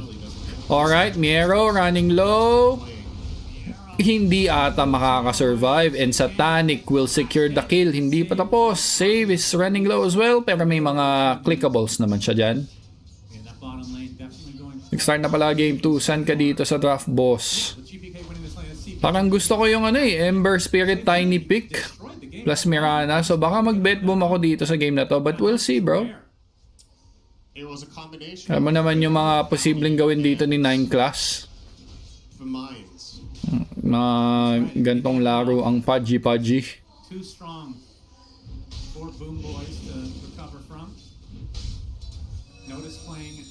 Tapos ito pa. So sa nakikita natin, medyo na-own nga ni GPK itong mid lane. So 39-5, 28-2. So more than 2 set of creeps yung lamang dito ni GPK. Okay, susubok sila mag-secure ng 6-minute rune, power rune. Kanino kaya maibibigay yan? Meron na ditong Okay, naku po si GPK pa nga nakakuha. Kala mo si Noah na makakakuha nun no? Mas mabilis pa rin talaga yung kamay dito ni GPK. Saan ba pwede mag-bet ng taya? I'm not sure bro. Sa Pinas especially hindi ko alam. Sa Australia dito sports bet. If you want to do what he's doing here, which looks to be treads into Soul Ring and then Blink. Okay, oops, may pause tayo. What is happening? Okay, habang naka-pause guys, shoutout sa inyo dyan, 147 viewers natin. Thank you sa pagtambay dito ha. Please know that you're very much appreciated. Para hindi naman ako magmukhang tanga dito at kausap ko lang yung sarili ko. At least may nababasa ako mga nagchat-chat. Thank you so much. GPK.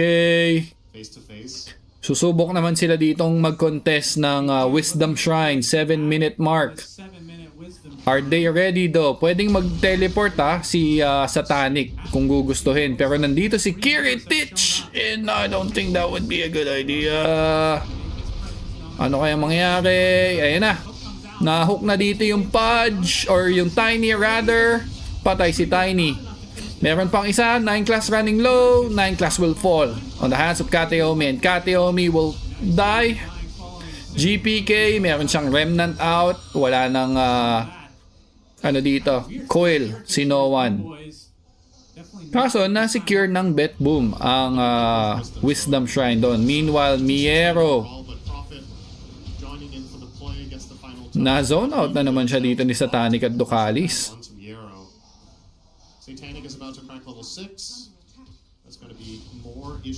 Pahingi skin ni Nana. Di pa ako nag-EML eh. Sorry guys, di ako nag-EML. Okay, Kiritich. Ang ganda ng body block ng ano. Yung body block ng mga summon treants. Oh my gosh. Kaso namatay yung ano, masyadong umasim din si 9 class doon. Pero kapalit naman yan ng Tiny.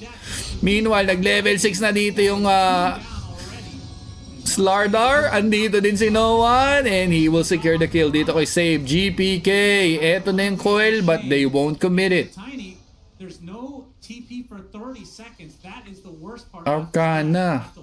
May Arcana ako kaso galing lang sa mga events. Hindi ako nabili ng item so hindi siya giftable guys. Unfortunately. Unfortunately. Another advantage for Vision. If Tiny falls behind significantly in this game, okay, first item dito na gusto ni Miero will be Kaya. Gusto niya i-amplify yung damage output dito ng Largo. Nature's Prophet naman of course. Mjolnir ang kanyang gustong first item. Standard naman yan. Unless magmi-mid ka, gusto mo ng Urn of Shadows. Hindi ko pa nakikita dito yung item ni ni No One, but I guess mag-aano siya doon. Yung blade. Kung ano mang pink blade yun. Yun nga, namamatay yung carry ng Boom Boys. Tapos si Satanic andyan lang sa ledgi. Ito na naman yung body blocks pero hindi na nagtagumpay this time. Naka face boots si Miero. But again, so zone out na naman siya. Yun naman yung ano dito. Downside dito. Yes, makasurvive ka pero yung economy mo medyo mahirap. Okay, na-secure ni No One. Ayun nga yung blade na yun.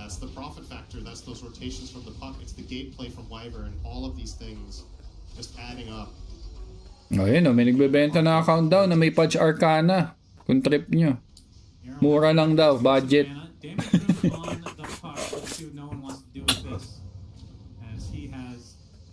He lost the lane initially. You can see network-wise, he's top 2 in the game. So having himself a very good comeback now. Going 2 assists will help. Satanic, it's only just beginning. Here comes the Maelstrom. 10 minutes 40. A very good time. I'm so glad I added him to my fantasy. This guy is a beast. Kata Omi. Try to lead the way here for Boom Boys. Okay. May engagement dito. Mamamatay kagad si Kateomi. The hook coming from 9 class. Magli-leap out naman dito si Save. Pero nandito si Notice to chase down Mirana and Mirana. Nice try but not enough.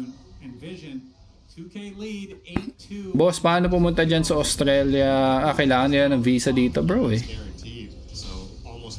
Watching from Canada, Freakaholic. And shout out to your friend. Parang narinig ko na yan bro. Hindi ko na sasabihin. Narinig ko na yan. Shout out na lang dyan sa friend mong malaki.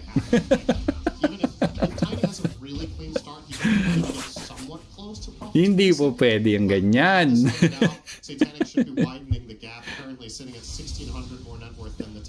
Minsan na akong minsan na akong nadali ng ganyan, brother.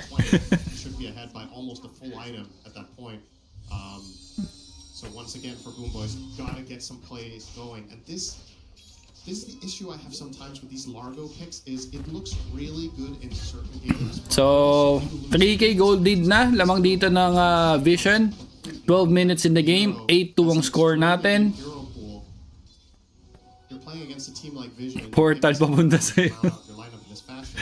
Kung ganun lang kadali, bro. So yan, Maelstrom is ready for Nature's Prophet dito ni Satanic.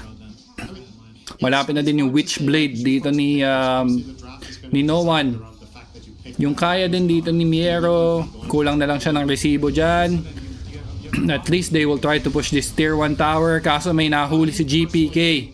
Ducalis, tamang gamit lang ng mga puno-puno, buhay pa rin siya.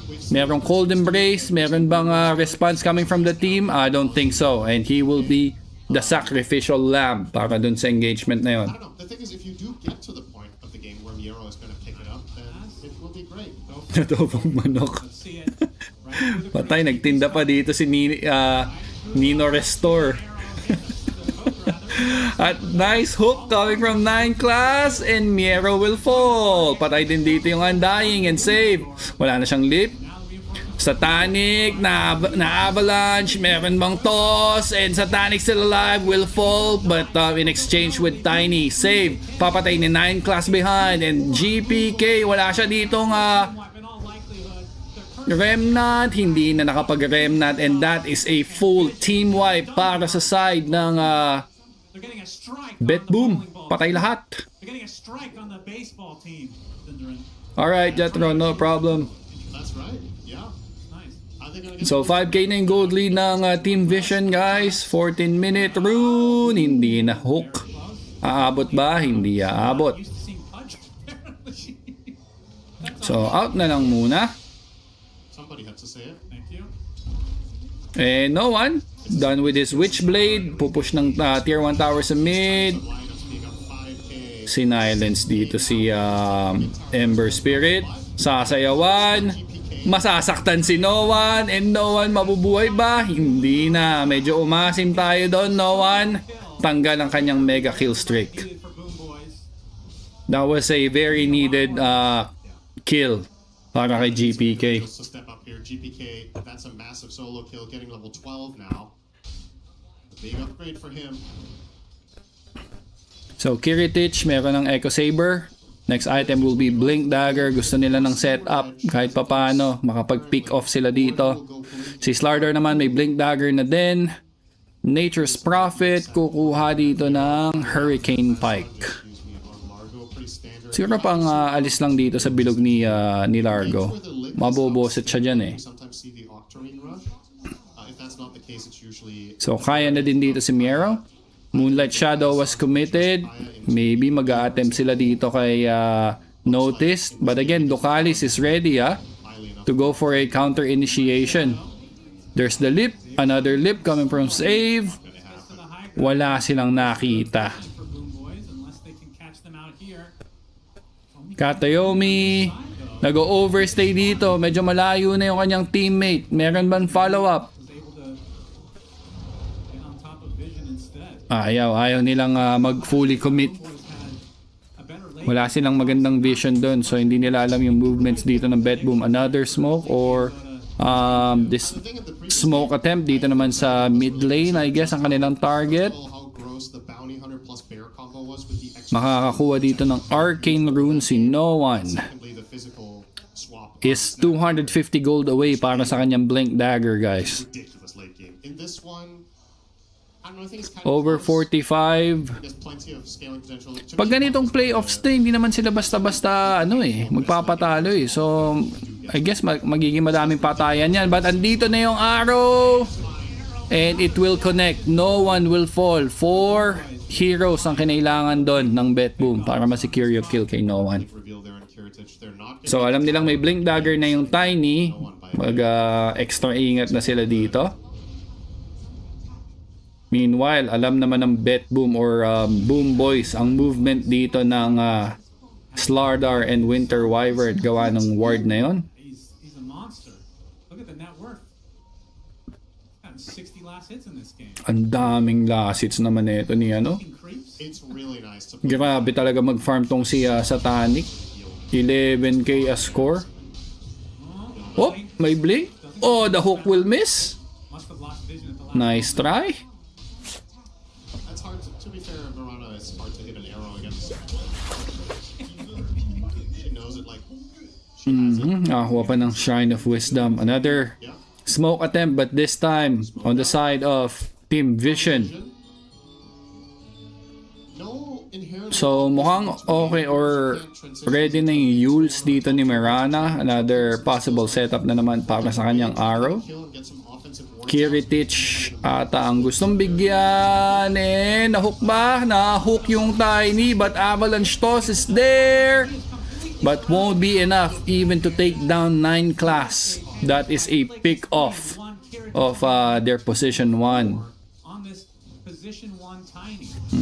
It was a double-edged pick. Tiny is very good against the pop, but you are picking it into Wyvern, who I would argue is maybe Okay. No one. Nakagawa ng Uy, teka lang. Medyo nasasaktan si Notice. Walang Uy, ayun na. Nadali siya ni Miero doon. Alam nila kung nasan si 9 class, guys, ha? They know where 9 class is. When you get corrosive hazed, you die so fast to a prophet. Yeah, I mean, we've seen it with which would you rather have? Oh no, bumalik. A Kez or a Nature's Prophet? A Kez. Okay. Pero ayaw nila si 9 class. Gusto nila bigger fish. I think I don't know how many games we've cast. So, magbi-BKB na si Satanic, guys. Oh my god, ang yaman.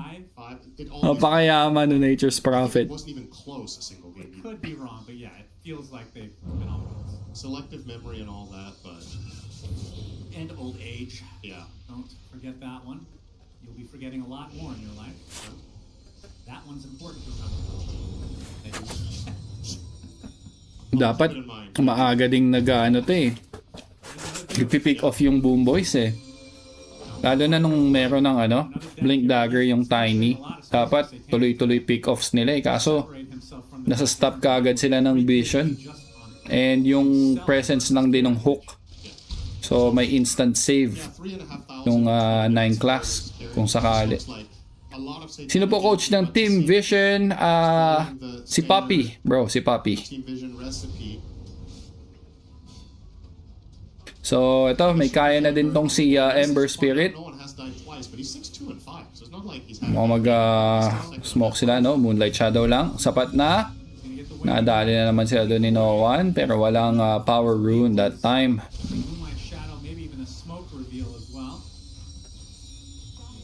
Very timid here. Eventually, Heritage will start hitting the tower. Looks like Vision want to fight for this. Oh no, na-root siya dito and patay kaagad si No One. Meanwhile, hindi pa rin tapos yung team fight. Running low dito yung Slardar. He will fall on the hands of GPK. Meanwhile, Satanic, medyo nandun siya sa gitna. He's running low, still alive, but still fall. GPK buhay pa rin. Pudge! Oh, nasasaktan siya. Miero, dinilaan, and 4 heroes down para sa Vision. Ducalis, he's the next target, and ultra kill para kay GPK. Ito nga yung ito nga. Ito nga yung Ember show ni GPK, guys. Bit 7617, shoutout sa'yo, bro. What's up, what's up? So may Kaya and Sanch na pareha, si Miero at saka si GPK. Masyadong maaga siguro yung talon ni No One doon. Masyadong maaga yung talon. And Satanic, nasa low ground siya. So destroying the tombstone, and that was a little bit too late doon para kay 9 class, I guess. It was very close though, Satanic. It was. That is massive. That's 2/3 of the lead down the drain. Shoutout sa'yo, Jello. Oy, teka lang, 9 class, nahuli siya dito ni Save. Will he survive? I don't think so. Napapalibutan siya ng 4 na heroes dito ng Bet Boom. At eto na nga yun, no, yung mga pick-off and arrow setup ng Bet Boom. Ito yung kailangan nilang i-utilize to at least even this series. Nasa Israel, Hindi. Oman yan bro, sa Oman. Sa Oman ako nun dati. But yeah, you have good memory bro. Wala na ako doon, nasa Australia na. Pinalad tayo dito sa Australia. 4 years na tayong nandito. So, awa naman ng Diyos. Yeah. Thanks for asking, brother. Progress his game. I have my concerns about the Largo, but now that fight has happened, his game is gonna start looking. Kaya din nahinto ako mag-cast dahil yun na nga, nasampal tayo ng realidad. Kailangan nating kumayod more than casting. I don't think casting itself will provide enough financial support para sa family. Kaya isinantabi ko muna. Na-miss ko. Ang ganda ng TI this year. Why not? Let's make it happen. Kahit konti lang tayo dito sa channel, gusto ko lang mag-cast, gusto ko lang manood ng games. Goods na goods. Okay, so 1K na lang ang net worth lead dito ng Vision. Medyo medyo nag-back off din sila in terms of movements. Power spike ng bet boom guys, power spike ng bet boom. 9 class, nahuli yung Ember. Tamang kulit lang. At ayun nga, nasiring change yung dalawang support. Meanwhile, na-silence naman dito si GPK. Asa ng follow-up. Patay yung Winter Wyvern. Unstoppable na si GPK. At tuloy ang buhay sa pagkuha ng first Aegis. Moonlight Shadows committed. Notice, tinatrabaho na yung kanyang Uy, teka lang. Yari ka dito, Slardar. Patay. Patay ka, bes. Nahuli ka na sa camera. Ayan na yung team. Bet boom. Miero, dinilaan. Na-stun. Namatay. Killing spree na yung Largo, guys. Goods yan, pahinging kangaroo. Bawal bro eh. Bawal silang bawal silang galawin dito bro. Pumapalag. Ano ka? Walrus punch ka. Or kangaroo punch kung ano man tawag doon. Pati walrus kangaroo kick. So, next item dito ni Kiritich will be Assault Keras. Ito na nga, dinodominate na nila yung triangle area ng Vision. Meanwhile, si Satanic still sitting at the top of the net worth. But kung mag-scale din yung mga cores dito ng Bet Boom, hindi niya kakayanin na siya lang yung tatangki dito. Kailangan meron ding item yung ibang cores ng Vision kung gusto nilang at least tumabla sa team fight.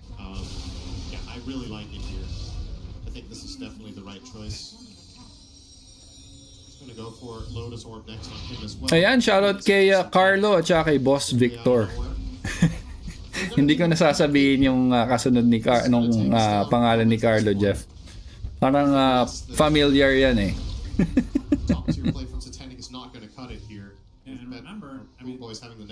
In the last TI, we mentioned this, but Satanic was on a pretty hot streak, and then on the main stage, kind of. Game 1, game number 2 na. SJ Ranke.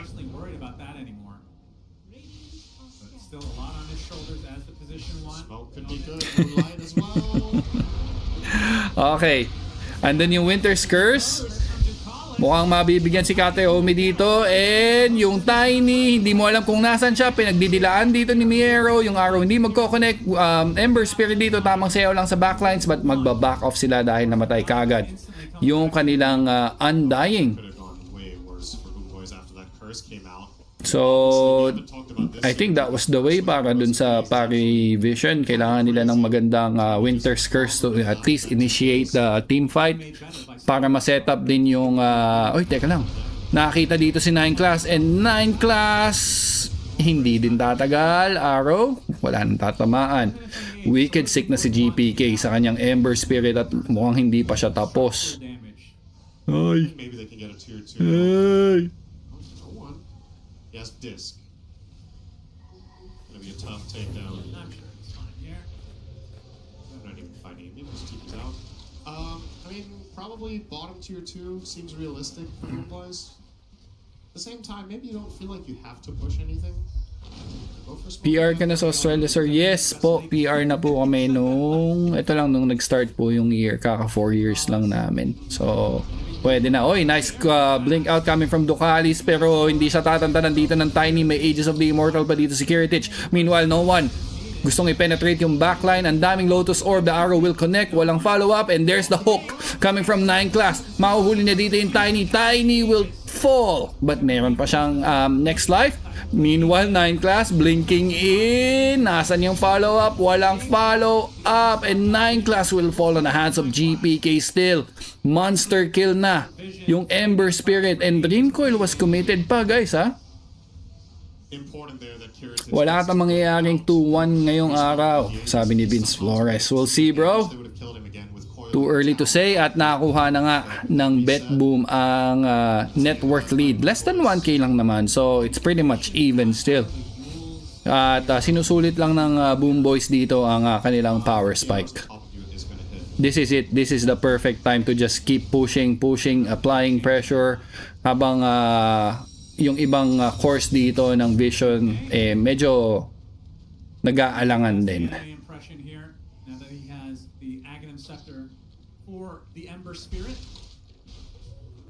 Shoutout daw kay Carlo, sabi ni Jefferson Calderon.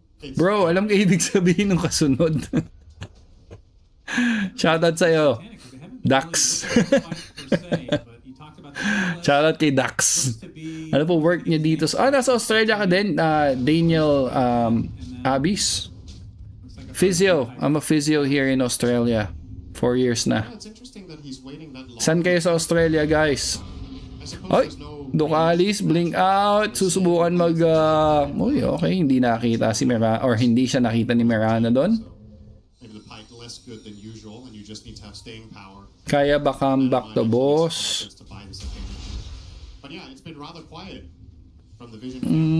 Hindi pa naman sobrang ahead yung Boom Boys, guys. Kumbaga right now, they're supposed to do this. They are supposed to apply pressure constantly dahil hindi mo gustong mag 6-slotted yung Nature's Prophet. Telco, nice, congrats. Kayo yung nag-BMI check? Not really. Pag kailangan lang. Pag may problem sa, like, you know, obviously, pag may arthritis yung patient, tapos alam mong medyo mabigat yung pasyente, so i-check mo yung BMI, bigyan mo siya ng reason kung bakit kailangan niya magbawas ng timbang para makatulong sa arthritis niya. So, mga ganun. But not all the time.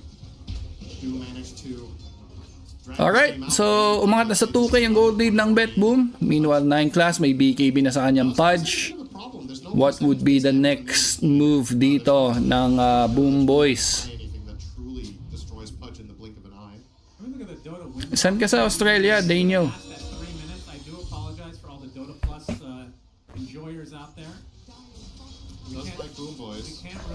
Kaya ba, boss, over 50 ang duration?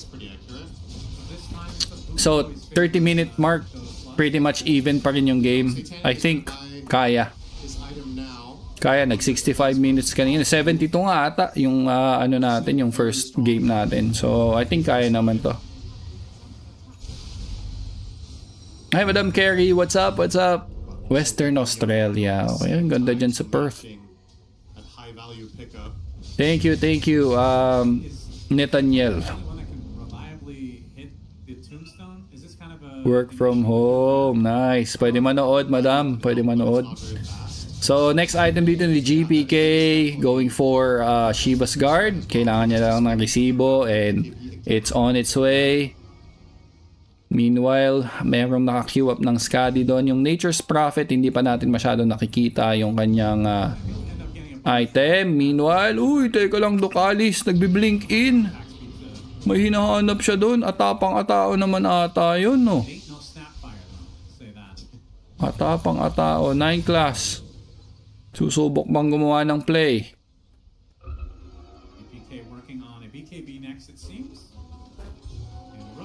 Thank you guys. Thank you sa mga nakaka-appreciate ng mumunting channel natin. Thank you. So another Shiva's Guard para dito sa Largo naman this time, but napakalayo pa. So meron na silang Shivas kay GPK, pero another one is required, I guess, para lang tuloy-tuloy ma-stop tong right clicks ng or ma-slow down yung right clicks ng Nature's Prophet na may Satanic, meron Dragonlance, merong Daedalus, and bubuin niya na yung Pike para lang meron siyang escape kahit papaano. Oo, Vince, Dota 2 lang eh. Wala na ako ibang nilalaro eh. Dota lang. Dota lang sapat na. Seselos na nga yung misis ko sa Dota eh. Dadagdagan ko pa. baka sipain na ako palabas ng bahay nun. Alright, may BKB na yung Tiny, so they would instantly go for a smoke. And 9 class, he wants to just mess this one up. I-break niya lang yung smoke, kaso may Moonlight Shadow. Nasaan yun? And BKB out. Okay. Okay, nakita niya kaagad. Physical therapist po, yes. Yes, PT po. PT tayo dito. Nakakapagod siya. Ano po na sa Game 1, Vision. Team Vision. Uy, Kiritich, makakuha ng double damage. Siya, dinilaan muna, no? Grabe, sipin mo yun. Dinilaan tapos pupulutin mo. Tay tayo dyan.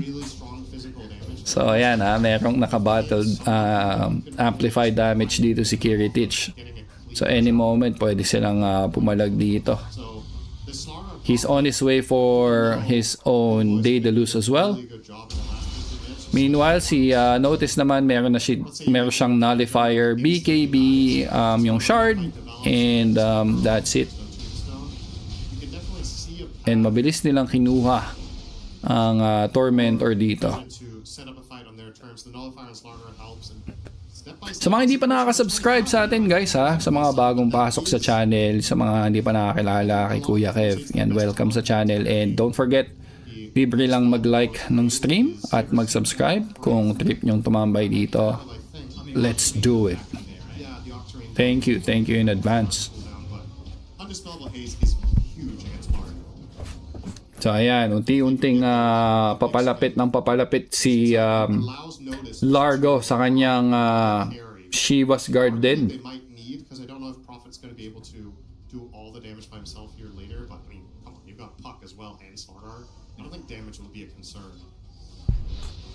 Nine class. Ano kayang gagawin dito ni 9 class? Uy, may hinahanap sila dito. Yung Winter Wyvern, makikita nila. Oh no. Ayun, nakita si Ducalis. Ayun, nahuli. Okay. And he's dead. Godlike na si GPK. Patay. Patay si 9 class. Ba't ka naandyan? Andun yung ward eh. Hindi niya naman alam. Pero gusto niya sanang gumawa ng play. Ng rush play. Gusto niyang gumawa ng mga kakaibang play.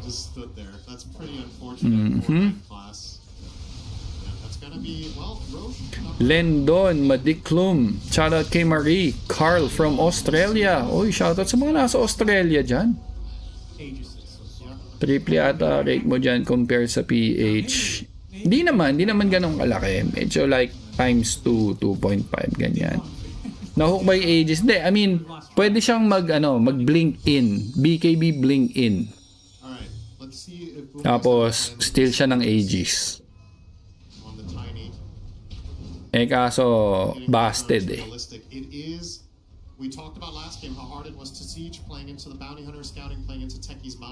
Sino po nanalo game 1? Vision. Guys, Vision yung nanalo game 1. Walang bearing ang gold lead. Yes.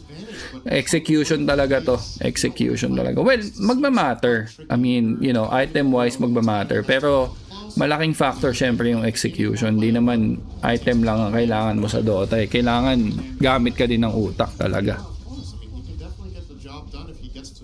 Gaming 101. Teka! Sin Gaming. Si Sin Gaming ba to?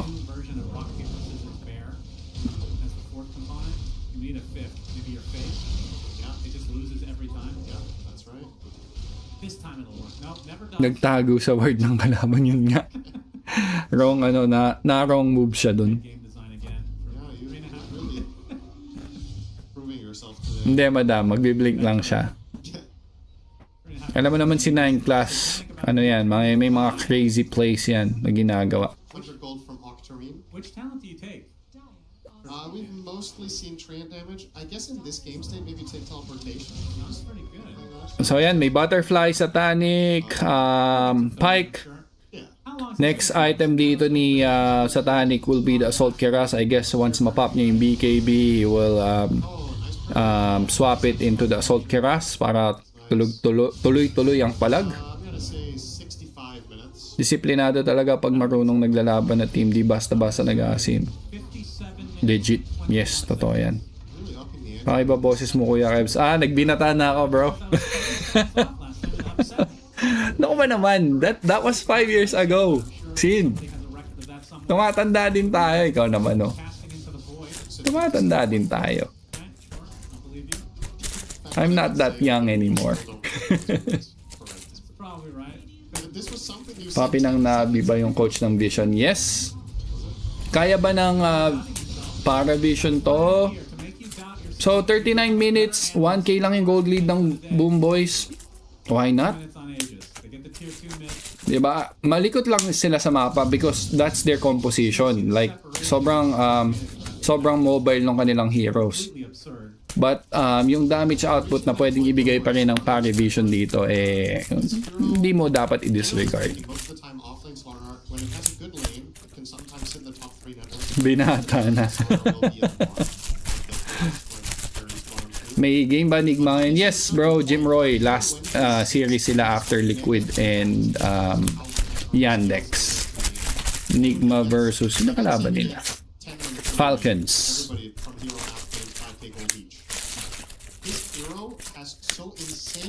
And mag-iiba pa story na to pag nag 60 minutes to guys, pag nagka tier 5 items to, mga game changing tier 5 items. Ano na nawala kanina? Spirit. Do you mean anong nanalo? So nanalo Team Spirit 2-0 for series natin, brother. Sino pumalit sa'yo na cameraman sa flip top? Ano money hack boss next game? What do you mean money hack? Sige nga. Enlighten me. Oy, teka lang. Munti ka na yun. Diba? Likot lang sila sa mapa. Pero every time na gumagawa sila ng move to at least get a pick off, that's extra time for Satanic to get all his farm. Ang magiging lang dito, problema ng Vision sa team fight is pag si Satanic yung unang nabigyan kagad. So, malaking bagay yung magiging dito, pwesto ni Ducalis to counteract that yung crowd using that Winter's Curse. Oy, nandito na yung save. So, Kiritich, susubukan na lang i-pull out ni Miero. Naku, wag kang magpapaniwala sa akin, Vince. Napakamalas ko sa mga bets na ganyan. Tanungin mo na lang ako kung kaya ganyan. Pero wag kang mag-rely sa akin all the time. May history ako dati nung nagkakast ako na pag nag-predict ako, yung mga viewers, yung kabaliktaran, yung pinipredict at nananalo sila. So, wag kang magtitiwala sa akin, brother, pagdating dyan. Nakakontrahin mo. Okay. So, over sa duration ako. So, yun na. May nagtanong 40 minutes duration over. Ayun na. Ayun na yung sagot.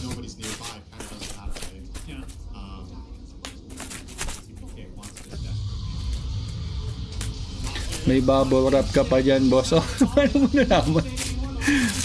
Paano mo nalaman nagbabubble wrap ako, ha? Okay, teka lang. Patay ka agad si 9 class. Naka-BKB pa yan. Teleport na lang dito yung Slardar. Satanic! Pumasok habang nag-TP out yung Slardar. Okay, Winter's Curse. Hindi na nakaalis si Satanic. Yun lang. Yun lang talaga. Naririnig pala. Yun lang. Na-late si Satanic doon. Kinailangan na mag-bail out nung Slardar. Yun yung power nung dalawang Shiba's Guard, guys. Nakita nyo, ang bagal nung right click nung Satanic. Naka-butterfly pa yun.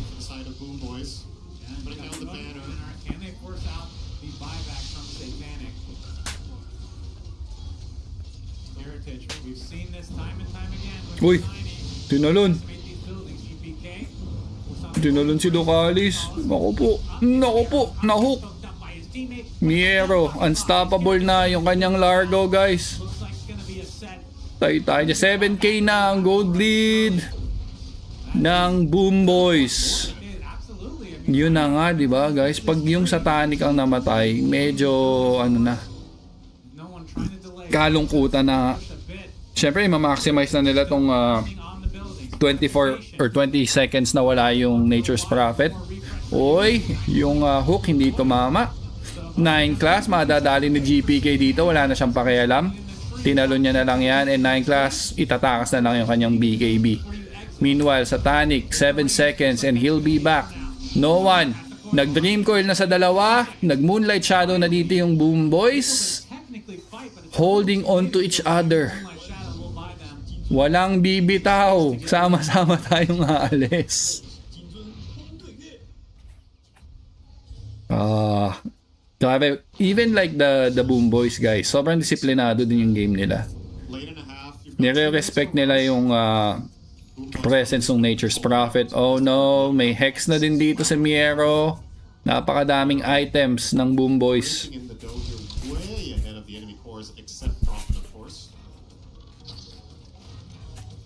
Satanic pa rin naman yung top of the net worth, pero lumobo na sa 9k yung gold lead ng Bet Boom.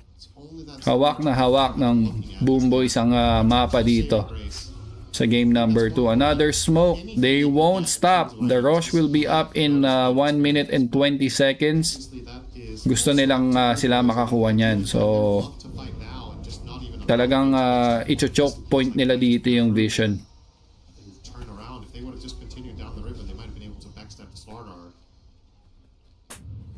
Tumatama yan, tapos pag di ka lumalagay. Okay. Ganun pala yan. Ganun pala. Thanks for the tip, brother. So hanggang predict lang ako. Pero I cannot get anything from it.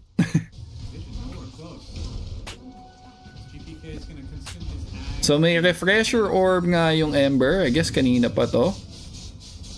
May possible another slot siya dito once na bumili siya ng Aghanim's Blessing. Probably Octarine Core din para kay GPK kung wala man.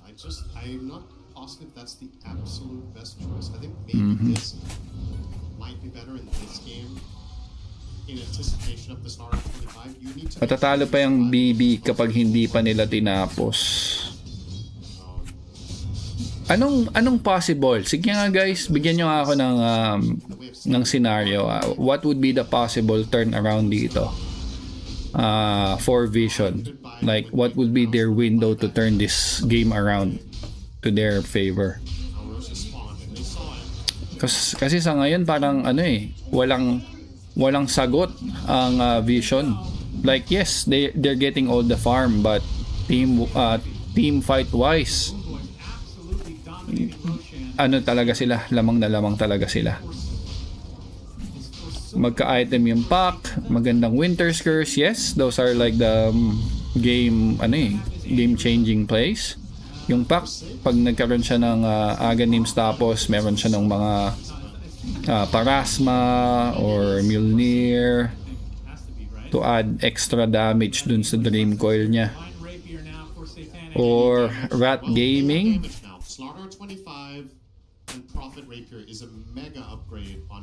Tower lang ata goal ni NP, same sa previous game. Parang ganun na nga, no? Parang ganun na nga.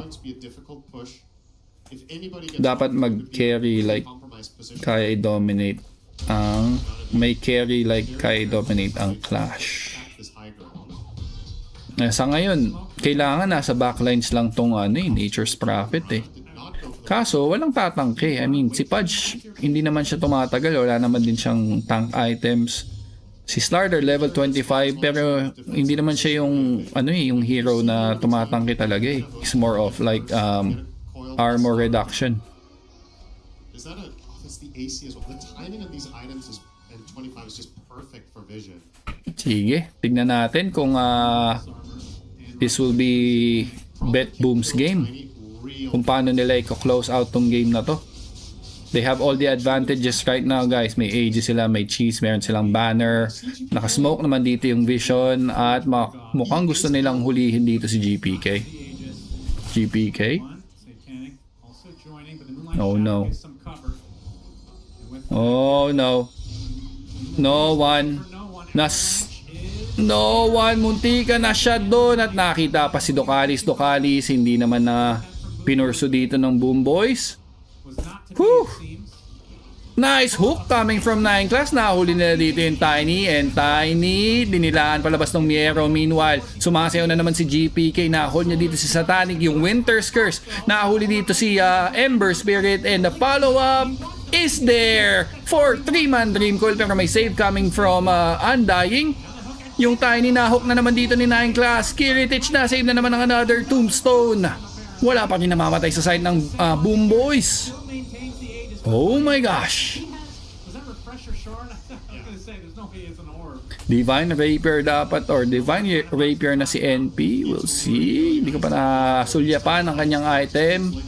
Kaso nandito na nga yung banner. Ayaw basta lumapit dito ni Satanic at baka matalunan siya. Meanwhile, Ember Spirit nagbigay na ng kanyang remnant dun sa loob. Tamang slide of fist lang. Satanic na ba BKB? So, kinailangan niya yun para matanggal yung Rush Banner at yung hook maglaland kay Tiny. Eto na yung Ember Spirit, yung stun hindi nag-connect. Tamang out lang dito yung Ember. Wala na namang nabigyan.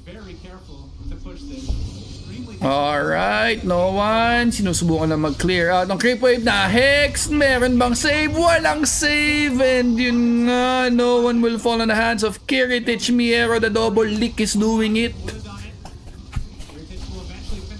The pressure is on at eto na si GPK. Sumasayaw na naman. Hindi nila mahuli.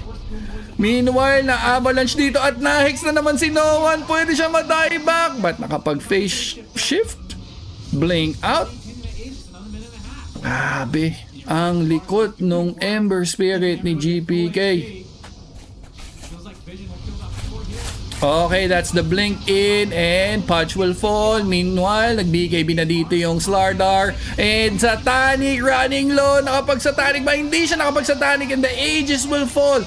GG was called and game number 2 will go for Boom Boys. 50 minutes. Sakto guys yung 50 minutes na nagtanong dyan. 51 minutes na tapos yung game. Woohoo! Hindi na nila hinintay yon yung chance na maka-full item yung pack. So, tabla yung ating series, guys.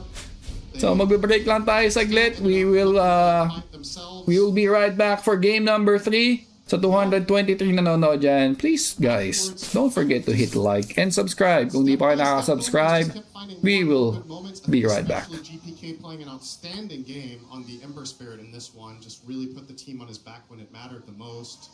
It was godlike pretty early in the game, I do believe. You get good fantasy points for somebody that loses but is still top net worth in the game because Satanic had a bestial performance, as some would say, Cinderin. I believe it's only your best game that counts, right? Surely you'll do better than this. Okay, I guess that's... The previous game was worth more. Okay, well that's good for the fantasy enjoyers right there. We'll go to Sheever, who enjoys fantasy quite a bit as well.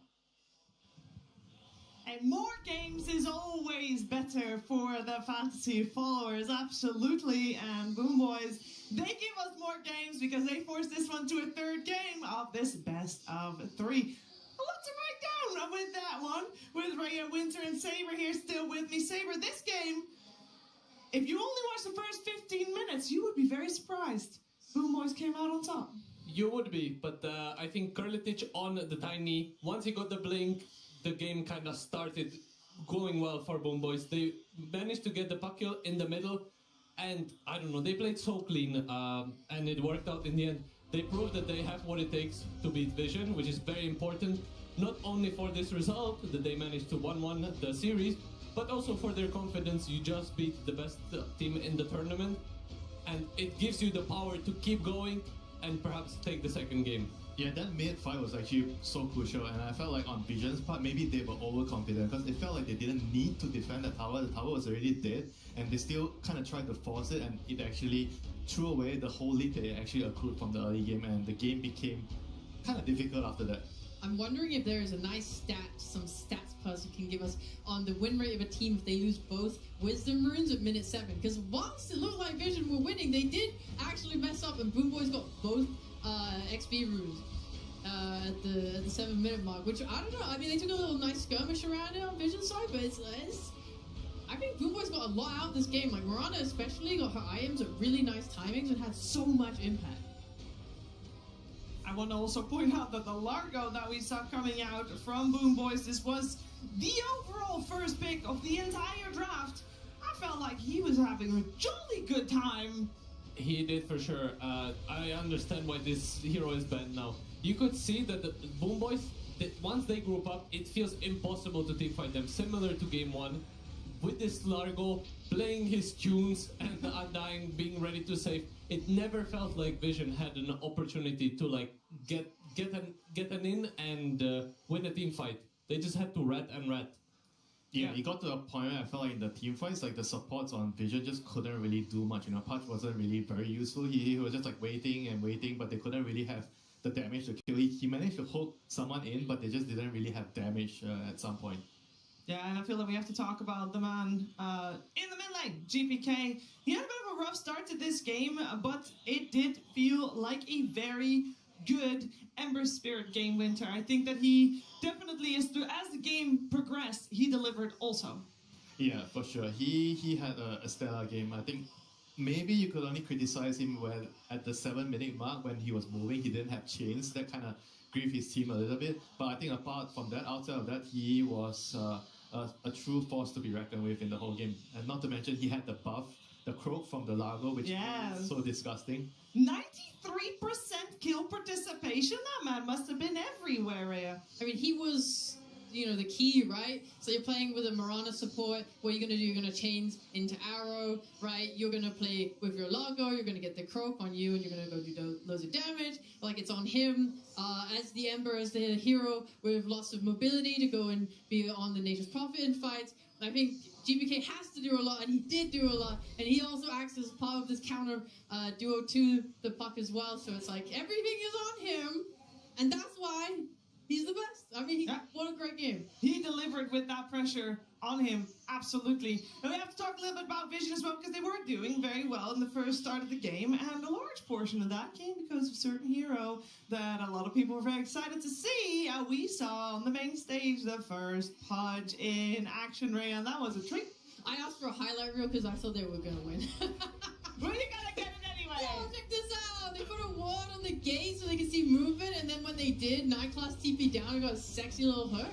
Got a nice little kill there early. He was doing a lot of wave dragging. He always showed up for his team and got those nice little hooks. Puck coil stun into that. It's nice.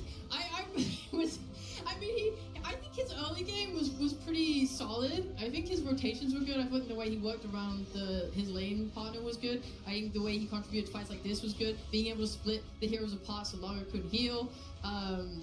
This was an insane one. He got the Tiny. Yeah. I mean, he also got Tiny 3 times at the end and it did nothing. There was a certain point where Pudge would blink in with the BKB and bite like Tiny or GPK on his Ember, and no one really had the damage output to follow up and actually get the kill, and then the hero becomes useless because it doesn't do anything anymore. Yeah, it looks flashy, and then it's like, okay, well that was fun. Now what? Because I don't want to talk about how Vision kind of lost into the grip on the game they had in the early stages of the game. Yeah, I mean at the same time, I felt like they were in a position where they could have definitely won the game. I felt like after the first 15 minutes, they were in a fantastic position. They could have just controlled the game, get the Tom, get the Roche, and the game would be theirs, you know. But I felt like they were too confident, because even the tier 1 bot, the safe, I don't know if you guys remember, they TP'd heroes to defend, but they barely defended the tower, and then that gave them kind of a little bit of, oh, we have the power to defend the next tower. So they went and defend the next tower, and they lost that fight, and they lost a lot of their advantage. There, this is a little bit of an extra tail where we see the hook still on the tiny. It doesn't do as much as I'm sure. I mean, it's also like the support just lost a lot of usefulness against Ember Spirit later on. You couldn't really do anything against GBK as a Wyvern and Punch. But also watch Largo in this fight. Every time he gets an amazing hook, boom, just gets licked back. It's the counter hook. Yeah, and like the heals from him plus the Undying Soul Rip as well. It's like they just don't have enough to get through Tiny's HP pool. Meanwhile, you have like Mirana having endless utility throughout the game, like buying that Yules to make more pressure onto Puck with the like Yules into Arrow, buying the Ags, which helped clear out a lot of the like tree amp pushes from Nature's Prophet. So Mirana was often able to go TP back and like push the lanes out easily and safely, and then return back to the team. So like I think we saw a nice little support diff. Yeah, there was a little bit of that. There was also a pretty clear point as to when Vision's boss stopped, because around the 20-minute mark, and that was, Saber, when there was a fight, we're like, hold on a second, Boom Boys have something to say about this one. Yeah, as Winter was mentioning, they got a little bit too overconfident in this fight. I think they kind of forced it badly with the Puck ulti, and very nice team fighting from Boom Boys. You could see that when Kataomi drops his tombstone, now Satanic spends like half of this fight hitting the tombstone and not really dealing damage, and that was enough for them to like have enough in the tank to just kite them around for Miero to heal up and deal his overtime damage, and eventually they end up winning this fight, getting all 5 kills for free, which is exactly what they needed. As you can see, even at this point, Vision have like 2k lead, but so if they weren't able to win this fight, it would be big trouble. However, they were able to capitalize on their mistakes, and they took it home afterwards. Now, we all heard Poppy after the draft was done, and he said that game 1, actually, Winter, should have been a loss for them as well. So are you worried for them at all going into game number 3 soon? I don't think so. I think game 1, they played really well. Game 2, they just had a problem with their heroes where they just couldn't have damage at some point, you know. I think if they just made some small little adjustments with the heroes, and it would be fine. The Pudge was kind of like, I don't think they would have done it, personally, if it wasn't a 1-0. I think if it's a 0-1, they would not have tried the Pudge here in this game. Oh, there was also... I know you don't agree. No, yeah, it's yeah. fine. I know you think that he just wants to play Pudge. Right. I don't like the Pudge anymore. But I do think that there was that critical fight as well when they hit a really good IM timing with Satanic. Like, he had Satanic and all these other IMs. He was ready to go and noticed BKB TPs out of the team fight on the mid-river as Satanic TPs into it. It was a horrible miscommunication. It lost them, like, so much synergy. It was literally just him versus 3 heroes, which should never be happening. And I think that might have been, honestly, the moment for me where they lost the game. Yeah, a little bit of communication and also issue there. Yeah, I think they just needed to back. I felt like they didn't really need to take the fight. They needed to have the patience. I think this game, they lacked the patience. They were a little bit too ahead of themselves. Maybe the scoreline played a factor in the head. They felt like, oh, we just won the first game and we want to, you know, finish this quickly 2-0, and they made a couple of bad errors and the game just gone out of control. Yeah, it got out of control real bad, and then sometimes in a game like that, and you have a Nature's Prophet carry, I would imagine that there is still a way back in, maybe to, you know, it's Nature's Prophet, you can rat a little bit, you can take some towers, you can basically go the lone druid route. Saber, why didn't that happen? Why wasn't that possible? They were trying to do it, and Satanic was able to rat as much as he could. It is just not easy to do it against Tiny, with Shadowblade, who's running around trying to pick you off. Yeah, they prolonged the game as much as they could. However, eventually in every single Dota game, you have to teamfight the opponents. Once they got the Roche and they came to Vision high ground, you have to take the fight with punch hooking heroes in and hoping for the best, which is like the best fight you can get. It was unfortunately not enough because the Largo would just lick you out. Sorry, right? Thank you, Sam. The high ground. Great. I do want to talk about that because that was overall first pick. Surely that's the answer. Right, you're gonna ban that. Largo? Yeah. I mean, he has been first phase banned like every other game. So I suppose you 15 years ago, I think it synergizes just way too well with the current mid pool, and it just makes it's so good against so many heroes. Let's get it out. Yeah. I mean, I'm gonna say again, like the pick order. Like if you're first pick, I just feel like it's easier to plan everything. Yeah, and this was Boomboy with the first pick. We did see the team where Vision had first pick. They were the ones that came out on top. As we're looking at the international stats going into this, Largo was kind of not talked about that much. We see him here sitting at a comfortable 50% win rate, very much in the picture. But what made it that he now is first pick, first ban material? Is he just that easy to plan your drafts around? I think so. I think it just gives you everything you need. It gives you team fight. It's a strong laner, and it's not easy to pick heroes against it. I think you need some special, like, kind of draw ranger kind of heroes to deal with him. So for me, it was partly the Largo impact, and then partly Vision not having Darkseer as they did in game 1. As the Slaughter, not displayed well. However, the Darkseer impact, it's like much more visible. He gets to push all the way. You can see it in the team fight. When he vacuums, it's just crazy good. Yeah, so I think they kind of need to aim for that. We'll see which one of these two teams will play crazy good in game number 3. The score is tied for the first time in the main event. They won here for the international. We are gonna go to a third game of this series, and the last people out of the gate are the two coaches. They have a lot of work to do in this one. If we already know, or at least in this series, it seems to be that a first pick gives you a little bit of an edge, Winter, and you're going to go in as the second pick team. How are you going to try to compensate for that? What is the plan? I don't think you have much of a choice because the ball is in the first pick side. They're going to choose something, and you cannot ban everything. You need to take a trade when you're the second pick team. And we've seen what Lina, Undying, Lina, Lone Druid. I think you just have to pick one and you have to play against it. Yeah. I also think if we look at the drafts from last game as well, they picked heroes that rush blinks. And we already had a discussion earlier today about how, it's nicer on some heroes in the off lane to get like a Helm first or something before this blink dagger. Instead, you have a 12-minute blink out of a Slardar, a 16-minute blink on a Puck, you have a 23-minute blink coming in on the Wyvern, a 15-minute blink on the Pudge. It's just like 4 heroes with blink daggers, whilst the enemy has like Sanj and Kayas and stuff, and they're outputting so much more damage and being so much more tanky that your spells alone aren't enough to do this damage. Yeah, that's why the mistake they made when they defended the mid tower was so bad, because of the items they bought. You're buying like fighting items and you're not fighting. You're not fighting well. They were trying to fight, but they didn't fight well, and they lost the fight. Yeah, that is a big problem. And with that in mind, that seems like super easy fix. You can just say, guys, stop. Don't buy a blink.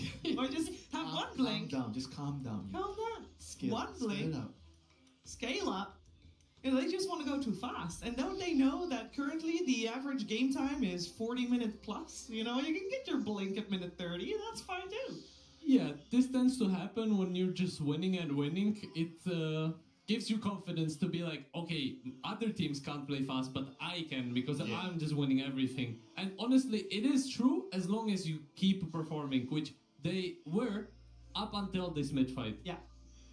Oh yeah, we haven't talked about it, but I do want to give a shout out to the Satanic Nature's Prophet, because I was watching my mini-map the entire game and looking at the little blue dots that keep coming out of him every time he presses trance. It's just so cool. Like, if you have time to go back and look at the replay and watch it, he's just always sending the trance out to scout, like when he's farming the tribe. What was it, 33 minutes? You were telling me he's still blocking Ancients? He was still blocking Ancients for 33 minutes. Like, they weren't even farming the Ancients anymore because they were playing on Vision's side of the map. So sweaty. Still sweating it, yes. Like, the amount of vision he was getting for his team by sending these treants out, like when he's farming triangle, he sends like 4 or 5 treants out into the enemy jungle to scout like where they're playing, so that he knows, oh, if they're not there, maybe they're smoking to his position, you know, or if they are there, he knows that he's fine. This kind of like information control is so powerful, but you have all these blinks and you're not making use of it. So I really think there were some problems with the... Satanic got let down by his team. That's what I'm hearing. I wouldn't say that. That would be inflammatory. It might just have been the case. Now, he had his first pick, Nature's Prophet, or second overall pick, I guess. And unfortunately for him, I did not have the backup to make it come to fruition. But everything is different in a third game, because now both teams have proven that they got what it takes to take this series and guarantee themselves top 6. More importantly, stay in the upper bracket, because as we heard no one before the series even began, every team in the top 8 has a chance to take it all at the end of these 4 days. But we're going to find out which one of these 2 teams is getting that little bit of a leg up by staying in the upper bracket. But to decide that, we will have to go for a third game. Team Vision versus Boom Boys. Game 3. We got ourselves Boom Boys on the Radiant side, Team Vision on the Dire side, and the long-awaited question has an answer. It is Team Vision with the overall first pick. And he's back! And Bounty Hunter! And the Largo did get banned, the Earth Spirit did get banned, Lone Druid is still in the pool, Lena is still in the pool. I feel like I touched, you know, upon all the high priority questions here, but how are you gonna deal with the Lone Druid? I'm sorry, with the... That's exactly the thing. Alright. Lone Druid, they pick Bounty. Game number 3 na tayo, guys. Salamat sa 16 na nagstay dyan. Shoutout sa inyo. Game number 3. Who would have thought na aabot tayo dito? And it is in 9 class hands. So, binan na dito ng Parivision yung Largo. Sobrang naboset talaga sila dyan. So, lahat ng mga sustain heroes, Largo, Ayo, Necrophos, and Centaur, binan. Nag-Bounty Hunter ulit sila. Lina naman ang sagot dito ng Boom Boys. Nakaban yung SF, Trend Protector, Keeper of the Light, and Earth Spirit dito sa Boom Boys. Ayaw talaga nilang ibigay. Kaya no one yung Earth Spirit. So this is interesting. So you don't have to spend so many heroes that can charge at him like Spirit Breaker. So you can just kill him right away without TPing too many heroes. Something along those lines. I wouldn't mind seeing Spirit Breaker. Spirit Breaker, anything that can hunt the bounty. That is a Kataomi special as well, so definitely in their wheelhouse. Very true. I'm mainly hoping that Boom Boys learned their lesson from game 1 and 2, and they banned the Darks here, as I believe it is maybe the only hero that enables this Bounty Hunter. Score 1-1. We saw for both games that Angelo Gabriel 1-1 tayo. So game number 3 na. It's usually coming from 9 classes hero because it's this Wait po natin TA ni Satanic, sure win na. Sabi ni Play with Zyrina. Gondar easy win, sabi naman ni Jules. Play with Zyrina 1-1. Yan. So ban yung Dawnbreaker dito. Ayaw nila ng mga instant help. Gusto nila ano lang, solo killing lang. Pack naman yung binan ng Boom Boys. Sino kaya ang kanilang pick? Mirana, another Mirana game for save. Ano naman ang sagot ng Parivision? Yeah, but I think it has so much utility in general. It kind of helps counter heroes, right? Like it preventively helps stop some heroes from coming out. Just this like Yule's build is so effective. The anti-wave push. I want to know why they banned Dawnbreaker personally. I'm still lingering on it because it just seems so odd. I'm like, did they want to pick Enigma? What hero do they feel like Dawnbreaker is so good against. Potentially, Boom Boys wanted the Dawnbreaker because if the Bounty Hunter goes on anyone, at least Oh, there's Winter an Wyvern. Wyvern is the other. That's such a large commitment. It is. Oh, not disagreeing with you. We got a Winter Wyvern support duo complete thoughts because maybe a little balance. It is balanced. I like this as well. You deny Amber from Boom Boys because right now they don't really have a proper setup for this Mirana, and Amber is the best setup with these chains. So now Boom Boys have to respond to this. They could put Alina mid, as we saw. It is a nice matchup against Amber. They need some melee heroes right now. So, kinuha naman ng Vision dito yung Ember Spirit na kaninang nanalasa sa kanila nung game number 2. Ayaw nila ibigay kay GPK yan. So far, wala pang hero dito si Satanic. Usually, maaga nilang nilalabas yung hero ni Satanic. Also in the pool when he was banned the entire series so far. There he is.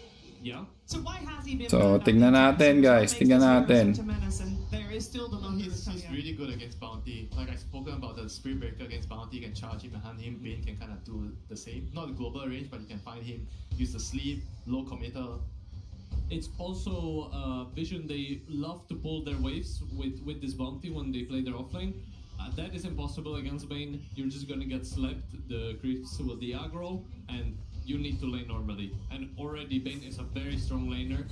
So, Bet Boom ang kumuha dito ng Lone Druid and Nature's Prophet again for Vision. No, I think I've seen Lone Druid. Okay. Oh yeah, you said it was the other way around. You're right. Ember ni Satanic? Possible kaya? Ember ni Satanic? Super high level, so I'm imagining he believes it's favorable, or maybe he believes the rest of the draft makes Kaya natin guys ha. It's kind of annoying. I feel like Medyo ano tayo dito. Lone Druid is afraid during the catapult wave for 4 minutes, like the MP TPs down with creeps to kill him. Yeah. So pumasok yung Bane. Dito for Boom Boys. Sobrang annoying to. If you can kill the Lone Druid, I think this hero, if you kill him once or twice, the first 10 minutes. So far wala pa magsa-stop nung ano niya. Nung Winter's tawag dito nung Finn's Grip. Well, Winter's Curse is a possibility pero it's too big of a skill para lang ma-stop yung Winter's Curse. But if that's what it takes to save your core, then might as well do it. And instead there will be 4 offlaners banned, which is kind of hard for both teams to be fair. So nagban ng Darkseer ang Boom Boys. Tide Hunter naman ang binan dito ng Vision. Underlord's really good here for someone has to ban him. Vision would want it. So and they have first pick coming out of the ban phase, so they can ban something else and then leave Boom Boys to ban Underlord.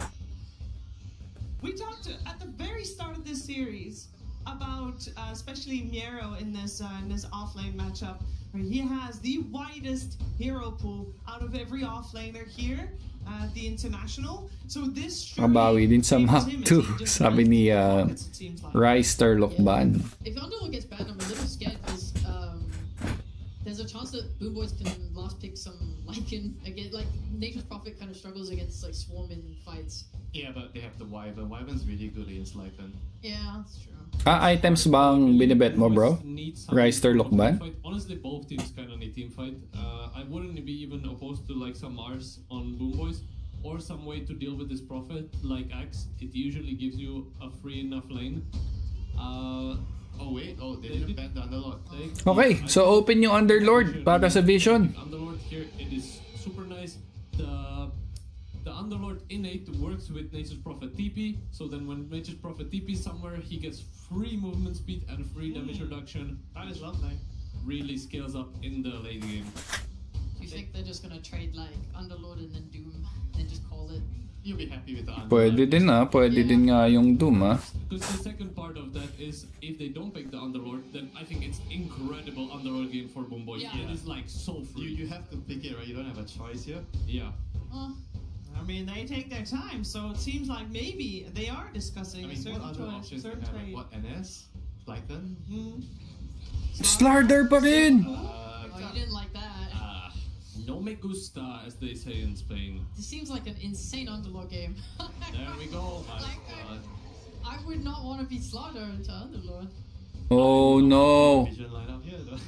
Para sa mga fans ng Vision guys ha, mukhang lugi ang Vision dito sa draft.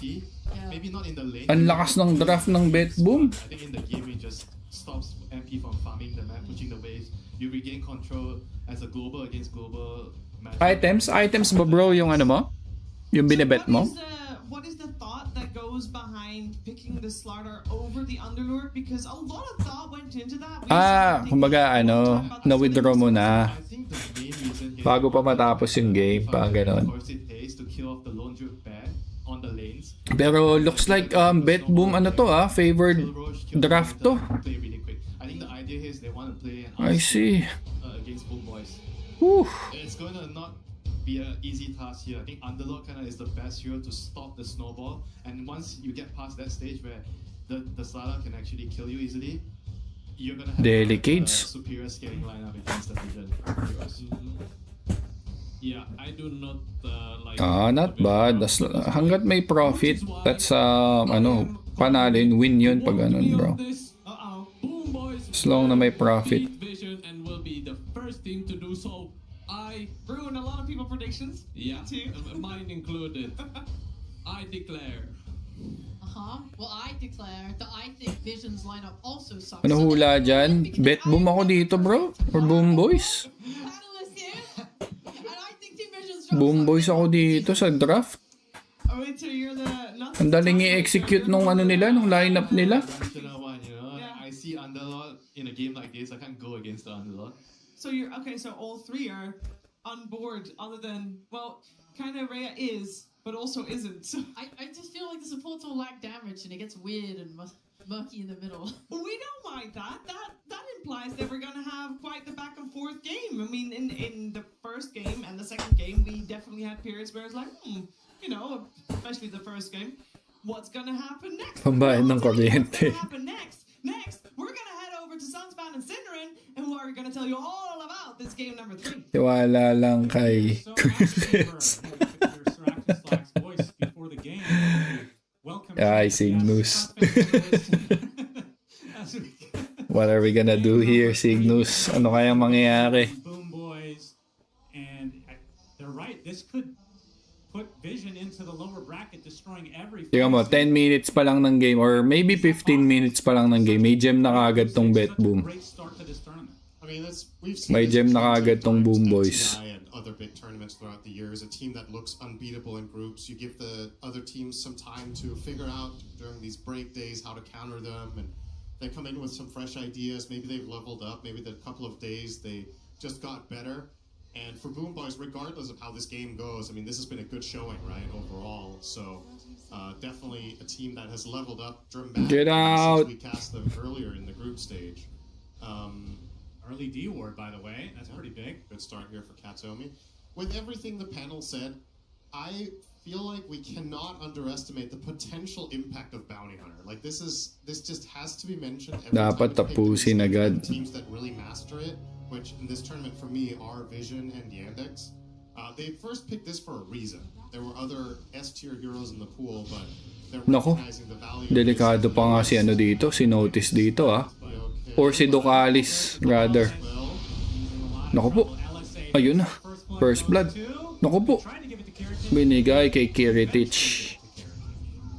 Good start for the Lone Druid, and we have seen Lone Druids, I mean, today especially. No. Start, and it's just...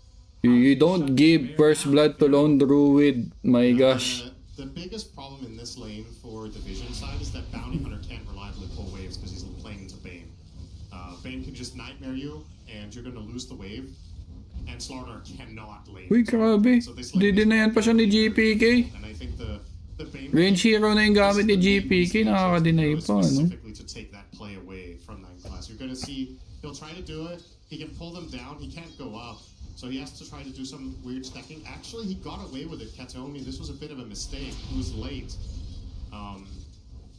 This might not seem like the biggest of deals. This is a really big deal, actually, that he was late to this, because sure, the waves are going to connect again, but effectively 9 class has now made a double wave for the Slardar, who otherwise genuinely might have been unable to lane almost.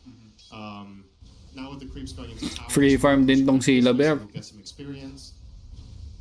Ay, hindi kinuha yung double wave. Obviously, it's a matter of by how much. Yeah. Well, already 9 class having a big impact on this game on his bounty hunter, the most annoying player to play against probably in the last. Ano yung JDG?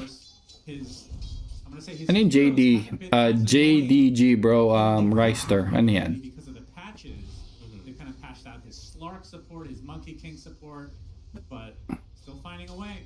And like we talked about, this is a bounty hunter without the Ion Shell from the Darkseer, so how much impact can he have on the laning stage? Already doing a good job. Yeah, it feels like this was. Lumalamang pa yung Lina ah. So yes, he did have good impact, but I think it was a bit of. Nakaka-deny po nga si GP. He just went for it at the perfect angle on Ang sakit. But still, you are absolutely going to suffer. Swerte pa. Nagmimiss lang ng paulit-ulit. Team sa LoL. Team ba sa LoL? Wala akong idea bro. I don't have any clue sa LoL. Unfortunately. Hindi ko siya na-try laruin. Yung top lane, stable pa rin naman yung Satanic. Pero hinaharas lang siya dito at tong Miera hinaharas lang siya ng summoned Treants na itong si Satanic. Yung mid lane mukhang tabla pa rin naman. Pero ito na yung zone out na ginagawa ni GPK. Talagang minimake sure niya na minamaximize yung advantage ng pagiging range hero niya. Liquid. Liquid ako mamaya bro. Team Liquid. Is this real or is this a meme at this point? Okay, Ducalis. Hindi tatama yung arrow. Meanwhile, meron dun sa top lane. Nandun yung Nature's Prophet at mamamatay. Yung Lone Druid. Pwede na rin. Yan ang kailangan nila. Kailangan maging active si Satanic sa team fights ng maaga. Somehow. And GPK nabigyan din dito. And Ducalis will take that kill. So 2-1 tayo. Kills in favor of Vision. Pero net worth wise, tabla lang yan. Napakaaga pa para i-check. Liquid, baka 2-1. Posibleng 2-1. Pero liquid ako doon.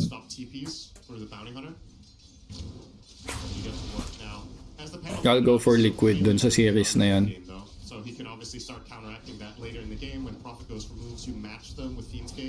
Okay. Kiritich. Okay pa rin naman yung last hits niya, 21 and 9. So, sobrang punish dito nung Slardar. Slardar 12, last hits lang, and 5 denies. Nahihirapan siya. Wala din siyang pang stun, so that's very unfortunate.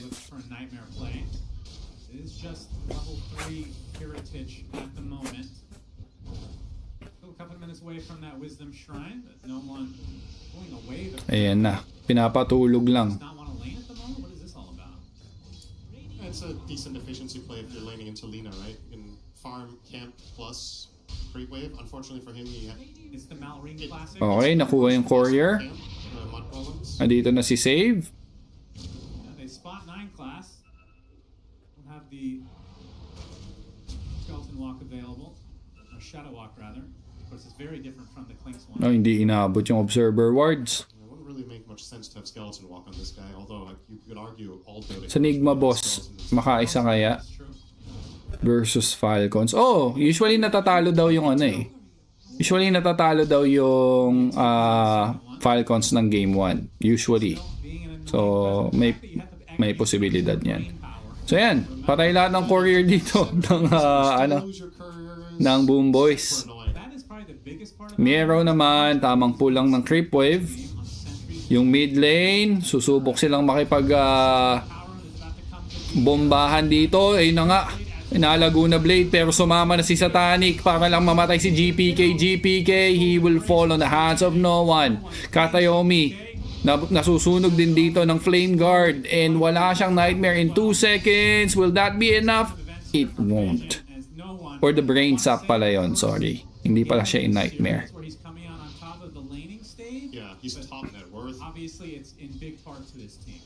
So Satanic kahit papano nagiging active dito sa first 5-6 minutes ng game. That was a regen rune top, so no one depleted his entire mana pool and can just get it back. So you can actually look to fight once more. He has TP ready, could go for a move down bottom after killing this wave. Si Kiritich naman. Eto na. Meron ba teleport? Walang teleport. Oy, teka lang. Whoop. Naroot. Napatulog. Ginising. Andyan na yung bear. Buhay pa rin si Notice. At eto na. Si Satanic. Buhay si Kiritich. Muntik lang. Katayomi na lang ang magiging casualty. And that's your 5th kill para dito sa side ng Vision, guys. Ito yung kailangan mo nung game 1, no? Dapat lagi kang involved sa kills. Ito yung missing link kanina nung game number 2, sorry. Game number 2, medyo wala siya sa sa rotation. Miero is about to hit level 6. We'll see if he chooses to skill Fiend's Gate. We've seen sometimes Underlords not doing that in level 6. I think in this game, it feels like a really... So Underlord, still farming. Pinaka-behind pa rin dito yung Slardar, as expected. Top of the net worth naman natin si No One with 3.7k, followed by Lina sa kanyang 3.6k net worth. He will skill it now. Alright. So Fiend's Gate online. Prophet ulti online. Anything else worth noting? Not quite, I suppose. Eto na naman sila. Eto na naman. And Kiritich. Pinatay. Eto na nga ang sinasabi natin. Dapat active lang sa map. Meanwhile si GPK pumupush dito sa mid lane. Sinusubukan buksan ng mapa para sa kanila. And tier 1 tower, makukuha ng Satanic ng 9-minute mark. Yup. Papalapit na sa kanyang Maelstrom yan.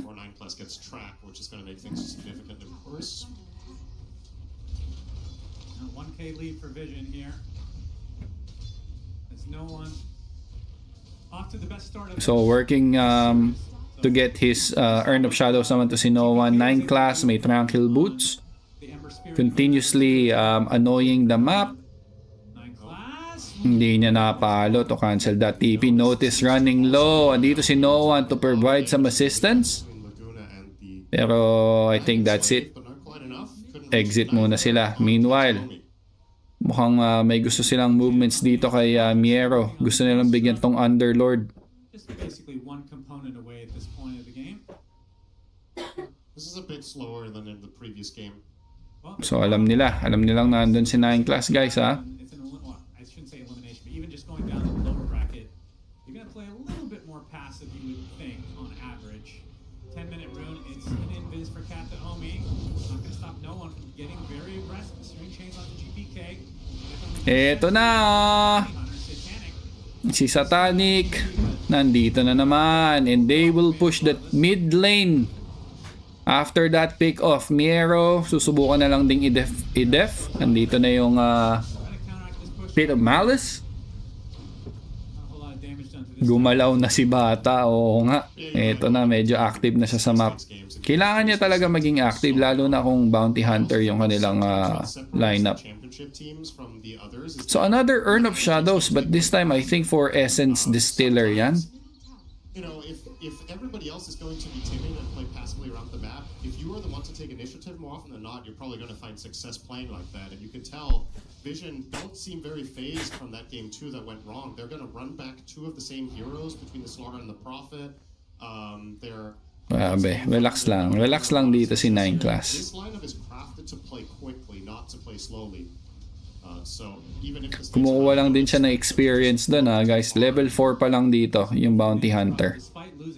Pero yung amount ng information na binibigay niya sa team niya, sobrang sulit na yun.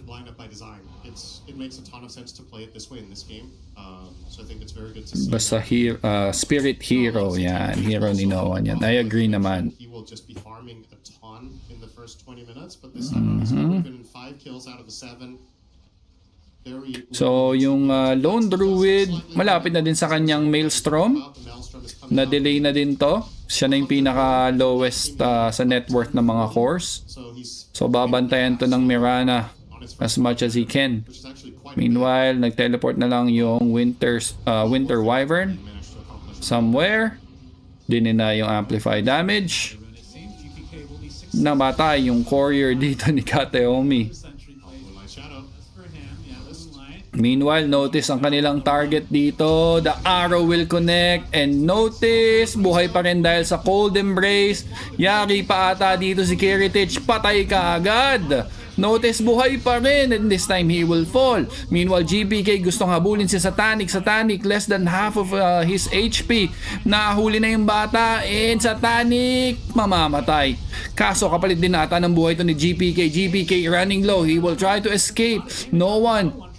Sobrang baba din ang buhay. Save. Jumping in. And no one na cold embrace dito. Ang tanong, meron ba silang firepower to take down this Ember Spirit? The arrow will not connect. Meanwhile, save. Buhay pa rin. But, yeah. Buhay pa rin si Save. So, 9-4 in favor of, I guess, Tablayan. Tablayan team fight na yun. Night Punch! Kamusta? Kamusta, bro? Long time no see. Long time no see. So, sinusubukan talaga nilang i-delay yung farm dito ng Lone Druid as much as they can. Which is, again, this is the idea. Ayaw mong maging 6-slotted or 9-slotted or 12-slotted. Yung dalawa, yung bear at saka yung may-ari. So, hindi pwede yan.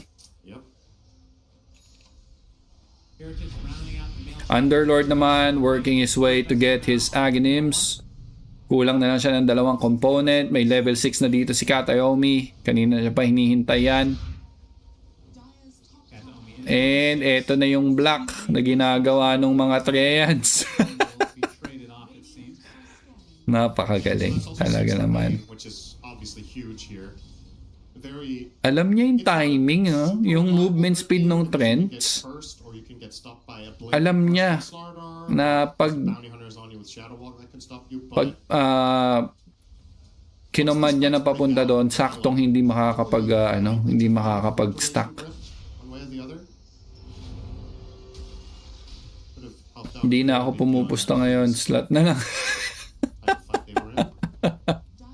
Bagong buhay, bro, bagong buhay. Delay sa farm kasi napapaklash. Nice one. Yun nga, yun talaga dapat Yun dapat yung ginawa ng bet boom kanina nung game 1 nung hawak ng bata yung Trent.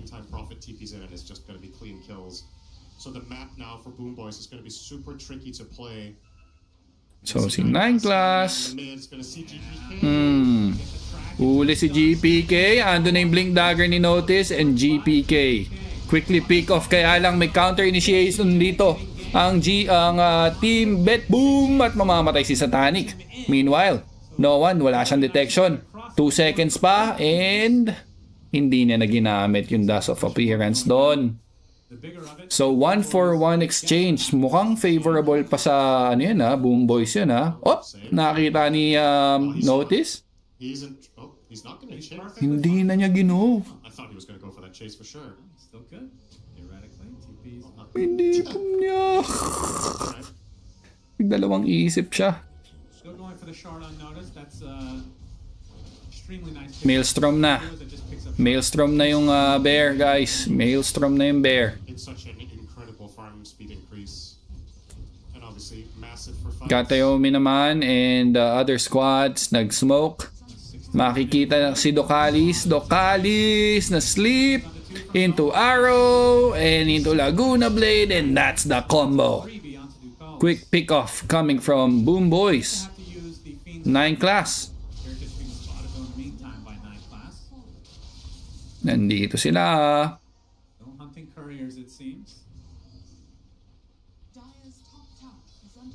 Si Kataomi, susubukan niyang iligtas tong Sila Bear for possible jump. Love to try something on the characters, but you know that there's backup. And it's actually a really hard team to get a pick off on because you have to save from Nightmare, you have Fiendgate at their disposal at any Okay. time. Ayan na. May arrow bang follow-up? Wala naman. Hinuli na lang nila yung Bane. Ayun. Patay dun sa ulti ng Major Sprout. Sakit nun. Tagal ko na din hindi nakakapagpaload sa'yo. Pero ako nga eh. Mukhang active pa ba yun? Yung betting site natin dati, bro? Hindi na ata eh, no? What do you think?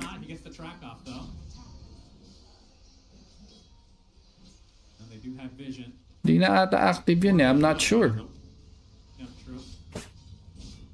You're really thinking about tier 2 here whatsoever. I think it's going to take quite long time, no? Ilang taon na din yun, bro. Tagal na natin nawala sa eksena. And start accessing the enemy triangle, but for the time being, not able to. Sa mga interesting warding spots yan.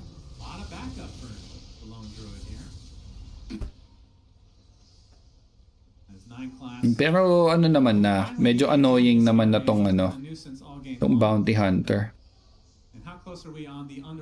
Oo, yung first time mag-champ ng Team Spirit. Pumaldo ka ba nun, pare? Kung nag-champion yun? Aganims is up for Miero, guys. Siguro mas magandang si Miero yung unahin para hindi siya makapag-setup. Dahil na-scam dahil naka-sys campsite ngayon. Okay. Got it.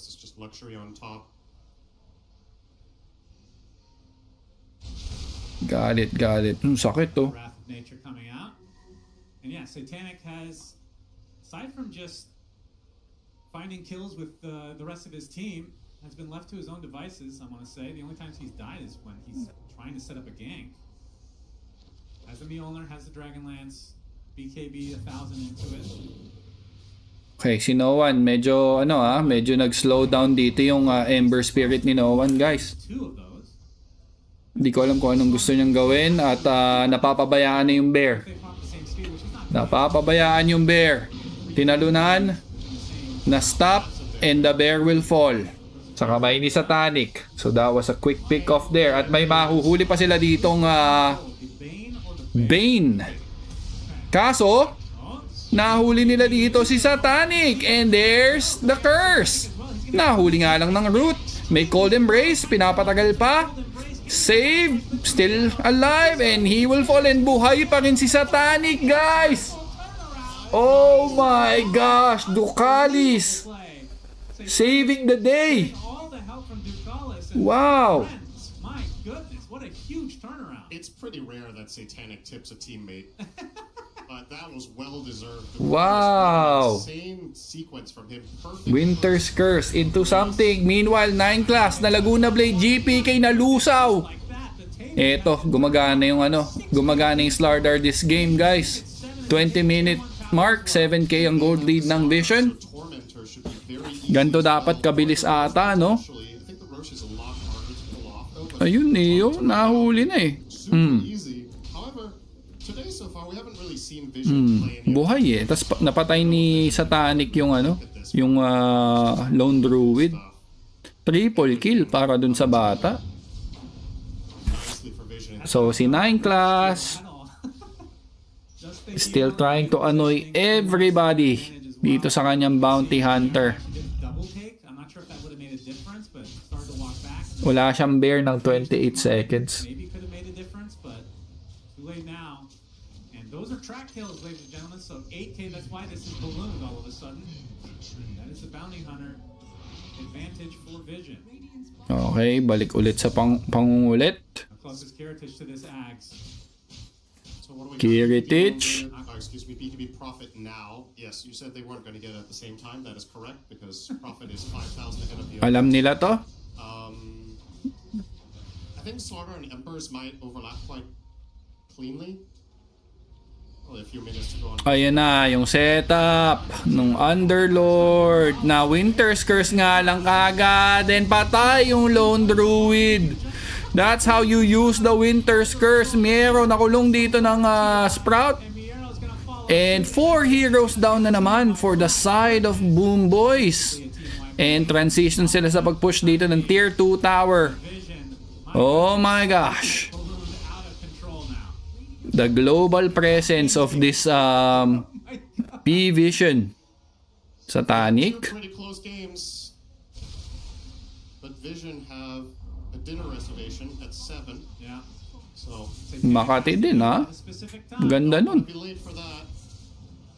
May pang counter initiate sila dun sa ano guys. Pang counter initiate sila dun sa setup ng Underlord. Matik lang na Winter's Curse. That's probably something between the 30 to 40 minute mark. They've done that multiple times and this is the type of game with this lead. If they get an objective. And wala na namang bear. Wala na namang bear si Kiritich. When they just hat down bottom, they take a set as well. And then they're up like 25k in 30 minutes. So looking at this from the Boom Boys perspective, you're on your last breath here in this series. If you make another mistake, it's almost. I mean, all right, look at this Fiend's Gate. Oh my goodness, that was rough. Yeah. Oh my goodness. And setting yourself up for chaining down of the stuns here. It's so many kills, so many track kills. Where are you hiding at? Oh. He was pretty angry. Meanwhile, mamamatay na si Docalis. This time, Satanic naman. Hahanap pa ng posibleng pick-off. Nahuli niya si Miero. And Miero will be the casualty. You okay, boy? Yeah? Uy, teka lang. Gusto i-burst dito si 9 Class. Almost, but not quite. Mabubuhay ba? Will he survive? Yes, he will. Sino ba bet mong mag-jump ngayon? Ano ko, bro? Vision? Mukhang andito na mga kapustahan ko dati nung nagla-live. Oo nga.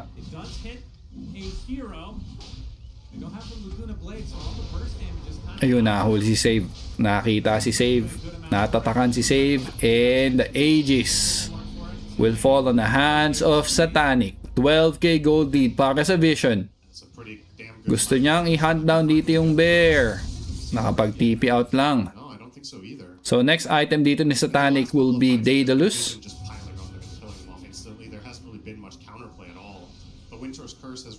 Kiritich, ayun, nahuli yung bear. Okay, may konting tulong pa coming from the neutral creeps pero mamamatay din kaagad. Sobrang bad trip na neto ni Kiritich. Lagi siyang walang bear, guys. This is quite annoying. This is quite annoying. Miero, makikita. Okay. Nandun yung arrow setup. Save. Nag-Star Storm. At nahuli. Then there's the counter initiation coming from Docalis. Noah naka-BKB. Patay yung mga supports. Satanic nandito sa Ledgi at kayang huliin si Miero. Pero wala na. Into no extension. So 7-23 guys. Total domination ng Team Vision so far. Hindi nila binibigyan ng game yung Lone Druid.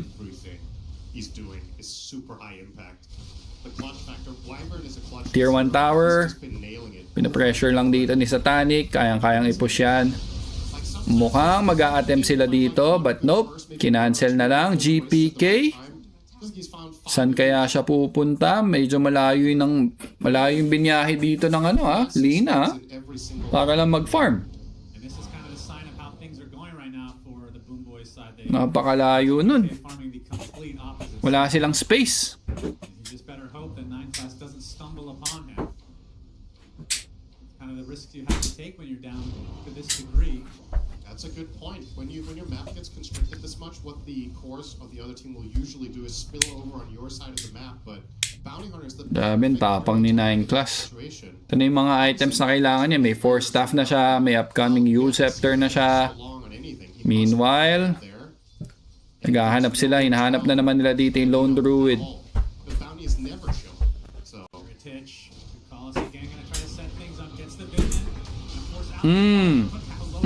Hindi kaya. Masyado na malakas yung damage dito ni Satanic. Patay kagad si Kiritich. Meanwhile, sa backline naman si Miero. Nahuli dito ni No One. No One and Satanic trying to burst this Underlord down and they will be successful. Wicked sick na. Si Satanic, the arrow will connect. There's no follow-up.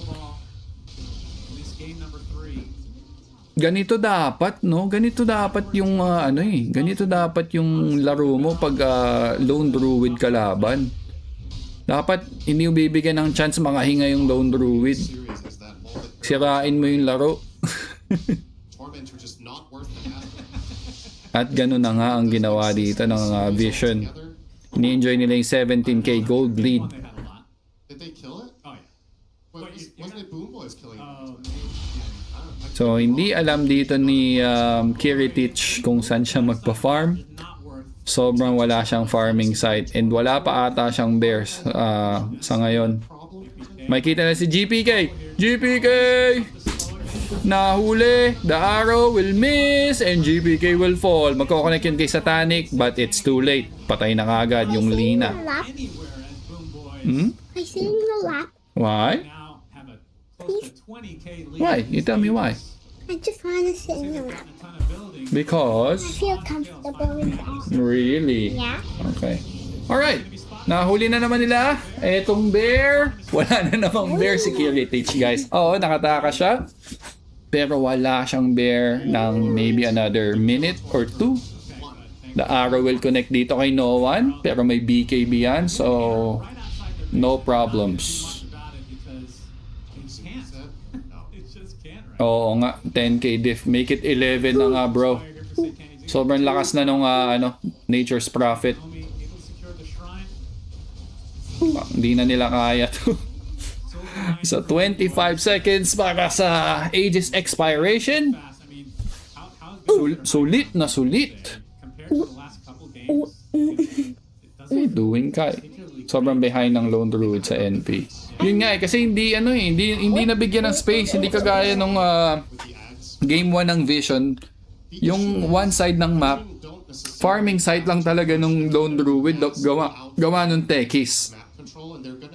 But this time wala silang ganon, hindi nila alam yung movements ng Vision, kaya naman laging nai-invade yung farming area dito. Daddy.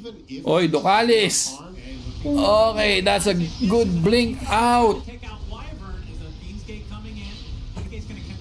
Andun na naman yung Cold Embrace. Mamamatay kagad si GPK. Save! He won't succeed dun sa pagkuha niya ng gate or sa takas niya sa gate. 2 heroes down again para sa Boom Boys. Tiwala kay Bata. O nga, tsaka ang agang naging active ni Satanic dito sa game na to. Binigay siguro ng Vision Lone Druid because they are confident na kaya nila i-counter. Sa nakikita ko, parang ganun nga. Alam nila how to play around the Lone Druid. They're pretty much ready for it. If this game doesn't end soon. So, on his way to his Satanic, etong si Satanic. Malapit na siya mag 6 slotted. Si Slardar naman, Aganims and BKB na. You don't wanna mess with this Slardar now. That's pretty much it. You can see 9 class on the prowl up top. Assuming that, well, Boom Boys lala ng Lone Druid ng Boom Boys. O nga, dapat di na lang nila pinikyan eh. Dapat nag-ibang carry na lang sila. Right, Kai? They should have picked different hero. What do you think? Why? Who do you want them to pick? Oh, meanwhile, meron tayong kaguluhan dito. Napakagandang Winter's Curse coming from Ducalis. Patay kaagad si Save. Sama mo pa si GPK and Kateomi and GG was cold. Maybe they should pick Faceless Void. Faceless Void, you think? Yeah. Yeah, that could have, that could have been better, no? If they picked Faceless Void. Yeah. What's his power ba? What's the name of that power? Like the skill? Oh, wait, I didn't see the count. No. Chronosphere? Was it Chronosphere? How about the one who does the black hole? Don't really know. No, really, no. But Faceless Void is a good option, no? Alright. Thanks for your insights, dear. So, yan, guys. Team Vision won this series. Again, salamat sa inyo. Salamat sa panonood dito sa channel. Papahinga muna ako. Titingnan ko kung makakapag-cast pa ako ng mga susunod na series.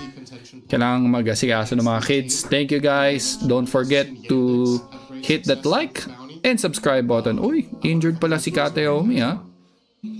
Parang na ACL ata. But anyway, thank you guys. Salamat sa mga tropa nating nagstay dito, guys. Bye-bye.